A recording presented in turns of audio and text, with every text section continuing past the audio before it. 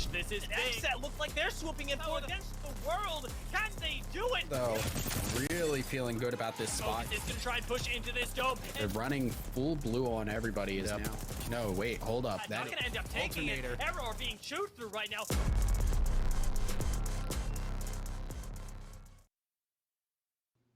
Welcome everyone, I'm Vicky Kitty and I'm here with the wonderful Jamerson, and we're going to be taking you guys through the NA Challenger Circuit, where we're going to be able to see some returning teams and some new faces eyeing those next spot in the ALGS Pro League.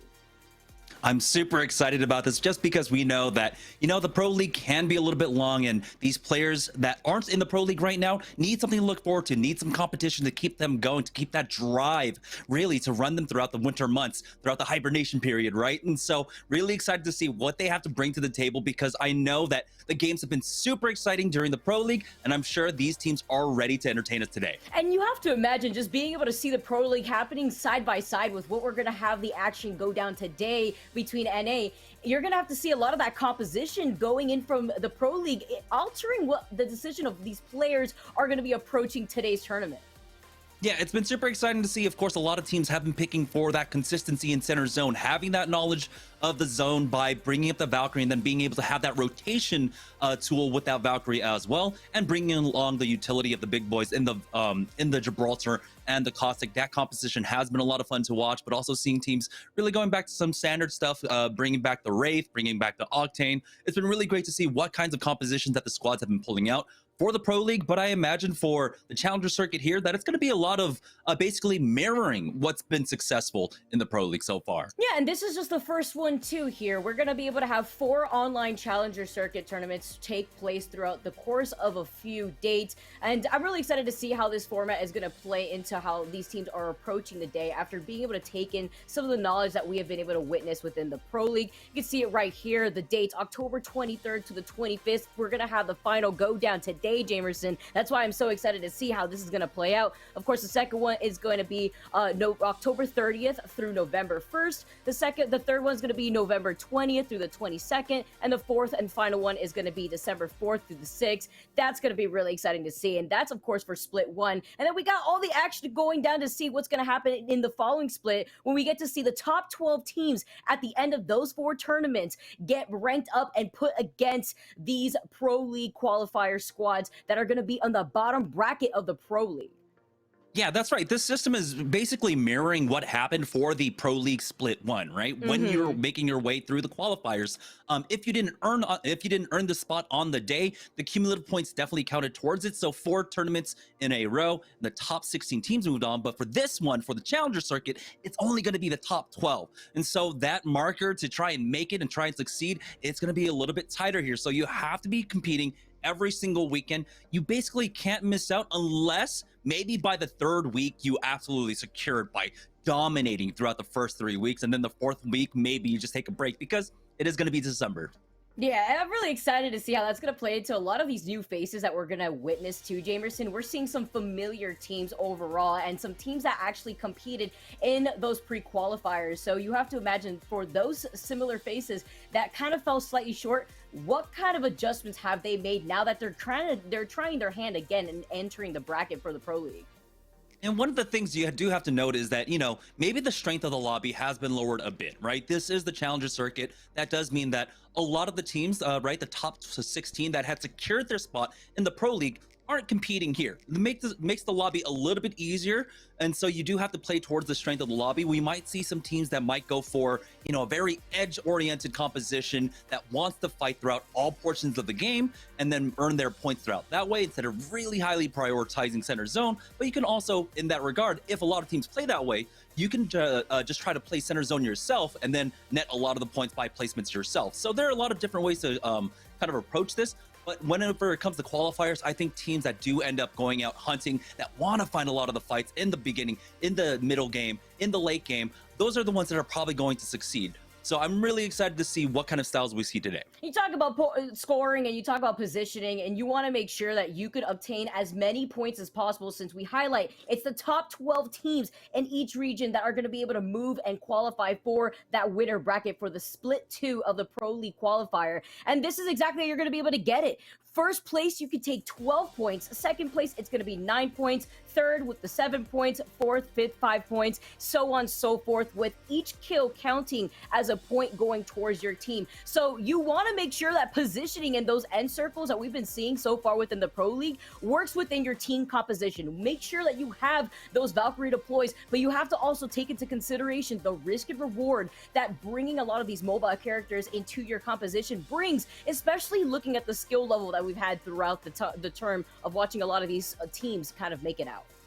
Yeah, and over the course of the last 2 evenings, of course, our teams were competing it out throughout the qualifiers here. And so you can see this is lobby number 1 of our semifinals, and this is the top 10 on the left-hand side that did move on. So team last minute ended up with 95 points overall. I believe they had 2 wins throughout their qualifying rounds here in the semifinals. And they, of course, had to have fragged out to have 95 points. That's definitely a very good pace to set yourself at. We'll see if they can kind of repeat this, but a lot of other teams that I'm definitely looking out for is going to be someone like TPM. They've been competitors throughout kind of like the the amateur scene for a long time. They've been playing together for a really long time as well. So I want to see if they have been growing. Haven't seen them lately. And so I'm glad to see that they are here for the Challenger Circuit. Another team that I'm really excited to see is, of course, RAR XDTE, because why not? That's just a fun name to say. There's been so many funny names that we've seen throughout the course of the last week, too. Of course, one team in the Pro League called Uwu Owo Catboys. I'm living for it, though, Jamerson. It's creative, and we get to see how a lot of these teams kind of live up to their names. Dumpers in the first place spot here for group number 2 of the NA semifinals. Completely different look when we're talking about the points from the first group, between last minute having 95, and in this group, the first place spot Dumpers having 79 points. Lonely Fans right underneath them with 72 points. Looking a lot closer with this lobby scoreline in general, but I wonder if that's going to play a part with how last minute has been performing, if they could take that consistency and replicate it now for the finals. Yeah, again, it becomes different, right? When we go down to the semifinals, sometimes it's not as competitive. We've seen in the past, when it comes to a lot of these qualifiers, that these are still lobbies in which you can farm early on. You can farm a lot of kills. And so that's why I want to see, of course, a lot of our teams kind of adjust that style. Look for those on the edge fights. And in particular, when I'm taking a look at teams that I'm really looking forward to, one of them was actually there on the bottom of the bracket. They came in 10th place. I mean, it was former Liquid players on that roster. And so, like, taking a look at it, I'm really looking forward to Meow Syndicate. These are names that, if you remember, way in the past of Apex Legends, basically at the beginning of Apex Legends, this was primarily the B team for Liquid. I forget if it was Liquid White or Liquid Blue. I forget exactly how that one differentiated, but Wonderfuls, Mendo, and Cali, these are all former professional Apex Legends players. We all know Mendo as, of course, a big streamer on Twitch. He does variety streams where he ends up, having his flavor of the month, whatever game he wants to stream, whether it be Rust, whether it be New World, but he's coming back here for Apex Legends. So I'm really excited to see them. The most important thing for them, I think, is just how kind of seriously they take this, because I believe individually they all have the skills. As a team, they have the skills. They should be able to secure a spot, but it's just about how seriously they take these games and how much they want to actually make it into the Pro League. So I feel they have a really high level to actually reach. It's just about actually reaching for it. I love how you highlighted Meow Syndicate, because I was also looking at Lowly Fans and Last Minute being the 2 squads that we have noted from the preseason qualifiers. These 2 teams just came short of making it and having enough points to be able to make it into the Pro League. So being able to have that second shot is going to be interesting to see what kind of adjustments they've made as they enter the finals, because they want that shot again. They want to be able to get close to it, and they have to deal with players like former Liquid players from Meow Syndicate to be able to get there. And then, of course, we can't leave out RCO Esports. We've seen this squad before, Jamerson, in the Esport Arena Series E tournaments. This is a squad, actually, that I believe just recently came out of 2nd place in one of the qualifier tournaments for ESA just 2 weeks ago.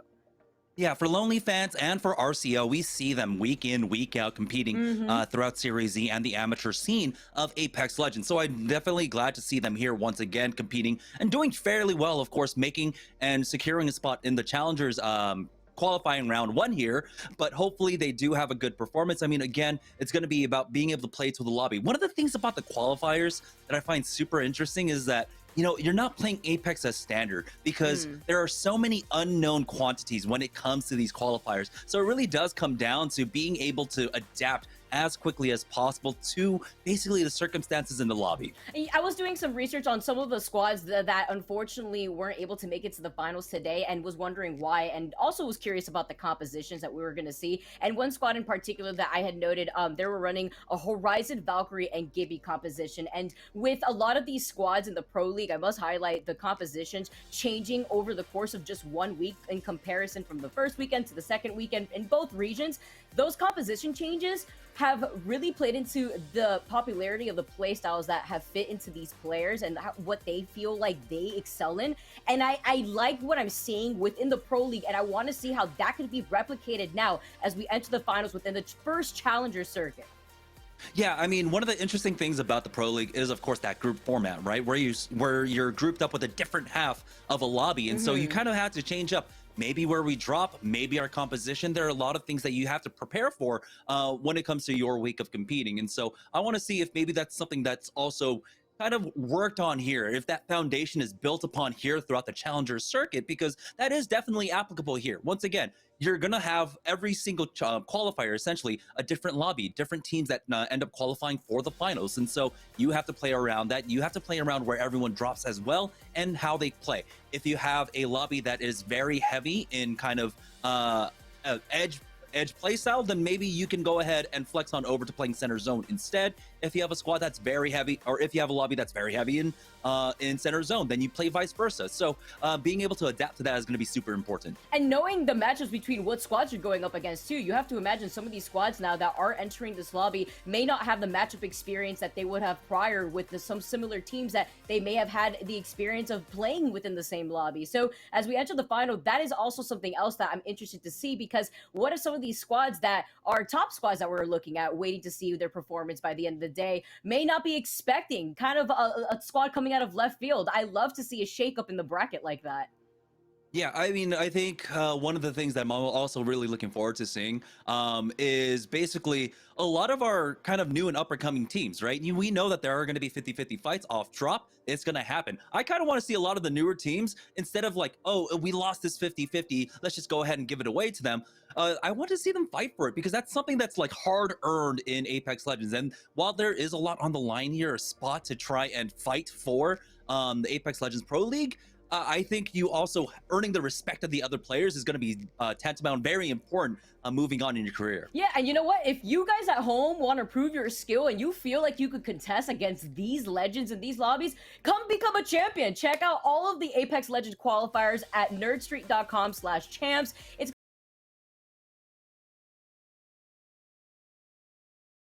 squads that have grown within tournaments like Esport Arena Series E. We've been able to see synergy grow within these squads. We've been able to see consistency build up across the board, and that is what I love to see. I love to see a lot of these players feel like they could do it and then end up doing it when they believe in themselves, and they just got to put in that extra work.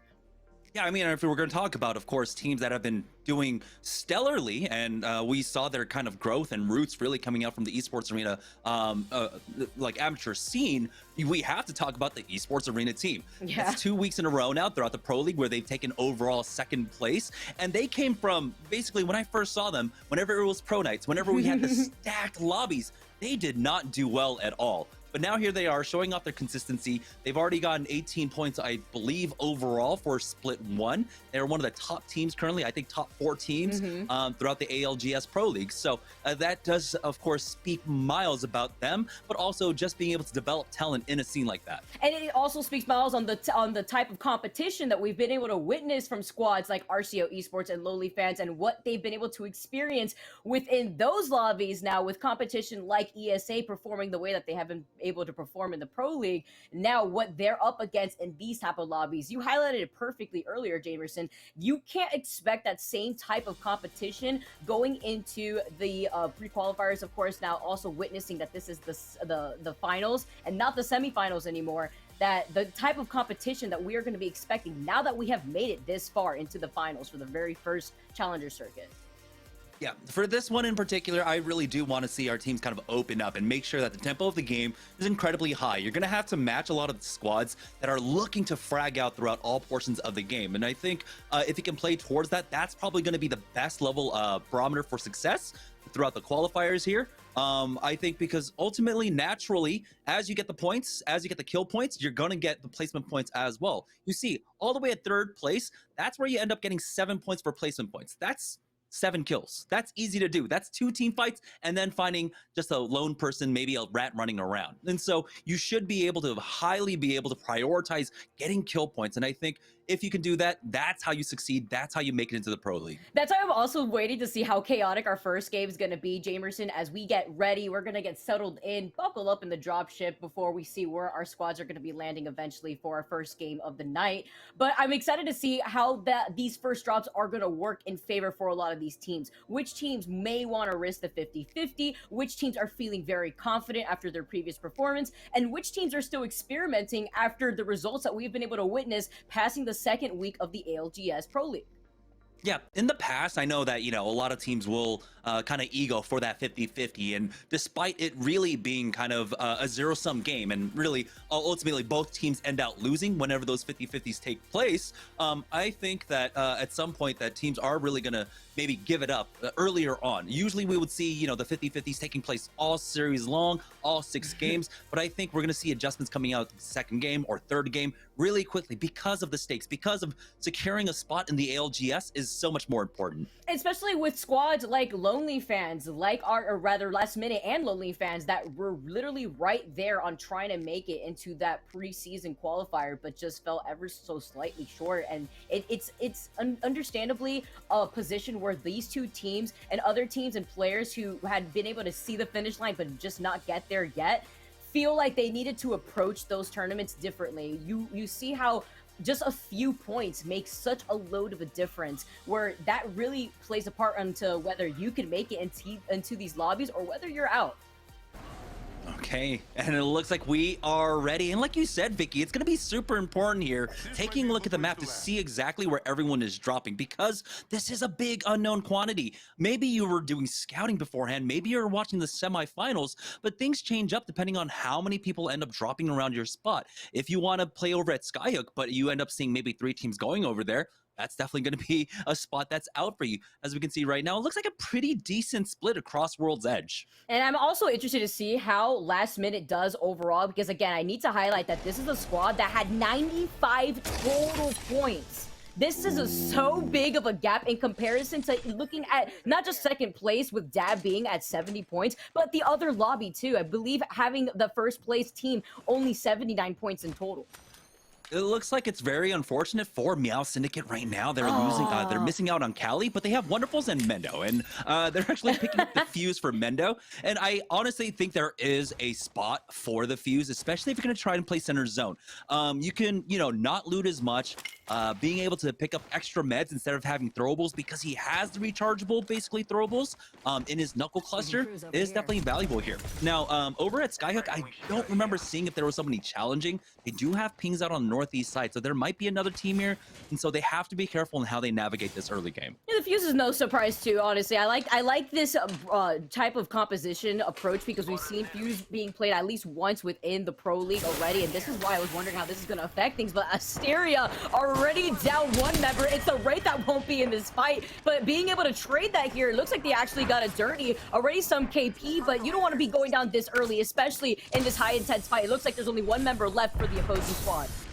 Now, we know that Tree can be highly contentious. It's super valuable. The EVA 8 shots connect with the Kraken as Elazura tries to punish and drops down with that missile swarm, but doesn't quite connect. They're going to take their time here, and I definitely agree with it. With that big crack, you might as well just buy some time, but Treco is leading out this whole time. Great connects with that bolt, and now he's going to try and flank him, but the door's already covered, Vicky. Oh, yeah, and it's getting blocked, and I'm also looking at the ammo right now for both these teams. It's actually trash. The squad that was holding the inside of the building. Oh, but he gets it down with the EVA 8. Does he miss Jamerson? Because I don't think he does. Oh, but he opened the door, and that is one of your biggest mistakes right now, because you were staring at a shotgun in your face. You got 1 knock, but is it going to be worth it here if you go down 2? It's still a 2v1. They get the bat off, and he just goes for the peek. if he was able to get through that door, if he had a thermite, he might have actually been able to win this 2v1. But for Team Trash, they're going to be able to pick up that beacon, excuse me, the banner, and instantly plug him into the beacon. And now, of course, we were talking about these 50-50s. Will this continue to take place? This was a close fight, so I feel like heading into game number 2, these teams might contest each other again. As we get a first look at the ring, it looks like it's going to be pulling down over here to Lava Siphon. We have a lot of grouping up already, about 5-6 teams ready to play center zone over at Lava Siphon. This is going to be so chaotic. With Lava Siphon being right there and you having still a lot of teams in the southern part of the map, Jamerson, I'm expecting a lot of contention in both the north, northeast, and the southern area between Lava Siphon. So that's going to be really intense. But you talk about those 50-50 landings in tree after witnessing that squad fight. I would not have painted the picture in a better way than seeing that chaos go down the way it was. Luckily for Team Trash, they had the beacon right there, so they were able to just get that res immediately and waste no time.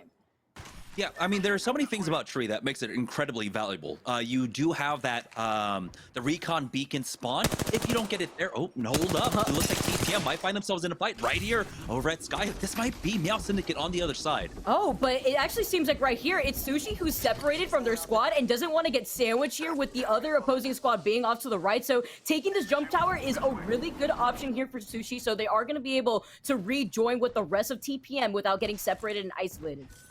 Actually, that was not Meow Syndicate. I think that might have been one of the teams they caught out. Throughout that first fight that we saw, Meow Syndicate ended up taking out one player and securing that kill. And so that might have just been the 2-man that was running around after that. But here's last minute, though, as they're trying to secure this banner of Luda. He might have just been caught out. Good cracks out, but that only forces out the bubble, and they're not ready to punish it quite yet. Sykes was considering running in for that banner, but he cannot. And so right now, Lion and Boozy, they're happy to just hold here, as we know that this ring is more than likely pulling over to Lava Siphon. And this is a smart move here because there's still 19 squads alive, Jamerson. Aside from the first squad that we saw get knocked and taken out in tree, this is why these early fights are so lethal. Not only are you making so much noise, but this is kind of a different look than what we're used to seeing. A much more patient approach, especially in the first game to feel like the competition. Yeah, this is a hard banner camp right now. There's almost no opportunity to try and pick this one up. The Gibraltar might try to bubble for it, and he does get it in there, but take a look at how aggressive Lion wants to get off of it. Looks like he might actually get off scot-free, unfortunately, and so somehow the team recovers. They're going to be able to get that res over by that northern eggshell and get him back in. That is huge to be able to get your third, especially your Wraith, in a zone like the Lava Siphon zone. But depending on where they decide to go into which beacon, if it is going to be the eggshell, never lucky is still right here, and they're running the composition that we've seen before. The Valkyrie, Gibby, and the Caustic, so they're going to be able to utilize those Caustic barrels to bunker down in that building and wait for the perfect opportunity to strike once again. Yeah, Team Select are over here at Epicenter right now. When we were dropping, of course, I believe there was a 50-50 that was taking place over a Climatizer, and you can see why Antiboy already getting the first knock. That was a full connect onto F8, excuse me, with that charge rifle. And oh my goodness, he barely survives. Here comes the flank, and he's getting taken down low with about 25 HP left. He gets challenged, gets the crack, and it's not enough. But O-Reeds is here to trade back. It's still going to be a 1v2 that he ultimately ends up losing out on. Washed will pick up those kill points. I love the way that Wash played that, though. They had lost their teammate at the very start right there. Now we're also seeing Mojo Jojo in some trouble. Midden being able to utilize the redeploy to get out of there, but they're landing their shots. He can't get away, Jamerson. They shoot him out of the sky, and that is 8. And now the third party has rolled in at the perfect time. Boston Monsters now have decided that this may have been a mistake. They didn't finish that fight fast enough, and now they're down a member, they're down shields, and they don't have any health to work with. This is what I was talking about at the preamble of the show. I want to see, and I was expecting to see, a lot of this edge fighting. Take a look at where all the fights have been taking place so far. That Skyhook tunnel to the north-hand side. We had the fight over by Climatizer toward the northeast as well. And so a lot of these teams are preparing for these edge fights. They understand that farming the kills are going to be a lot more important than getting the placement points overall. Such a different look. I really like right now the aggression that we are seeing from this lobby. 5 squads have just exited out with so much fighting already going down. The perfect third parties, and a graveyard that we are currently witnessing right outside of that tunnel outside of Skyhook. Now, currently, the squad, they're gonna have to make their move towards Lava Siphon, where we've already witnessed a lot of squads have already sat down and positioned themselves for the potential end circle here. Dumpers now have managed to make their way over to the back, but they're down there. Gibby, who managed to actually get poked out from the side. It seems to be another squad actually rotating from the zipline right behind us. Wondering how he went down. I mean, he had his bubble that entire time. Kim Chi Lee just getting caught out. It might have just been the instantaneous damage of that charge rifle as Pyro secures that thirst. He is now the kill leader with 3. So a lot of fighting, not just on the edge, but also over here at center zone. We do have a better idea of where this ring is going down towards. So while we do have a lot of teams over at Lava Siphon, it's looking more and more, and it's indicating that it might be going down towards launch site instead. So many charge rifles in this lobby. We saw Kim Chi Lee get finished. He won't be able to even get res, but they do manage to get the banner. But this is so difficult when you're in between 2 squads and the zipline is right to your right. You know that Team Trash could just easily get up there and contest you if they see that this other squad that you're fighting with a charge rifle gets another knock.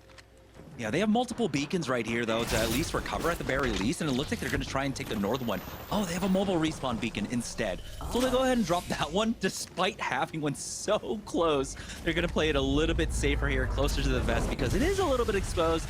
And they did realize, yeah, the charge rifle was doing a lot of damage. Does look like on the kill feed, though, Zerbo will be able to finish off Wonderfuls. I believe Mendo is still alive for that squad. So currently Meow Syndicate just down to a solo. So much fighting taking place as one more player falls. They were trying to punish the Dumpers here. We're going for that res, but it goes instantly in the other way. Enemy getting that knock onto Fearing Live and securing the thirst as well. Gamerson, I'm so surprised they gave up the high ground right there to try to push it on a squad that was just stuck against the wall, forced to call out the mobile respawn beacon, but also noting that Dumpers were getting pressured out by a squad that was on the other side of that zipline, on the other side of that rock mass, and now they were the ones that got beamed out. They're the ones stuck in the middle. Terrible situation to be in here, but Dumpers, they managed to get Kim Chi Lee back in this fight, but they may not be able to get back to his box, so he won't be able to really work off of any evil shield other than this white one that he spawned you with.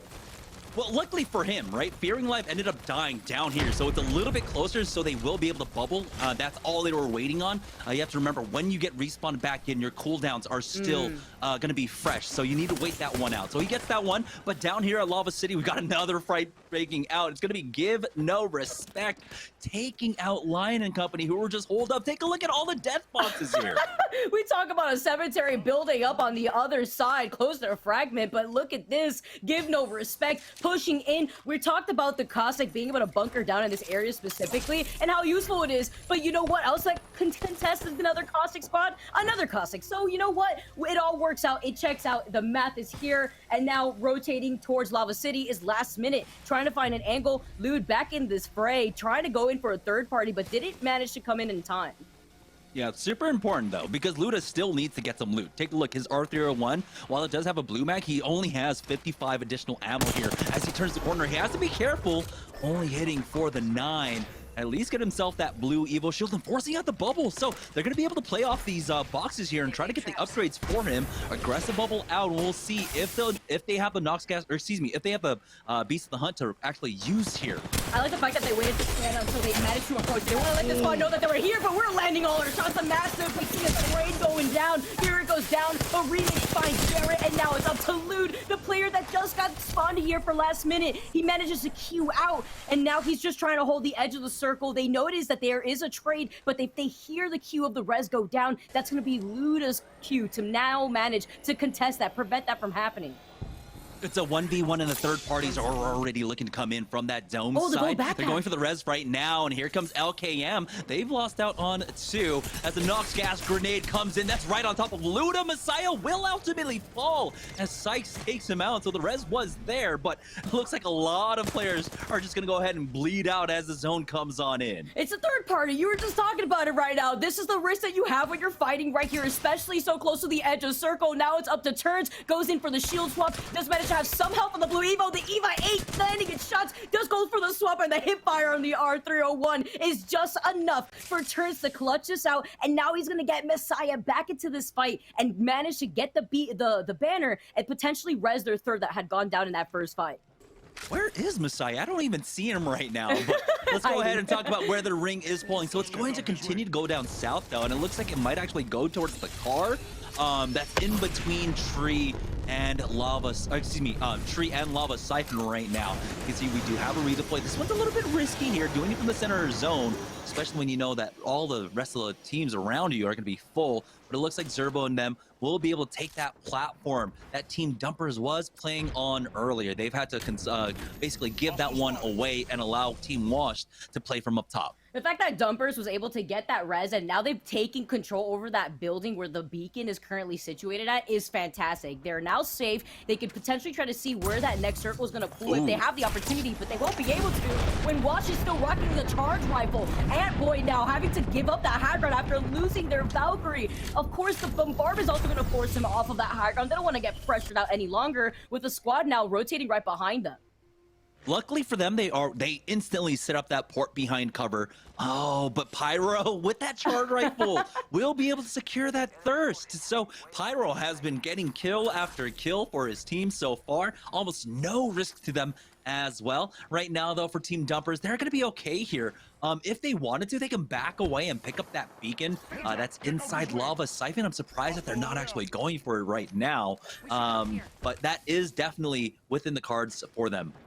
They can even find the opportunity. So many players running the charge rifle in this lobby alone, just finding all these beams. RGP have now made their way to the party. They've managed to approach Lava Siphon, but they're just trying to test out the situation. They see a fight actually happening right in front of them. It's Dumpers actually fully sending it forward from the building that they were holding originally. The bombardment has been called in, and they're still risking it, jumping right down. Timmy managing to go in for the cover of the dome, safely getting away, but managing to see that RGP have wasted no time to come in for the third party themselves right behind them. Every throwable, every ability is being thrown at this fight right now. Like we said, there's going to be a lot of focus on early and mid-game fighting, and that's all we're seeing right now is Mental almost gets that knock explosive, finishing off Kimchi Lee there. And it's just a fight over this platform again and again, but it ultimately looks like it's going to be RGP that comes out on top. With the quick bubble, they're going to be able to reset and finish off these thirsts on the ground. The circle pulling right behind them. This is a great spot for RGP to hold, but you have to note that there's still a player behind them holding onto the charge rifle and having them in their line of sight. They've essentially swapped spots here with Dumpers giving up that building over to in front of them. They essentially just gave up all that space for another team to move in, seeing maybe if they had backed off, but the longbow now coming in has landed onto A1's. He needs to go in for the shield swap, which he does so successfully. Yeah, if they've got extra meds, they need to just go ahead and drop down the armor swaps, have it already behind here, because you saw how contentious this spot is. You need to have the quick resets. You don't have the time for a lot of these shield bats, especially because you know that bubble's going to be used early on. So I would like them to take this moment, to take the next minute and a half, really, to pull out all the armors. If they've got extra heals, heal that up and have the armor swaps at the ready. Right now, though, over here at launch site, it does look like RCO Esports, they've been playing this one very slow. We haven't really seen them on the kill feed, and that's because they've been playing Edge down here on the south side of the map. I like this, and looking at their composition too, their weapon composition, you have the longbow, you have the EVA 8, and with so much damage already unlocked here for RCO Esports as they want to build into their Evo shields for this late game, you could notice that they've not only been playing this slowly, but they know where the circle is going to pull. Already unlocked here for RCO Esports as they want to build into their Evo shields for this late game. You could notice that they've not only been playing this slowly, but they know where the circle was going to pull. They wanted to predict this smartly, and they're still outside a circle, so they have to make sure that the squad that they're looking at right now gets funneled out of this building unless they want to go for a longer rotation off to the side. Yeah, they've been able to play off the beacon down here at launch site the entire time, which is basically what they've been doing. But that does put them at the, of course, the turns of like not being able to get their Evo shield up because there's been almost no traffic down here, right? We saw all the fighting taking place either in Lava Siphon or just north of it. And so while they'll have Evos, blue Evos moving into the late game, at the very least, they've at least secured 2, maybe 3 points off of placements alone. They could probably even get into top 5 with this placement. They're going to be able to just Valkyrie ultimate beyond here, and there they go. They're going straight forward now. And they're going to be able to also have some intel from the tracking from the Valk ult too. So just maybe Holiday is taking some time, maybe a bait, not too sure. Now they are going to be finally taken off. finally situated all together, attached to the Valk, and they're going to be able to kind of get a glimpse of what the action is happening over at Lava Siphon. We've been able to see the chaos, Jay Emerson, but I'm not too sure right now if RCO Esports has been able to assess the situation. They're going to have to drop down on a squad. Yeah, we noticed right there. The return to battle signal, they've minimized that. It's actually really risky, but we've seen it utilized before with some of these Valk redeploys before some of these squads have decided on where they want to be landing. Messiah? We almost had a snipe down moment there. Messiah and Turns are coming in. This is just a two-man, by the way. So it's going to be a 3v2 for RCO, forcing out the bubble early on. A lot of nades coming in for the third parties. As you can see, Pyro picks up that one onto Messiah. So RCO, they don't take any damage, and they'll just be able to reset here. It sucks that they weren't able to get the kill points, but they survived. That's the important thing. Exactly, because then they can at least play for those position points. They managed to not get that one kill, but you know what? Not overextending is the key, but they've lost a member here. RCO in trouble, currently getting contested by the Nox gas too, so they have to give up the only cover that they had for themselves over there.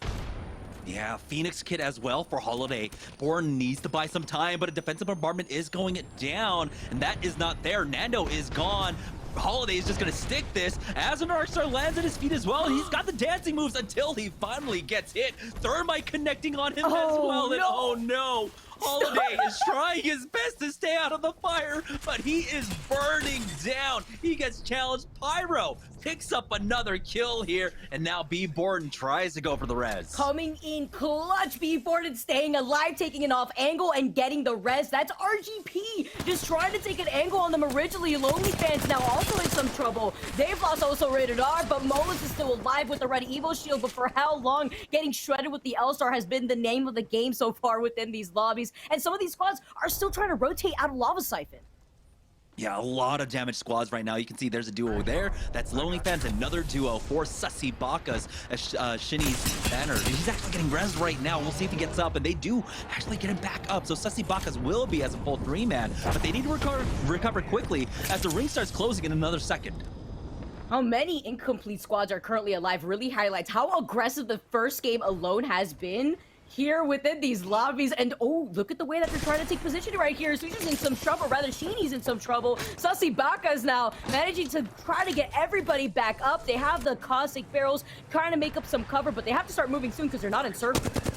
Yeah, they're just trying to buy as much time as possible. They'll wait until the ring is basically right at their back and then jump over the fence because it doesn't look like they're safe. Maybe just a little bit right there on that high ground, but it does look like, no, they're safe. They are going to be safe right here with some cover to work with. So this is a beautiful spot for them to try and wait things out right now. It's 6 squads, 17 players left. They're getting free shots. No one's pressuring them. This is beautiful. There's also a mobile respawn beacon that was just called off to Sussy Baka's right. I think it's on the high ground here, but that's going to be absolutely chaotic if we see one of these duos actually manage to bring in a third. You see another squad also holding on to that low ground, but they're trying to take an off angle to note if any of those squads are trying to get a third in here. Trash now being able to utilize the cover behind the rock, but look at these squads that are not only holding the high ground right here. Blight, Molus, Phoenix, they're looking fantastic. Rather, Draco's looking fantastic altogether, and they have the Kraber while they're at it too.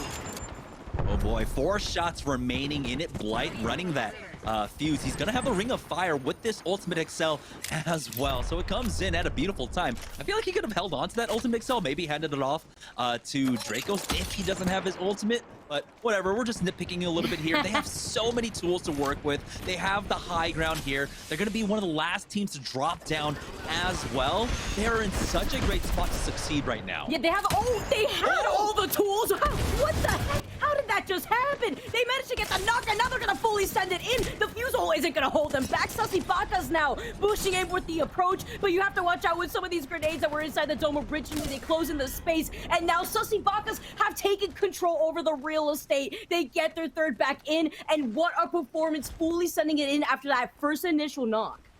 That should not have happened. With having that fuse ult, with having so many tools, no one should have gotten knocked there. But somehow it did, and now Raw XDT in a fight themselves, getting pushed in their own bubble, but they've got the barrel set up, they've got everything set up, as they've already got 2 kills against this team, finishing them off. It's the final 3 squads. It's going to be a 3v3v3 as Fackers is just absolutely destroying.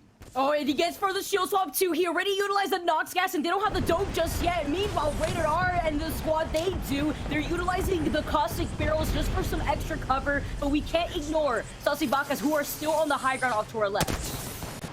Now, he doesn't have any barrels, but it looks like he's recharged them fairly quickly. Rar XDT, he still needs to maybe try to get a purple armor for Dan. They might actually just be down to this blue after all the armor swaps, after all the heals. Cells are going down for Ghost Squirrels here as one person gets peeked on the right-hand side. Mikabe goes down. Ghost Squirrels goes for that bubble early, but they needed to reset here. Dan Man needs to heal unless they're completely dry. I am not just seeing Sussibakas put themselves in the middle behind the rock against the edge of the final circle, and now they're down Mike B, no, Gibby, so they won't have the dome to work off of either. The bombardment creating so much chaos, but Koala Bear being able to pop off the Spitfire, the Eva 8, he's the kill leader. Sussibakas managed to not only take that pristine positioning on the high ground, but drop down and finish off the last 2 squads and take game number 1.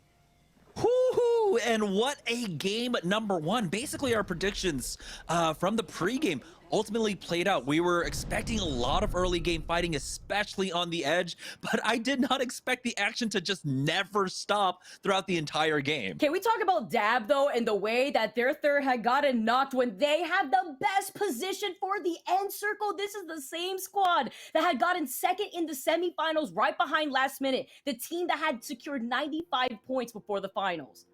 Yeah, it definitely should not have happened. I mean, I was not expecting it. We were saying, you know, just beforehand, hey, they're in a great spot. They've got their ultimate. They've got all their utility. We cursed and then it. They don't have their third player. We cursed it. Literally the moment that you were talking about it too, Jamerson. That is the commentator's curse playing out. Dab, unfortunately, just falling short, but even better for Sussibaka to recognize the situation and waste no time to not only take that high ground, but to also evaluate what was going down on the low ground before they wanted to move in. Yeah, it was definitely beautiful. It was definitely beautiful play, and that's kind of what we expect for Sussibaka, because they've been on the up and up lately, and it's great to see that they are already having a great start here during our first qualifier. Yeah, I'm really excited to see what else we're going to have from our winners here. Game number 1 is already in the books. Jamerson, I'm excited to see what our squads are going to bring to game number 2, because that was already such an aggressive first game. We're going to find out on the other side of this break, guys. Don't go anywhere. We got some more Apex Legends.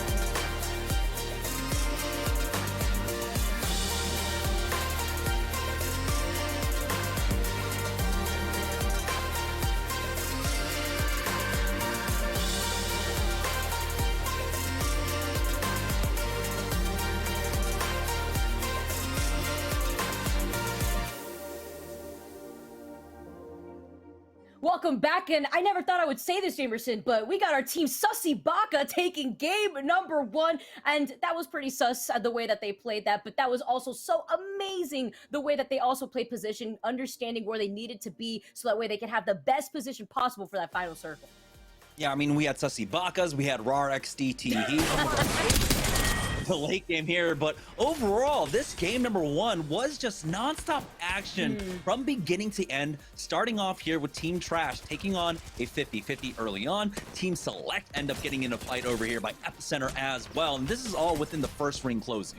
And this is what I like to see too, because this also sets into motion what we're going to expect from these squads going into game number 2. For game number 1, I was honestly expecting these lobbies to try to feel each other out, maybe play this a lot more patiently going throughout the rest of the 5 games that we were going to have on our hands, Jamerson, but it was the complete opposite. It was just non-stop action to the very start. We saw the 50-50 come out of tree, and then we saw everybody go to Lava Siphon, not only fight for the high ground by the zipline, but none of these squads were even able to properly get the beacon without having to put themselves in the position where they were going to get beamed by charge rifles.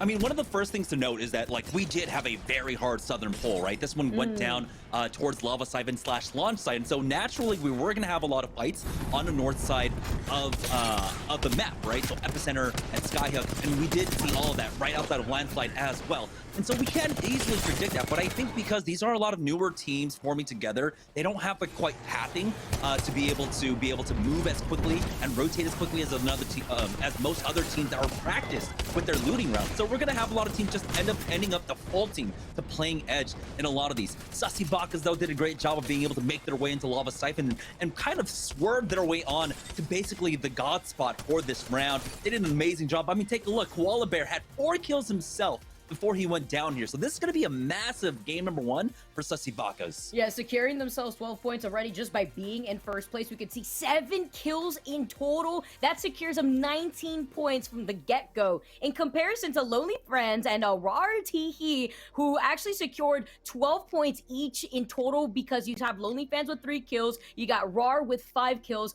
I like the aggression that we've seen from a lot of these squads because you can see across the board from 1st to 10th place at the moment. All these teams have been able to get aggressive and to at least be able to secure more than 3 kills. That's successful in my book. Here's one of the things to note, though, that a lot of times in these games, right, and how Apex Legends and Battle Royales end up working is that the longer you survive, the more opportunities you have, and then you get more kill points. And so you should have a lot of points from placements and from kills. But if you take a look at the middle of the pack, RGP, Dab, Washed, and all of them, they have a lot of kill points themselves. And so while they might not have the placements, they are still making up for it by finding those kills. So despite having only 3 points from placements, they make up for it for those kills. So we're not seeing the high monopolization of kill points at the top. We're seeing a lot of the middle pack being able to take that away from them. And so it keeps it very, very close. If you take a look, Sussy Bakas, while they are currently first place with 19 points, go down to 6th, they're only separated by 10 points with 6th place Dab with 9. And that's so important because that was only game number 1. So going forward now here with looking at the squads that were able to get very aggressive and were able to get these kills, it just requires some of these games between Dab, you have a RAR XD, being able to get one of these really solid games, RGP too, and if they manage to get 1st, 2nd, or 3rd, you can expect those squads to be able to move up in the leaderboards because, again, they had a really good start in game number 1. And that's also going to allow them to not play risky in the final game where it really matters when we kind of see where a lot of our squads are currently situated at. Yeah, taking a look at the second half of the bracket, though, RCO Esports. So they were only able to get the 3 points off of placements. So this is where we would note that, like, for Series E, when we see them in Series E, they definitely play towards positioning. They're not looking for a lot of early game fightings. They allow the kills to come to them at the late and end phases of the game. Unfortunately for them, making that Valkyrie rotation put them into the spots, into the crosshairs of Pyro, who was absolutely fragging out throughout that last game. And that's the risk that you bring when you are running the Valkyrie. We've seen it before in the Pro League, and I don't expect anything different here going into the Challenger circuit and seeing these similar compositions. When you're going for those last-minute Valkyrie rotation and you're putting in some damage, but you're playing these games slow, you're risking putting your team in a bad position because it's a high-risk high reward in these end circles, but when you don't know what you're expecting from where a lot of these other squads in front of Lava Siphon were situated at, you're putting yourself in between two squads. You don't have any KP to work off of. You could go in for the placement, but like you saw in the leaderboards, Javerson, that's not going to be enough here if you want to contest with these squads who are getting over 3 kills already starting off the first game. And speaking of contest, I want to see if we have that 50-50 taking place down by Tree once again. I believe when I was taking a look at the map off drop in game number 1, there was also a fight over at Climatizer. Now, taking a look at the map, if the teams did take a look at the VODs, there were a few spots that were actually open on the map. Fragment West, surprisingly enough, was open, and that's one of the highest contested points across World's Edge, and so that will leave at least one team to be able to pick up that spot. I don't know if there were other POIs that were open, quite possibly Skyhook.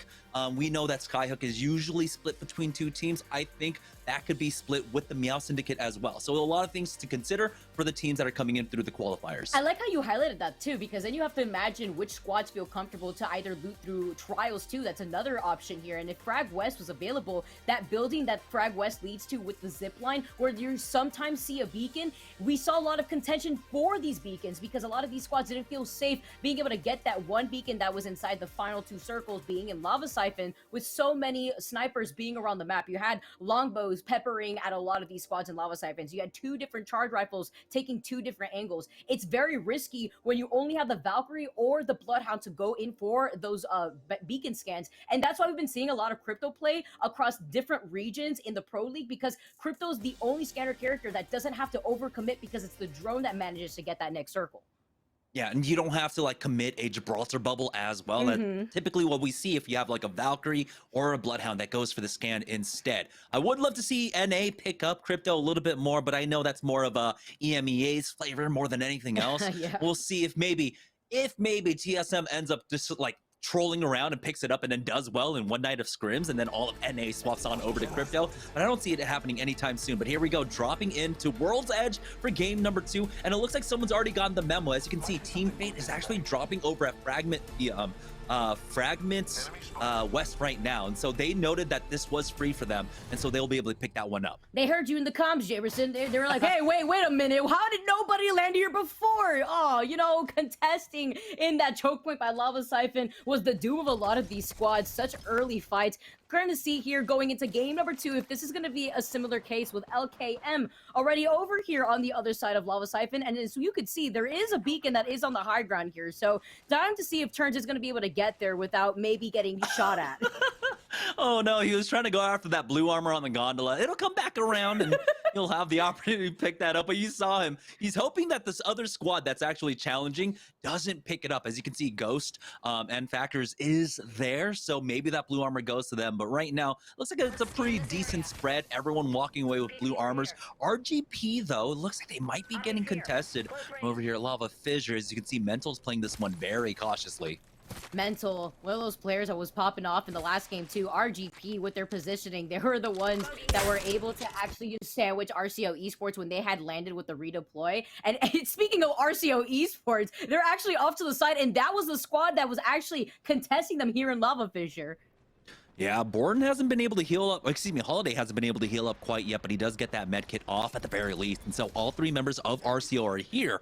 And for the early fight, if it comes close quarters, it's actually going to go ahead and favor RCO. So they're starting to close the distance on them now. Nade's already going down, ping's going out, actually forcing them back into countdown. And there is a team in countdown. So RGP could be putting themselves in the middle of a sandwich. And they don't have a caustic, which is the most concerning part here, where you're stuck inside a building and you're sandwiched between 2 squads holding a rather contested area between Countdown and Lava Fissure. This is tricky here. Let's see what they're going to opt to do. And RCO Esports are actually backing off here, which may be the play, noting that there was gunshots coming out of Countdown and they are low on ammo, so they want to make sure that they can loot up properly, since both members of RCO Esports, we've seen Holiday and B. Borden, are running energy guns.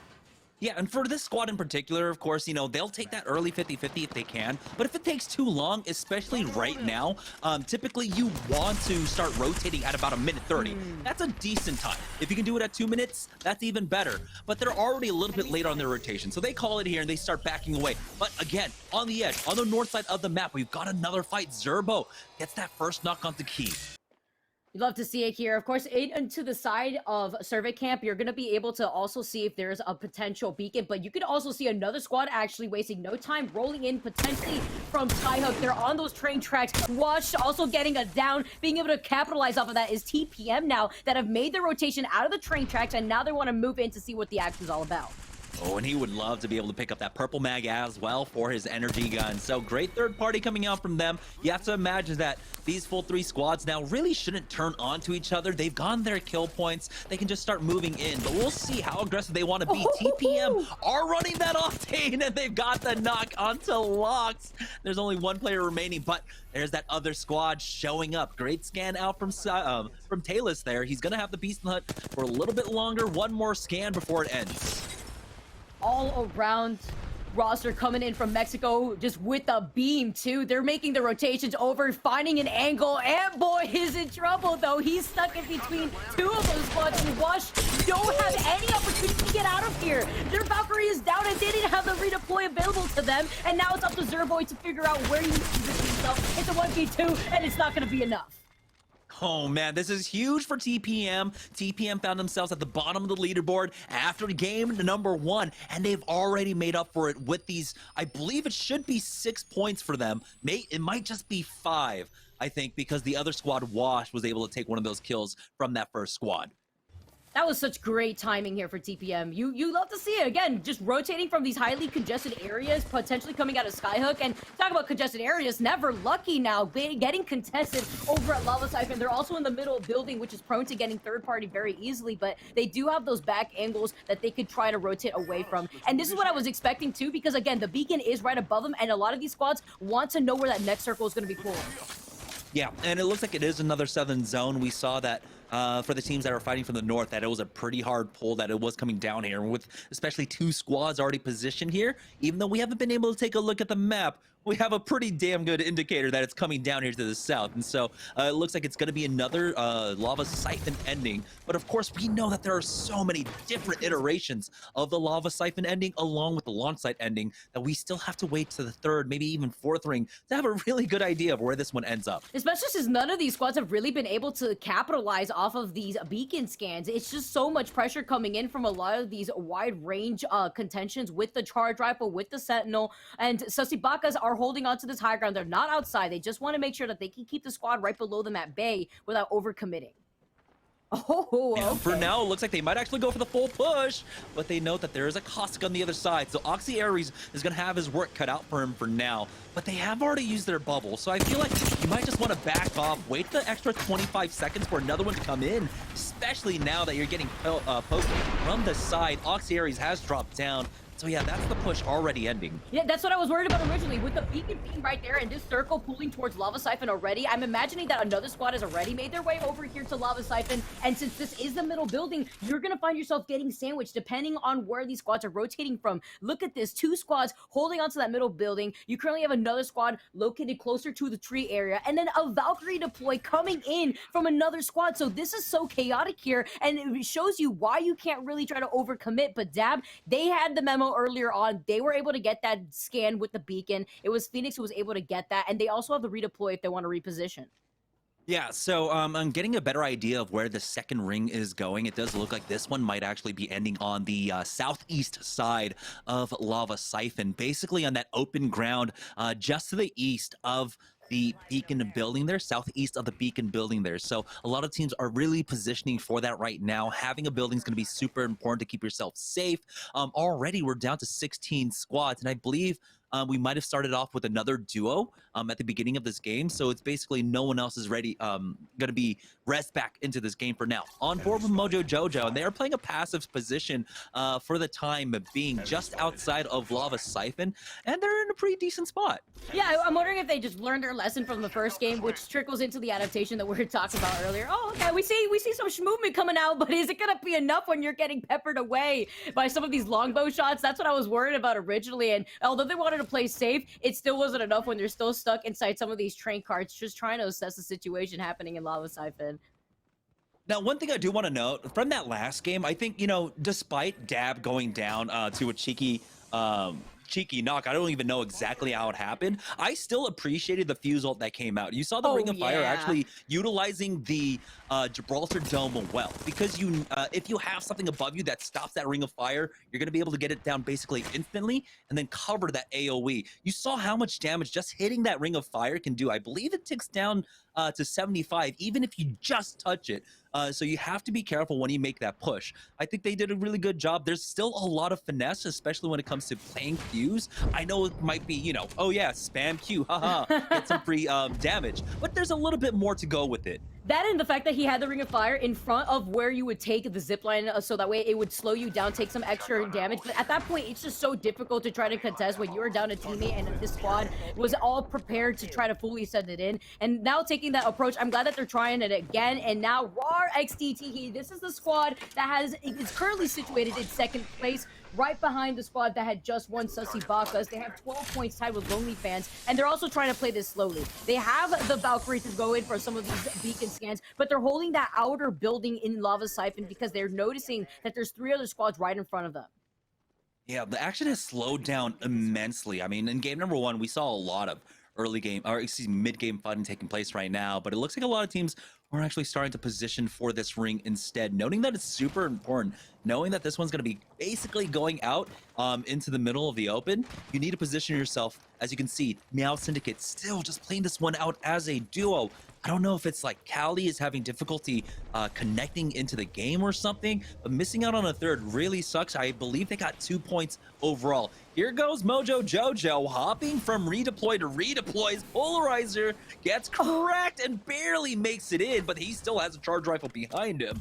Woo, that bubble comes in just in time and also dodges out on that thermite. Wow. Well, the thermite's coming in from the other side by the Volt, actually. So now we currently have Mojo Jojo. They're stuck between 2 squads, and the dome isn't going to last forever, so they have to move forward eventually. Oh, they have to, like you said, and they get knocked down. It's all up to Polarizer left here as Boston Monsters want to finish this one off. Even though it's a 3v1, they're not going to overextend as they know that a third party can come in at any time. Boston Monsters picking up 3 kills. Served on a silver platter was the Valkyrie deploy into the feast, Jamerson. That is the risk. It is so unfortunate, but that is why when you risk landing in front of a tunnel like that, you don't have the line of sight from the Valkyrie to be able to track who is within that area, that general location that the passive would otherwise pick up. Yeah, that was more like Boston Market of them just able to eat up all of that now as RGP trying to make their way in through launch site here. As you can see, the ring is still pulling down and that building is still available. Luna connecting with these wingman shots. He's even got that gold R9 in the back pocket here as the nade is going to try and stop them. But you have to remember, there are lots of ways you can approach this building. They just swerve around to the other side, forcing out the bubble, and now they are in so much trouble. Big crack with that arc star, and they should be pushing. Can they even get out of the situation? They're losing so much health last minute with the peppering here. RGP in a tough spot over by these doors, and you have to note that there's another squad off to the right, so it's just a matter of time before their backs are up against the wall. Yeah, that was unfortunate that there was that no-reg on that longbow shot. That should have been a knock itself, as RGP just holding off for the time being, getting scanned. They're just going to go ahead and port this one out. Not entirely too sure exactly what's going on here. Here we go. Mental is going to go and try to get a kidnap or just go past them. This is a really odd portal play, but hey, it's relatively safe, and it looks like Lonely Fans will just back away. They did pick up, I believe, 2 kills onto Meow Syndicate just before this. Not only when you're trying to mind game the third party who's trying to go up behind you, but you mind game the casters too. I love it, but Luda, understanding the situation, backs off, doesn't take the portal, doesn't overcommit, and last minute are still holding this position. They get a crack and they get it down too. Sykes actually not missing a shot, and now they're going to be able to get aggressive. I like the follow from last minute, and they cleaned up perfectly. Those are the type of fast fights that you want to take, especially seeing how many spots are already within this area. Yeah, holding down this south side of the map as is going to be super important. I believe that we had one other team that was looking to contest, but they ended up backing away because they did not allow any trades to go down. For TPM, though, they find themselves on the north side of the zone. Their economy looks fantastic. They got bats along with all the purple armors, but now it's just about trying to creep their way on up. We know that a lot of teams are currently here in Lava Siphon. Pings down to their right, and it looks like there is a team currently taking residence up there. So TPM, they have to be quick with the ring to their back to make this push.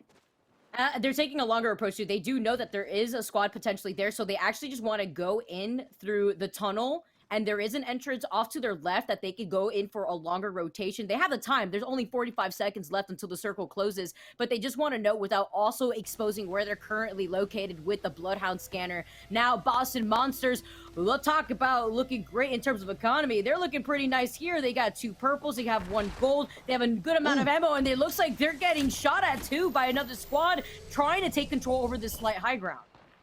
And we have to remember that we do have a team in each building right now. Quick gondola ride for RRXETE as they get back into their spots.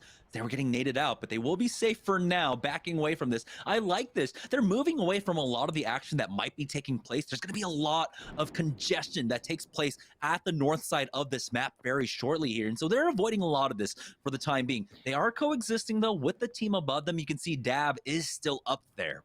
It's smart of them, too, because after noting the fact that they were able to secure 5 kills, they got 3rd place in the last game, they want to be able to secure as much points as they can with their positioning, with their score, and Dab are still running the fuse. We noted it before. It's going to be Blight, who was also able to utilize a knuckle cluster, put in some pressure onto RRTE. Yeah. One thing I want to see out of like some Fuse players eventually later on is going to be like the air burst or timed knuckle clusters here. With the timing, with the fact that you can have two of the knuckle clusters up, you can actually shoot it up into the air. And if you time it right, you can get 3 knuckle clusters down in succession. That's one tech that I want to see utilized eventually later on, but the timing on it is a little bit tight. Is that the grenade toss-up directly overhead where it lands directly on your feet? If you shoot it directly up, actually, the knuckle cluster, it actually lands about 20 meters ahead of you. So you can have some decent timings on it, especially if you want to go for like a rooftop take. But here we go. We get a better idea where the next ring is pulling in. This one actually is going to be very similar to what we had in game number 1. Almost exactly the same, except a little bit more of launch site is still in. So last minute are happy to be playing this office. And they have the gold longbow to work off of too. So Garrett now, he's going to be able to rotate off to the side after trying to scope out who's in front of them. They're going to also be able to come down from the high ground. But the one thing I'm worried about right here, Jamerson, is any squads trying to go in for these longer rotations right behind last minute would essentially sandwich this team as they want to make their rotation into the circle. Right, TPM have made their way through that tunnel now with the ring having closed. A minute to go. They need to deal with this team now. Nade goes in. Sponge is there, but that player has backed off. They forced out the bubble now, but Payless with that beast in the hunt, will have another scan very shortly here. It's got to be careful. You can see TPM ready to push in. Yeah, and taking a flanking angle too, just taking that left side to split some of that suppressed fire here from the squad that is holding and bunkered down into that building. Payless now alone with the rest of TPM backing off, just trying to assess where they want to rotate, and they decided they want to get aggressive, but you're putting yourself in the line of sight off to your left because this opposing squad is doing exactly what they're doing too. But oh, Hub Sushi, he gets deleted, but we get the retaliation from TPN. It's gonna be Sponge who manages to come in, gets the res, and gets 2 knocked in the process. Yeah, so it's a 1v2, easy reset for them. Gonna get Up Sushi up in time, as that ring should be closing in about 20 seconds now. So for the 4 reset, makes it a little bit easier, but that ring is pulling pretty hard away. And we know that teams are already playing this platform, already playing the high ground. It's gonna be a tough rotation for them out, but luckily for them, they'll have the time to at least take stock of what's going on around them instead of just rushing this rotation. Yeah, Dumper's now holding onto the high ground, actually in the location that we were noting where the circle ended in just game number 1. Never Lucky now giving up some of the high ground as we currently see some pressure coming down. They're now on the low ground right in front of Dab, and they're in between the line of sight of 2 squads. I'm not too sure this is where you want to be, but noting where this circle is pulling, it's going to be chaotic. It's going to force a lot of these squads outside of these buildings. TPM were able to make their way on in. It was a little bit tight. One of them dropped super low. I think it might have been Sponge, but does heal up and they take the time to reset here. So somehow they're safe with very little resistance. There's another squad on the other side of this building from them, but they're in a good spot. They almost hit top 10. They have at least 6 kill points. And so this early aggression is definitely working out for them. This was what I was saying. Be able to play the edge, get those kills throughout all points of the game, and you are going to get rewarded for it. If they make it all the way into the top 3, it's going to be such a very well-rewarded game in here. Number 2, Select, though, finding a spot to just reset after a quick team fight win, taking out Osa Rated R and Lonely Fans. And they get scanned too by the third party moving in perfectly, but Select are gonna have the time to heal up, hearing the action happening right behind them, and Lava Siphon is gonna be a note for a lot of these spots are moving for the third party and Never Lucky. You can see that why they're not so lucky. Oxy is gonna be going down here. He doesn't manage to win the trade, but TPM get beamed by a charge rifle off to the side. It's a Knuckle Cluster putting in some pressure, and again, it shows you that Dab is still holding onto the high ground above this building. That was a Knuckle Cluster, so that might be a long-range third party. There's an opportunity that he can actually get his teammate back in. If they have a mobile respawn beacon, they might even be able to get that res, but no. Factors actually finishes him off, I believe, or that might have been too much just bleeding out. So it might just be a double res! No! As Garrett! No! Just knocks them out of the sky. That golden longbow. This is Chekhov's gun the entire time. He has a family. How did you do that to him, Garrett? Oh, shooting flies out of the sky. Last minute now in a fight over here by the truck. The circle is closing in here. They gotta get their third up, and they do manage to do so. Sykes back in this fight, and he's got some boxes to shield swap. Yeah, Luda has been absolutely ludicrous throughout this game as well, and they instantly start pushing up. Sussy Bakas, remember our first place team from game number 1, doing a fantastic job so far. They already had 19 points, securing another 2 in kill points alone, and hitting the top 8. This kind of consistent performance is what you really need to succeed. You're not looking just for one pop-off game here or there. You want to make sure every single game you get 5 to 10 points, and they're doing a good job of it. Team Dab, though, as Blight is looking for a Knuckle Cluster, does have to back off. He's got 9 shots left in this Kraber here, and this could be the big difference maker. Oh, is he gonna take the shot here? He's just waiting for the opportunity. Blight holding onto the Kraber, waiting for an opportunity. You see some pressure going down on the high ground here as the circle's gonna be closing in 50 seconds. Just trying to assess who's on the high ground here. It's gonna be Mike B and Sheeny, who are going to be able to have a great line of sight over some of these squads that are just kind of forced against the circle in this open ground. Yeah, and this is what we're talking about, the basically natural northern congestion that happens when you have that very southern ring, all these teams basically stacked on top of each other. This ring is a little bit different from game number 1, as it all ends right here on that high ground. A lot of the teams are going to be forced out of this building at the same time. It looks like on the other side, the team that's playing on that high ground might be the first team to drop, but luckily for them, you can see they've got a lot of cover to work with. They've got that truck, they've got the blue bins as well, and so it might actually behoove them to drop down a little bit earlier to avoid basically this big threat right here. Light with that Kraber can absolutely just completely grief one person's game. Defensive bombardment on top of them, forcing out the bubble early on, and you have to imagine that they're looking for this knock as quickly as possible. And it's just an indicator that the squad already on top of this high ground has already used their dome. The bombardment now? You don't have your dome anymore. Kimchi Lee hugging the rock. They're still gonna take damage, but oh, there's actually some overhead cover from the rock that they were able to utilize. Amazing awareness and utilization over the terrain when they didn't have a dome to really give them the cover necessary, but they don't have a dome and they're forced to drop into this open field for Sussy Bakas to see that they're just going hunting on another day.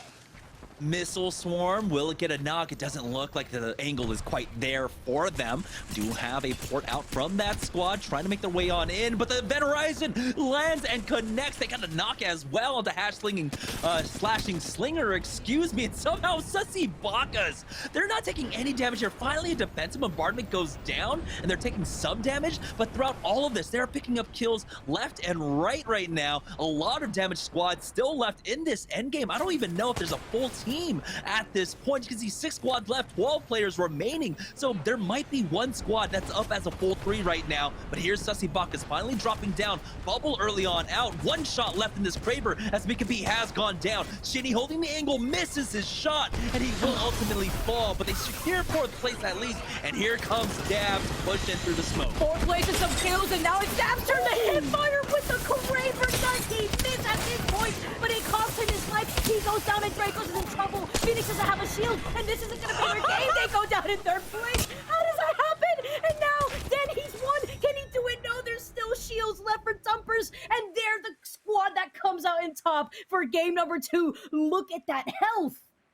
That was absolute madness because we saw Team Dumpers were the ones that were getting forced out. They were the ones that were getting focused down as they dropped down from that platform. Kim Chi Lee was one of the first people to fall in that fight, but somehow Timmy stays long enough somehow throughout all that caustic gas as well and secure themselves that 1st place. Jamerson, he was 1. He was 1. Yeah. He had to have shield swap. He had to have gotten either a cell or he got a shield swap with all those death boxes around him. But he was 1. He had no health. If the circle tickled him, that's it. That would have been it. Just the fact that they were able to stay alive for that long highlights how chaotic these last circles have been. But can we talk about 2 lava siphon circles back to back? What are the chances here? I mean, I feel like that might be typical Apex Legends at this point because we know that can happen. We have seen it plenty of times in the past. And the thing is that we're seeing good adjustments coming out from Northern squads. Squads like TPM, they commit to the edge. They find the kill points at least throughout all of that. So, you know, even though the ring pulls away from you, even though you have one of the longest rotations, you can still make up for it by finding those fights on the edge. Yeah, talk about Sussy Bacchus, actually. That's a squad that was a 2-man squad for a majority of that end game. They still held on to the high ground despite the Gibby bombardments getting put down. They had the ability to also have a dome if necessary, but they wanted to hold on to that for that last circle that was closing in on them. But they not only secured so many kills despite them falling at 4th place, but they still were on the high ground and they still had that beacon when they were there for so long, so they knew where that circle was going to get pulled in for a while.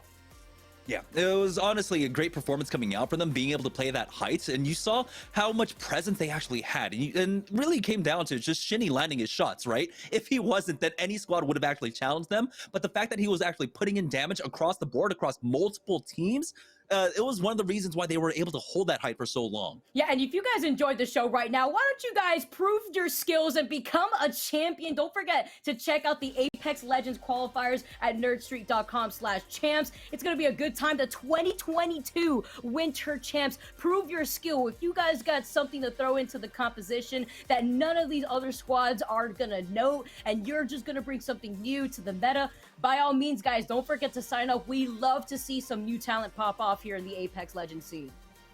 Yeah, definitely. Of course, Nerd Street Gamers have been doing a fantastic job throughout all of the shows that I've worked on with them so far, and so I'm super glad that they've got more coming up, especially with Winter Champs, especially with the Challenger Series here. It's a great time for Apex Legends, especially if you're looking to compete yourself, so go ahead and sign up right now. And don't forget, guys, that was only game number 2. If you haven't gotten tired of the chaos between the first 2 games, there's some more action. We got 6 games of total playing tonight. 2 are down. We're moving on to game number 3 on the other side of this break. We'll see you soon.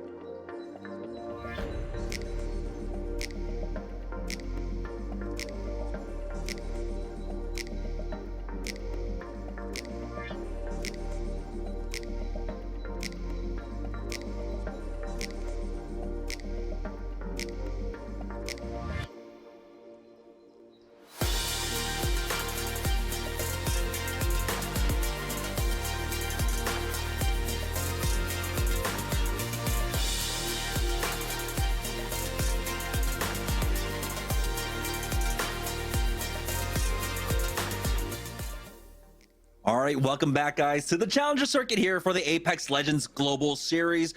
And, you know, it's been a crazy journey so far. The last 2 games have been absolutely action-packed, Vicky, and I have been enjoying every single minute of it. It's so chaotic. I love what I'm seeing right now. Not only do we have 2 similar lava siphon circles, but we also see a lot of these squads prioritize their rotations, their positioning for these end circles, and seeing some adjustments going up from game 1 to game 2. We saw a lot of high action from the very start game 1, but I would like to say, aside from the end right there for game number 2, we saw a lot of these squads slow down their rotation depending on how they did in just game number 1, assessing the situation with how many points some of these squads need to acquire by the end of the night.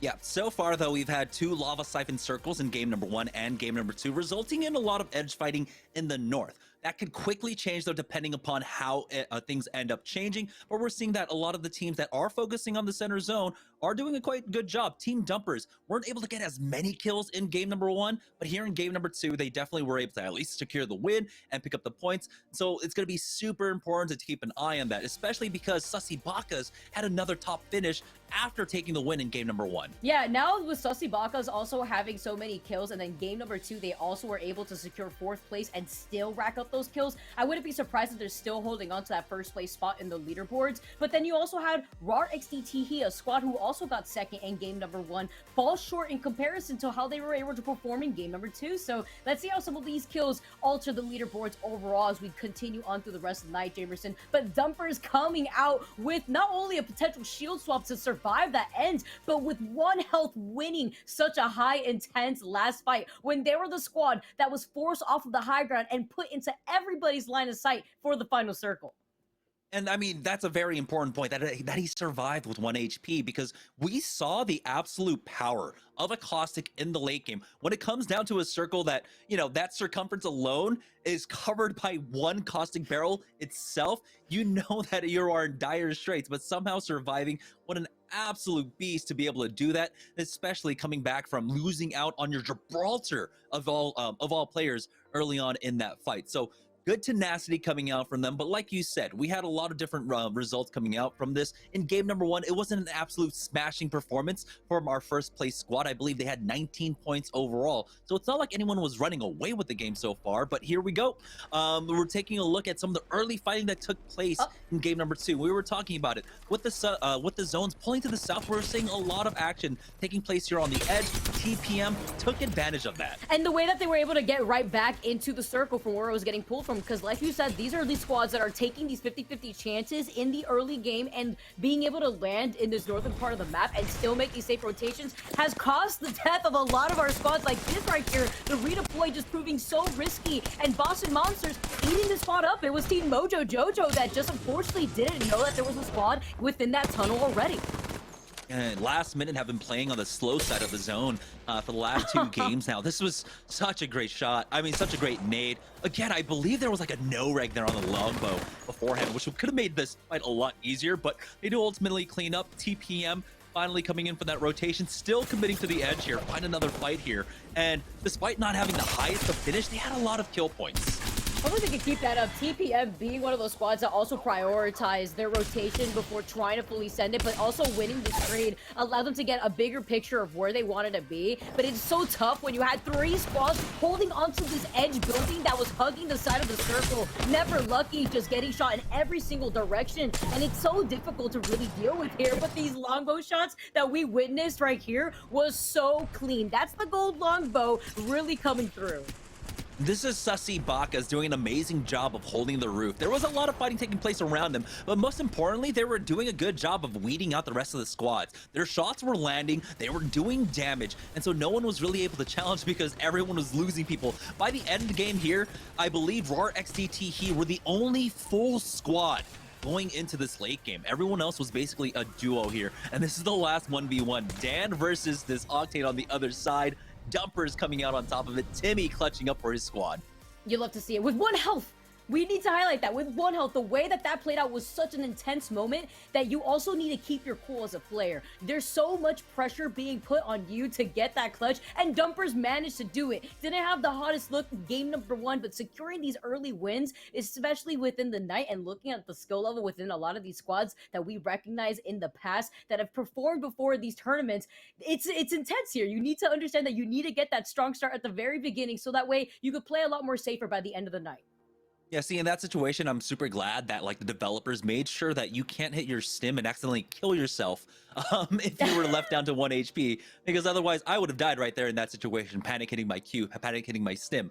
But yeah, it was super close. And so right now, unfortunately, we have a little hiccup with our API, so we can't show you guys the leaderboard, but as soon as we can, we will definitely do that for you. I believe right now our admins are taking a quick look at that and trying to get that fixed. So as soon as we can, we will show you guys that, because like we said, a lot's on the line. All these points absolutely matter. This is a cumulative basically qualification into being able to qualify for the ALGS second split. And so all these are going to be important, and we wish we could show it for you. But right now we're just getting game number 3 started, or game number 3 loaded up. And hopefully we all of our players in. I'm still trying to figure out what's going on though with a team like Meow Syndicate. It was one of my squads to keep an eye out for, but unfortunately they've been playing all day as a duo. Yeah, it's so sad to see too, because then you have to imagine how that affects their mindset going into the future games. Hopefully they can get their third into the lobby. Maybe there's a hiccup going on between that squad. And looking at the way that a lot of these other squads have been performing consistently, specifically looking at Sasibakas and the way that they performed in game number 1, now moving on to game number 2. We're moving on to halftime basically now, Jamerson. Game number 3 is underway. 6 games in total. It's the ALGS format. To those of you guys tuning in now wondering what's the difference here, well, aside from the skill level that we're seeing within these lobbies, we're seeing a lot of high stakes here for these teams, because the top 12 teams overall within the course of these 4 different challenger circuits are going to be able to qualify for that second split. So right here, a lot of these teams that were able to perform within the pre-qualifiers that fell short, like looking at Lonely Fans here, one of those main squads that I had my eyes out for going into the day, want to make sure that they don't repeat that same situation all over again. Yeah, that's right. I mean, we have to remember that for the Pro League qualifiers, if you didn't earn your spot on the day of by being number 1 in the lobby, you still had the opportunity by being top 16. But this time around here for this challenger circuit, it's only the top 12 after the 4 weeks of qualifiers that will be moving on to that promotion series to try to get themselves into the ALGS. So the stakes are much higher. Your margin of error is much lower as well. So you just have to make sure that when you make it to the qualifiers here, you're maintaining consistency, that you're getting 5 to 10 points every single game. That's basically kind of like the margin of success, or the marker of success for a squad. If you can make sure you're putting on 5 to 10 points every single game, you're probably going to make it. So I want to see these teams start really focusing on making sure that every game they get points. And I'd love to highlight some of the plays that we had just saw in game number 2, which really exasperates how high pressure these players are feeling depending on their positioning. We saw Dab with the Kraber, with the Fuse. We saw the gold longbow shots from the squad that was holding on the other side, overlooking Lava Siphon. And a lot of these type of players now are shining through in these late games, trying to secure a lot of that KP, because it's necessary. Now that we're moving on to game number 3, Jamerson, what have these squads figured out? What can they adjust? Because currently, we only have a handful of these teams that have been able to remain consistent with that aggression. Yeah, that's right. In game number 2, though, we did see some early adjustments coming out from the teams. It did look like they went over the VODs maybe and saw if there were any open spots. So for right now, it looks like every squad does have their own drop. Frag West has been taken up, as you can see. Fate, Fat Fruit Ninja, and O-Reeds are there. Now TPM end up giving up Climatizer to move on over towards Survey Camp. Now here's another change up coming out. Keys and Locks have moved their way into the east side of Skyhook, and it does look like for Meow Syndicate, they have their full 3. Now, they're over at Skyhook. They actually have the opportunity to try and take a 50-50 fight up against that squad. But speaking of 50-50s, over here at Overlook, we've got a team pushing up. Nuke is the only one with good armor as he tries to make an advance here. Surprisingly here, just a 50-50 still coming up from a lot of these squads, but this time it's over here and Trash. They've lost a member, they've lost their Gibby, and they won't have that dome. And it's going to be Nuke, who is kind of split off to the side from the team, but they don't want to be running into the open field, but you may have no other choice. You want to be able to have your caustic barrels at least securing this room if you could give some surprise cover.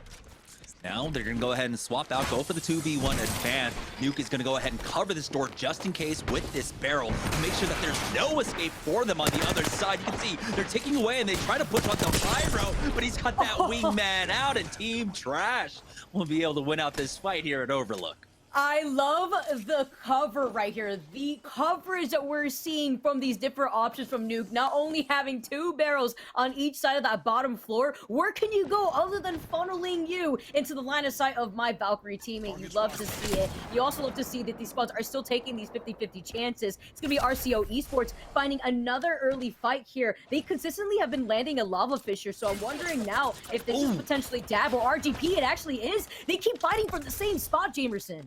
Yeah, it's a 3v2, and typically, you know, for RCO, they would maybe call it here and just run, but the fact that they have to run through this squad means that they have to commit, and so they're going to be able to secure this kill point as well. They don't have to chase after the third, but I think to make up for games number 1 and 2, where they didn't get as many kill points, they kind of do want to go for this last kill.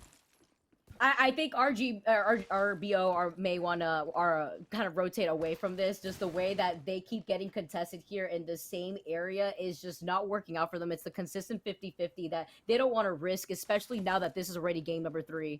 Yeah, this time around as well, the ring is not pulling hard south, and so their rotation timer can be a little bit different here, especially now that it's coming down to a minute. They can stop their hunt for mental and start working their way on in. It looks like this ring might be going over to Harvester. We haven't taken a look at the map quite yet, but that still gives RCO the priority with that Valkyrie to be able to get into a center zone spot. It's so important too, just having to be a rat so early on. There's still 19 whole squads still alive, and now you're trying to figure out a way to get both your teammates back in. Talk about some of the action here. Guys are now heating up. It just seems to be that we were expecting some of these squads to maybe slow things down, but now you're trying to figure out a way to get both your teammates back in. Talk about some of the action here. Guys are now heating up. It just seems to be that we were expecting some of these squads to maybe slow things down, but that has not been the case already for this beginning portion of game number 3. Give no respect, actually giving them respect, backing away from last minute right now, who have a huge armor advantage. It's going to be triple blues versus the triple whites on the other side. The thing is, they're waiting for Team Last Minute to fall into these barrels to take some damage, but with these peaks, Luda doing some great work with this golden R301. Just has to swap out with A-Sykes as he does heal things up, but we're seeing it right now. A lot of teams committing to the edge, taking these fights. They want the early kill points. You talk about some of these early kill points and some of these early fights. It's just so aggressive seeing how some of these teams are making their decision on whether they want to take some of these fights without thinking about the risks that some of these third parties have been providing since the very beginning. Never Lucky looking great in terms of loot. You got 2 blue Evos, you got 1 purple, and you got Epicenter getting contested by 3 different squads. Yeah, you got to be careful of that rotation, but like you saw in game number 1, Zerbo and them are not looking to hard contest, especially with how soundly they got beat by TPM in that fight over by Survey Camp. I like that they're playing this one a little bit more cautiously. Here we go. We got a better idea of where this ring is going. So it's not going towards Harvester. It's actually pulling down towards Thermal Station. Oh, this is amazing. Now seeing where that next circle is going to be pulling towards that southern side. It's still a southern circle nonetheless, but it's not a lava siphon one. 3 times is not going to happen here within these lobbies, but looking at where it's going to be pulling closer towards that thermal station area, you know that sniper tower in the middle is going to be deadly for these Valkyrie deploys. Lonely fans have to be careful. Take a look at this high ground angle. That tree connector, never mind. Blueberry putting the fear fruits into him as they beam him. Might actually force them off the height. Here comes an air burst nade, but I feel like this one might be a little bit short, and it is, but it does at least force one down, but they can get up there at any point. Another great angle being set up by Blueberry, but he's still caught out, has to fall back with that Q. Lonely fans have to work out another way to get into the zone. That was such a nasty head glitch, honestly, but he's still getting peppered because the high ground is in favor to the Valk that they were trying to rotate in that direction. Also wondering if there's a potential beacon on that building that kind of overlooks thermal station on the southern side. Very important here if there is, but none of these squads could be able to get in it. And there actually isn't. There's actually a beacon off to the right, closer to tree. So you have to imagine that there are going to be squads rotating from the southern part of thermal station as they want to make sure that they can get that beacon safely.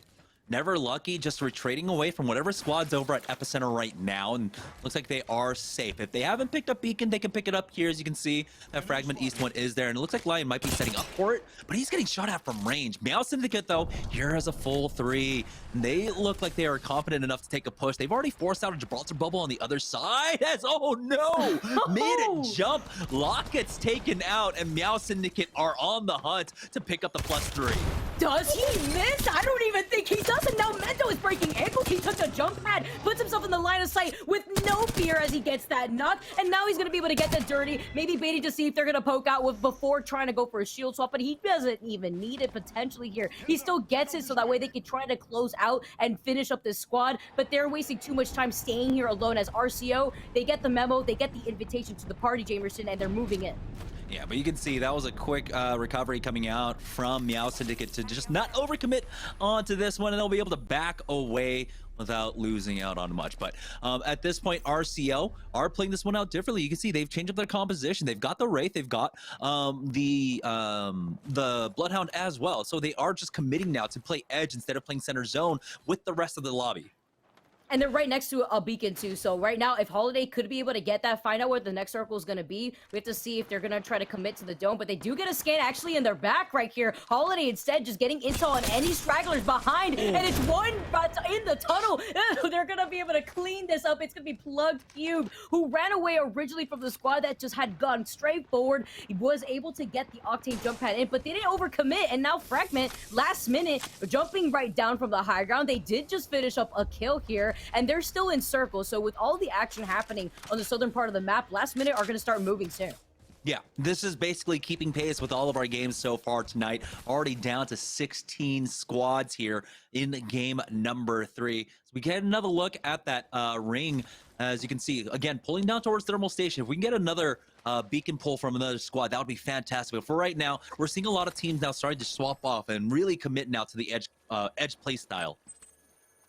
I love what I'm seeing with the circle pulling in this direction. I'm honestly expecting that we've seen a lot of thermal station circles before, but this circle specifically, seeing that it's pulling to the bottom left and seeing where a lot of these squads are going to be rotating mostly from the east side of the circle. I'm expecting some chaos coming in from the southern part if some of these squads want to go for these safer rotations, longer rotations to prioritize either beacon control, or if we're going to see a lot of these early fights. And this is what I was expecting too, a squad to sit in the middle of thermal station from the get-go. But when you are doing this, you are also giving up loot in the process. You're giving up the ability to also have enough ammunition for the late game.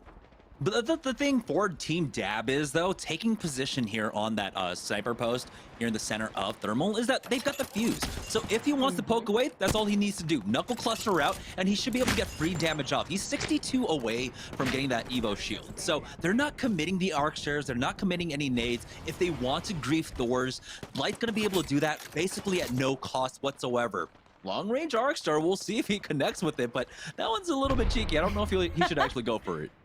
He wants to flex again. You know, these Arcstar damage picks that we've been seeing from the Fuse, just trying to funnel out a lot of these spots from these buildings, has really been provided a lot of cover for Team Dab, especially since we also been seeing a lot of composition moving towards the Caustic side of things. We've seen a lot of Caustic, and Fuse is one of those legends that really help take care of those barrels, especially since we haven't been seeing any crypto play from this region.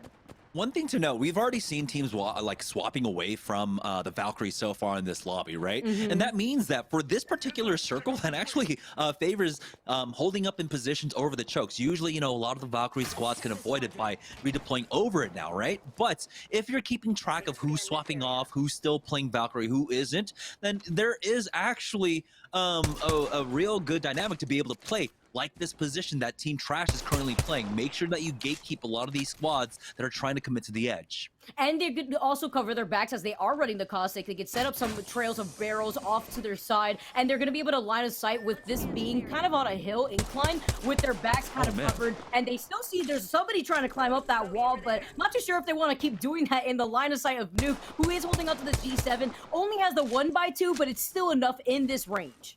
And we get a look at the third ring, and such an ambiguous one. As you can see, that staging is still in for third ring. So this is a very much 50-50 ring. It can pull to either north or south of that mountain range. And so for Team Trash, I think they're in one of the best spots. It's a power position to gatekeep squads that were looking to try and come down from the north 4 gatekeep squads that are basically playing in these houses here. They need to be keeping an eye on this here. As you can see, it looks like Team Dumpers are trying to make a push onto RARXDTE. All the options in the world. RAR XD stuck upstairs here. They have the Phoenix hit that they're calling out, but the Massive has enough ammunition here for Squirts to still contest, but they've used the dome, so they won't have the dome for some time now, and the second circle is going to be closing in as they still stay within this building. Squad now that was trying to originally contest them understand the situation, and now they've retreated to the other building off to the side.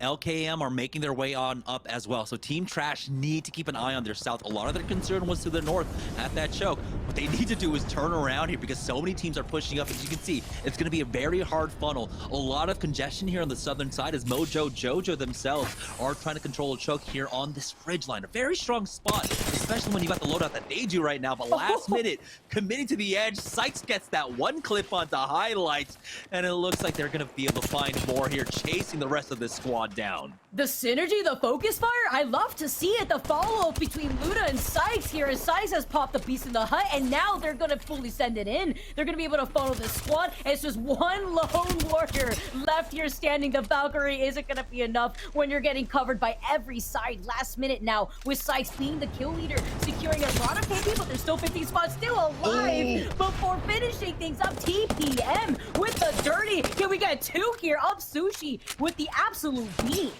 Where is one of our other squads that were before? Team Trash, they were actually holding this position before. LKM are here now, TPM as well. And you can see there they are. Team Dumpers actually making their way on out from that building before, realizing that they have to rotate out of this one. But TPM, they've been doing a great job of being able to fight here on the edges. They find another one. But Dumpers have been able to restabilize themselves, still having to worry about RARXDTP, T-He to their back. You know, I also saw Nuke hiding behind that truck, and it seems like he's the only one left standing from Trash. And Meow Syndicate have all 3 members together in the lobby, Jamerson. No need to fear anymore, and they also have some KP already turning the tides in their favor, looking great. 13 squads still alive with Circle 3 closing in 45 seconds. But again, it's nice to note here that Trash seems to be having only 1 member still alive as of right now, and we saw Dumpers just get out of that situation, recognize that the third party was coming in eventually. Now RCO finding themselves at a good spot over here at staging now, but TPM finding another fight on the edge. Bubbles have been used from either side, and Up Sushi with that gold mag on the Prowler can do so much work, but it looks like Drago and company are ready to push in. They need to do it quickly as RCO are coming up behind them. TPM have taken a lot of damage, but they haven't traded quite yet. There's the knock, and that's the instant cleanup with the third parties coming in from RCO. That was so quick. That was amazing. And now they're going to have time to go in for the shield off and RCO. Esports moving in with the L-Star. Oh my goodness. So much damage. Can he get to cover? It doesn't seem so as Holiday. He gets the knock and the bombardment is coming down from B. Borden. Wasting no time, and they have this walk over to the right to help line of sight here. So this is an amazing position because they're not going to get contested on their backs. They realized that was Sponge, that was the Gibraltar going down, so it's absolutely free for them to throw down that defensive bombardment. They are not going to be able to bubble it. They're going to secure that for sure. The thing is, though, they're not overextending. They're going to move back to their original position and not try to finish off the squad. So it gives TPM an opportunity to try and get Sponge back into this. We'll see if they can, but it looks like they will. Kim Chili ends up finishing off Nuke Team, so a lot of fighting still taking place on that side of Thermal. Yeah, that's gonna be it for Trash. That was Nuke that was hiding in the truck rather for the longest time. Saw the action happening, said that's none of my business. I was not invited to this. I'm not gonna invite myself. But they caught him out anyways. And now RCO with some KP after securing that in that last fight, trying to see where that choke point was being held at. They know that the circle's to their backs, but they don't know if there's any stragglers falling behind. And wow, take a look at this 50-50 pull once again. Luckily for RCO, who have committed to the staging side, you do have that one choke still open, and they have the option to try and rotate back away the other side that they came from. So they're going to avoid this fight because they already know they cleared out a large portion of that other choke. Instead, Lonely Fans are the ones that are taking this fight, though, right off the bridge, off the train tracks now. They've already used their bubble here, and Oso Rated R needs to hit this bat before he goes for that peak. Maul taking a lot of damage, but Blueberry's going to go ahead and port them out, though. Needs to drop it very shortly as an Arc Star connects. He needs it now. They do go ahead and get that retreat. They back away, but it looks like Fat Fruit Ninja and Reeds want to chase down. As you can see, Oso Rated R gets taken out. Blight with the knuckle cluster takes it out from range. I'm not even sure what angle they're holding right now because Meow Syndicate is also taking a chunk out of their health, and they were forced to be on the low ground. That was amazing portal, but the issue was when you gave up all that space, when you were sandwiched, you just allowed all these other teams now to rotate off to your side, out of your line of sight, and now they're going to be able to take control over this high ground, which is going to be so lethal. The bombardment may be able to boot this squad out of here, but they have the cover of the train cart just to retreat to. Now for Meow Syndicate, though, they have to actually start considering their rotation. They do have a small sliver to work with to try and maybe make it through that train tunnel. But the fact that they have the Valkyrie, it means they, of course, can just use that redeploy. But it looks like they'll go ahead and just hoof this one and try to walk their way on in. This is a blind rotate. It's a little bit risky, but they are safe for the time being. For RCO, though, they've cleared out a lot of this northern side, double backing as they saw a lot of the trades taking place here. So I agree with this decision. It looks like it is going to be largely free for them to hold. And there's 7 squads left with the ring closing in. It's round 4, so this is going to do a lot of damage. If they manage to actually close out some of these kills on the squads that are rotating now. Meow Syndicate taking that longer rotation, but Wonderful is stuck against the circle. Oh, no. Oh, yeah, Mendoza. All right, this is not the rotation I want to go. You saw that quick reconsideration, but the issue is, Jamerson, the reason why he wanted to jump down in the first place is that there's no cover here. Your only cover is the rocks to your right, and you're not going to be inside the safety of the circle. If you're not going to be able to get out of here, that's exactly why they're just getting funneled. It's a Site's point of view. Meow Syndicate are in trouble. Now, they do have a purple knockdown shield, so this is going to buy enough time for Cali to at least get this bat off. We'll see how much longer he can survive for, but it looks like he's getting full focus down now. There's a team down there on the platform. He gets finished off. Still, though, this is a good bounce-back game for Meow Syndicate, who didn't have their third or their first 2 games. They picked up a number of kills. They came out in like top 6, top 7. They'll have 3 more games to pick things up. But for RCO, a squad that didn't get too many kill points throughout game numbers 1 and 2, they have instantly turned around. They have at least 9 right now here in the top 5.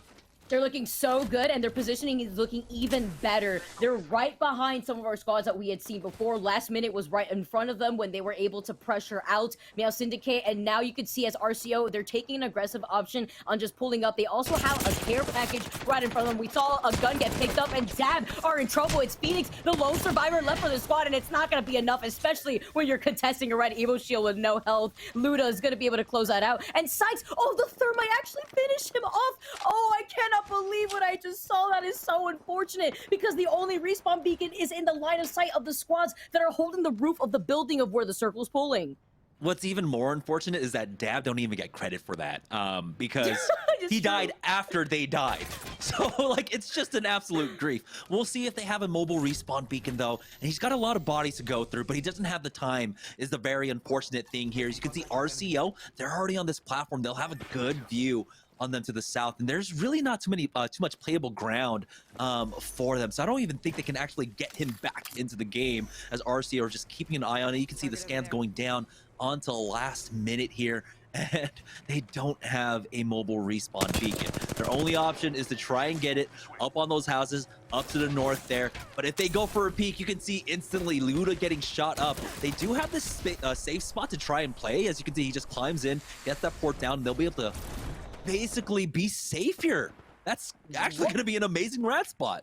That is actually so amazing. That is the best option that squad could have done, because you know if they took that zip line, they were as good as dead. RCO saw that like it was just Christmas coming early, and they now put themselves at risk trying to circle keep that squad that was down below, and now they're the ones that are going to be forced to walk and traverse through this open field with no cover, and Dumpers just staring at you straight in the face. Nano is going to be able to just go ahead and port them towards that fence just to be extra safe. And so they can play off this, but we'll see. I don't know if there's a Caustic on the other side. It looks like, you know, a lot of teams have kind of pulled away from the Caustic themselves. Dumpers definitely don't have one. This is going to be another top finish for them, but we know that RCO at this point have one of the highest kill points along with the squad down below, and so it's going to come down to those 2 squads here. Dumpers, though, getting the plus 12 again would be a huge boon for them. Kimchi's in a great spot. They've got both roofs controlled, so they don't really have to watch their back. And so right now, Team Dumpers, their main concern is going to be RCO.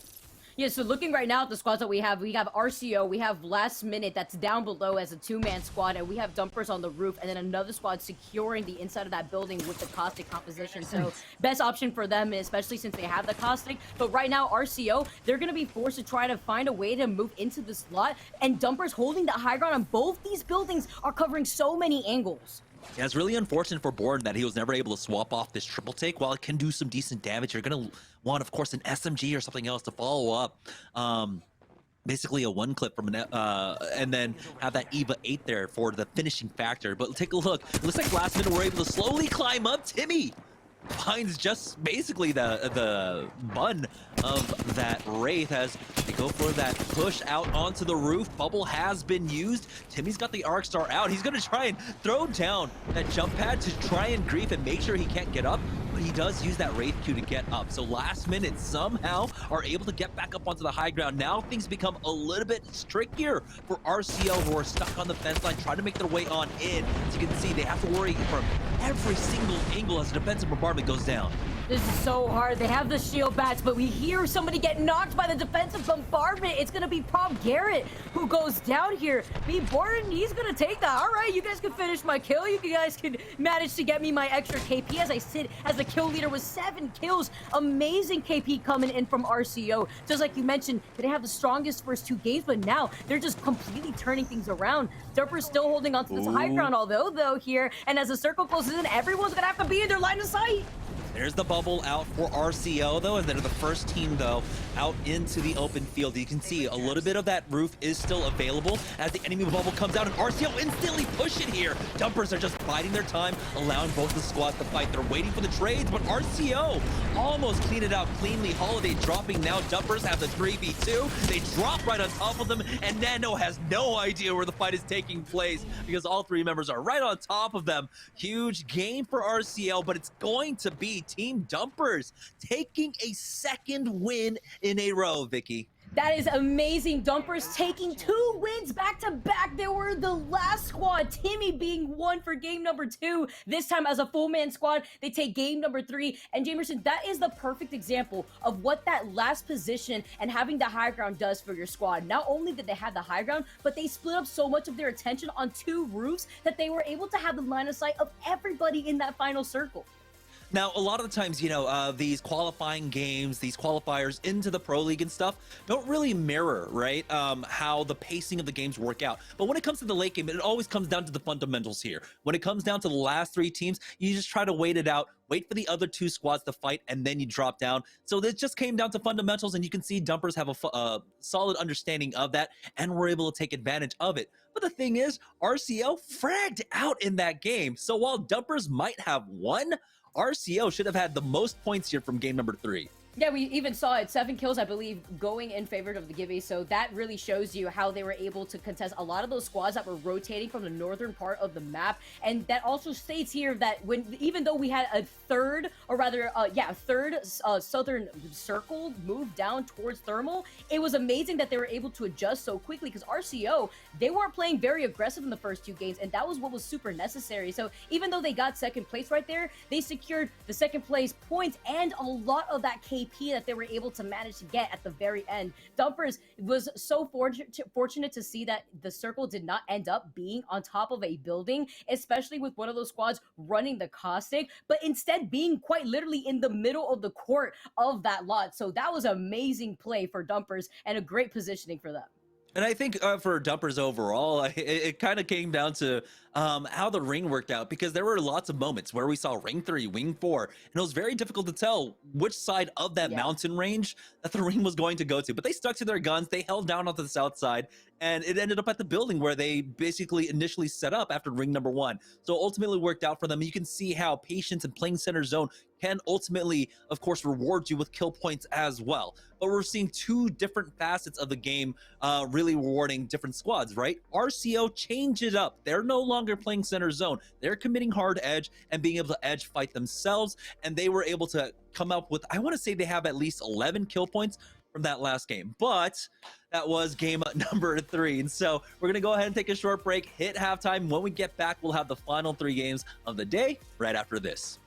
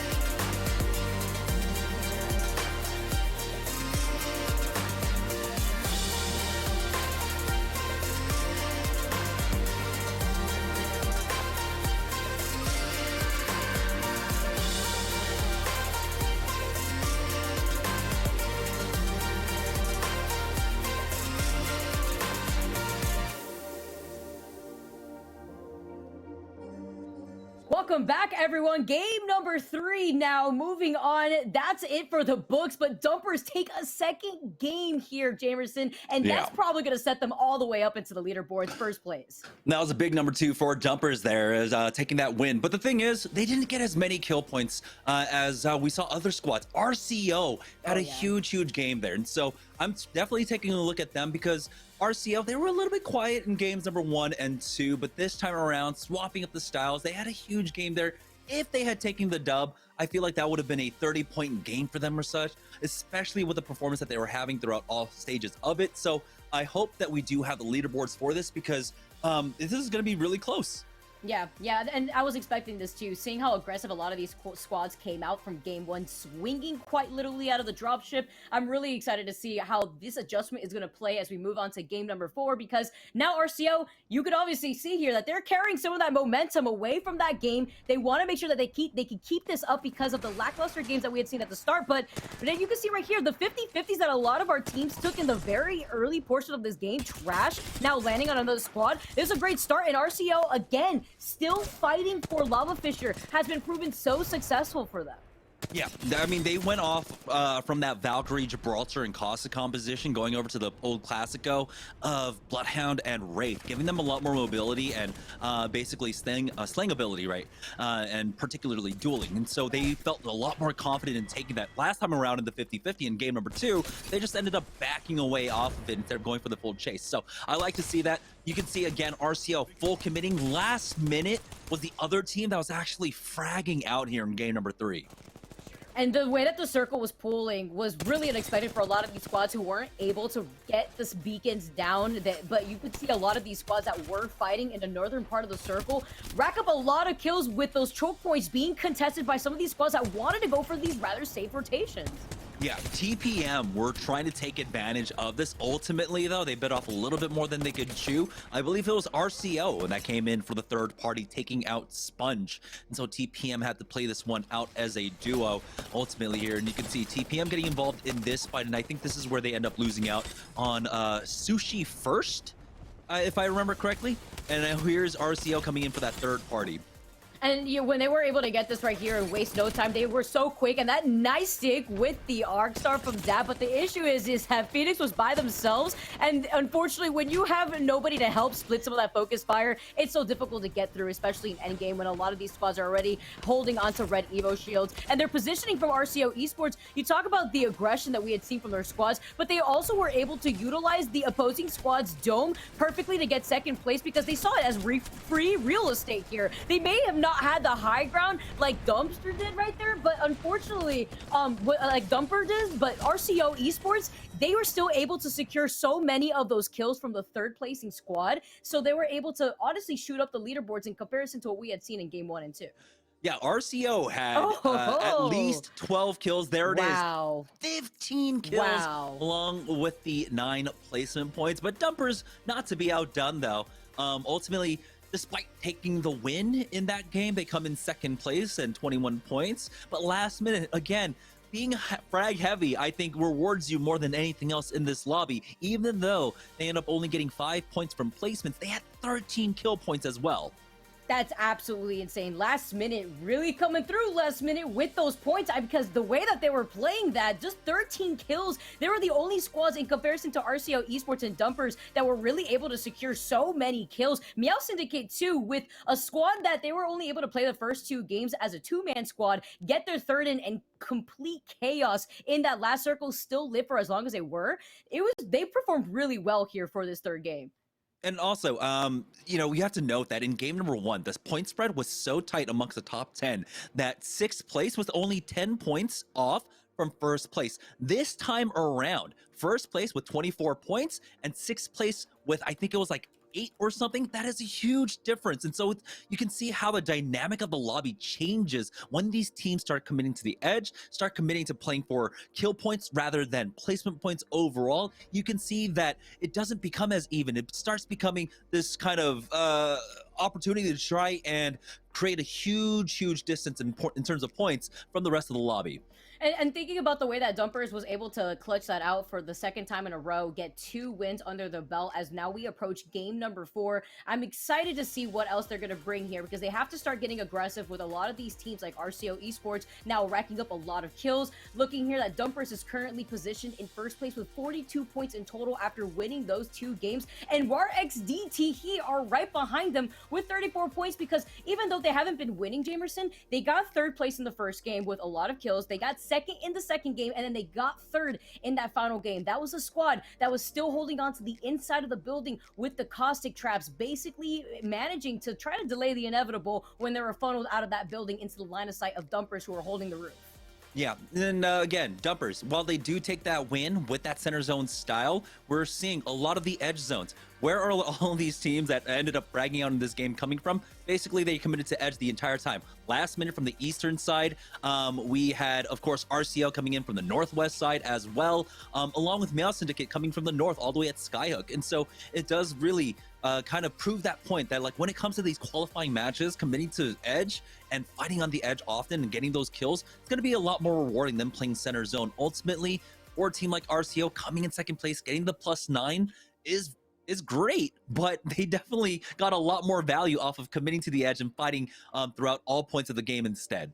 And I want to see more of that because in game number 2, they got 13th place with 0 kills. I think game number 1, they hadn't had any kills either because they wanted to play the long game. They wanted to focus on the rotations like you were talking about, Jamerson. And because of that, they were only able to get damage done. They weren't able to get any kills. So with the 3rd game being the first time that they were able to actually get those kills, and 13 kills, or rather 15 kills nonetheless, is absolutely insane. So they're going to want to carry that momentum going forward into game number 4. They want to make sure that they can stay contending a lot of these teams within the top 5 overall board or leaderboards right now, because Dumpers with 2 wins in the pocket, it's gonna be really difficult to try to contest them here, with the only squad right behind them being RAR XDT with being able to get those top 3 spots consistently so far tonight. Yeah, with 3 games left to go, though, I think a lot of the teams are really figuring out how this lobby is going to play out. Playing edge is going to be super important. Being able to fight on the edge is going to be super important. So I want to see other teams actually start making that transition. But the thing is, we also note that in Apex Legends, when a lot of teams start basically playing the same compositions, when we see basically the lobby really just all focusing on that one style, that the other opposing style ends up being favored a little bit more, right? If you run that same composition, it ends up losing strength the more teams that end up playing it. So we'll see if that dynamic continues to hold true here throughout the qualifiers. Especially seeing how a lot of these squads are now swapping over to what they feel way more comfortable with. Again, It's kind of what we were highlighting earlier on before we jumped into game number 1, where looking at the Pro League and how this compositions for a lot of these squads have changed between both the EMEA region and the NA region. I feel like we're seeing something very similar here, looking at the Challengers circuit and looking at how these squads are now realizing, all right, well, if this doesn't work out the first 2 games, don't waste any time. You don't want to waste another game where you could potentially get those points and play to your comfortability. And that's exactly what we were seeing from RCO Esports. That's why they felt a lot more comfortable now being able to get those kills and play completely different in comparison to the last 2 games. And you're absolutely correct, right? I mean, for the last year and a half of Apex Legends, if you were playing ranked, the composition that you were running was the Wraith, Bloodhound, and Gibraltar. That's just it. So yes, it is an absolute comfort pick. So I think other teams would actually, really benefit from making that swap themselves. But of course, that inverse remains true. Again, the teams that are going to be running the Valkyrie, Caustic, and the Gibraltars will also be that much more stronger when it comes to them getting into the late game. But having that early game fragging composition, early game dueling composition, you might actually just be able to hunt down those caustic comps early on. So we'll see how this dynamic plays out. I mean, that's one of the things that I thought was going to be super interesting to see, how the compositions end up changing throughout the day. How does this affect the meta, and how much will the Challenger circuit mirror the Pro League? And it looks like it's starting to really diverge from the Pro League.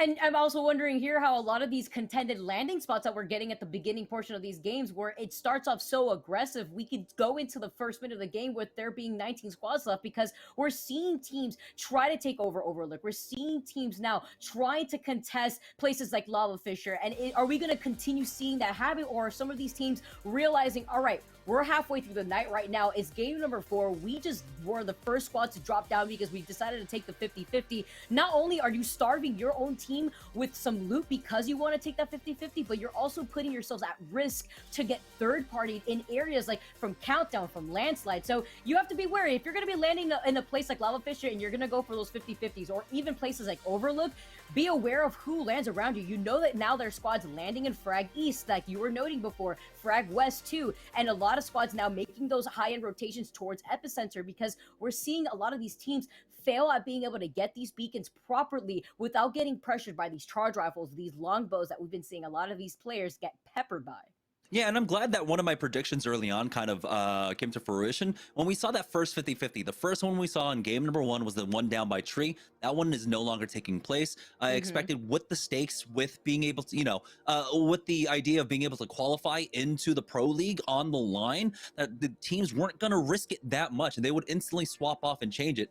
I'm glad to see that came true, but then now here in game number 3, we're still seeing that same fight over at Lava Fisher. I feel though, especially after RCO's performance and how soundly that they were able to take that win in that 50-50, whoever is contesting them is going to back away from that one. They're looking at the VODs right now. They're trying to decide where can we drop at this point, and so the thing is, it's slim pickings at this point. It feels like a lot of teams are currently established. I think the meta and the drops have been basically set up, and so you're just kind of probably going to be relegated to just finding some scraps here or there across the map. Yeah, they basically have planted the flag RCO right on top of Lava Fisher, because if that wasn't a statement in the last game to make, I don't know what would be a way to contest other squads and let them know that they're here to stay. But I also want to highlight some of the circles that we've been getting within the last 3 games. All have been southern circles, right? The last circle being the only circle that wasn't on Lava Siphon. The first 2 were on top of Lava Siphon in different spots ever so slightly. But the thermal circle really caught me off guard, Jamerson. It looked like it was going to get pulled to the south. You saw that there was beacons closer to tree. There was a beacon on the way to staging. And still then, you had a lot of these teams fight in the choke point of the northern side of thermal, because they noted that the circle was a 50-50 chance in that situation. It was either going to pull south closer to thermal, or it was going to continue pulling towards staging. Either way, it pulled to the right side towards that choke point. And I love the way that teams like RCO Esports, Dumpers, who were able to maintain that position on the roof, still managed to put in a lot of pressure without giving up their position, with still being able to be safe and keep in their mind where the third parties could trickle into depending on where they're taking their fights.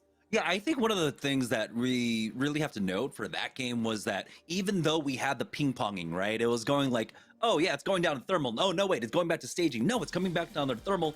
Is it gonna go back to staging? Even though we had that dynamic with the ring, the fact that was that every ring had enough playable land and enough time for our squads to actually deal with what was going on. Here's the thing, the pacing of the game is so fast right now. We're losing out on 5 squads before the first ring even finishes closing. So that means that you're not having as many teams still alive. And so we're not having that huge death ball on one congested side.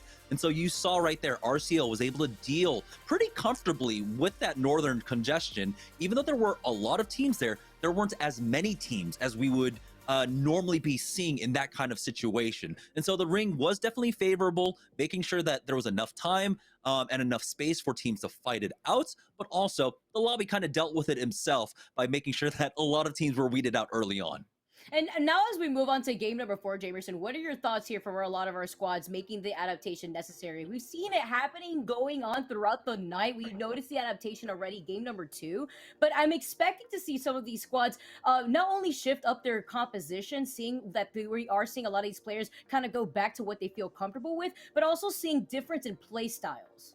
Yeah, honestly, I think as things go on throughout the qualifiers, when we get to week 2, week 3, even week 4, we're going to see more and more people going back to this Gibraltar and Wraith composition. Excuse me, Bloodhound and Wraith composition. Gibraltar is the 100% pick rate, basically. But yeah, having that Bloodhound Wraith again, playing back off of Comforts instead, and then maybe some teams will start picking up that Valkyrie, because it's not as important. We're not playing as soundly as you would in the Pro League. This is a little bit scrappier, as basically has been happening so far across the last 3 games. Like we said, the pace has been incredibly fast.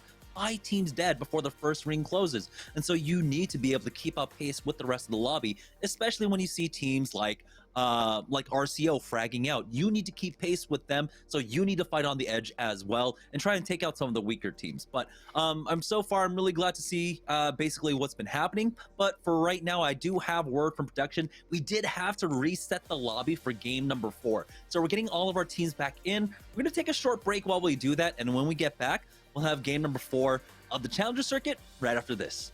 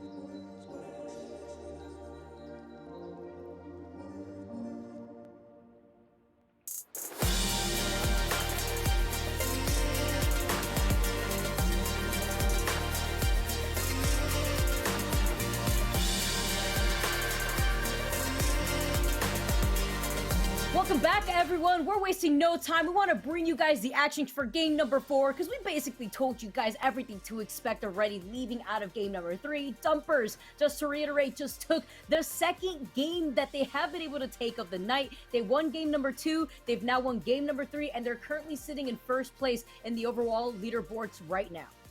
Yeah, and they're in fantastic standings, but you have to remember, this is a marathon. Every single week is going to count. We have 3 more weeks of qualifiers after this that will be running basically in parallel with the Pro League. So if you have trouble remembering the schedule, hey, if Pro League happened, Challenger Circuit's going to happen. So it's that easy, folks. But here we go, heading into game number 4 finally. And now this second half is going to be super interesting because like we were saying before, we had to take our break. We're seeing a lot of teams now hard committing to the edge, and we have a really lot of strong teams now on that northern side of the map. And so I'm waiting to see those fights break out.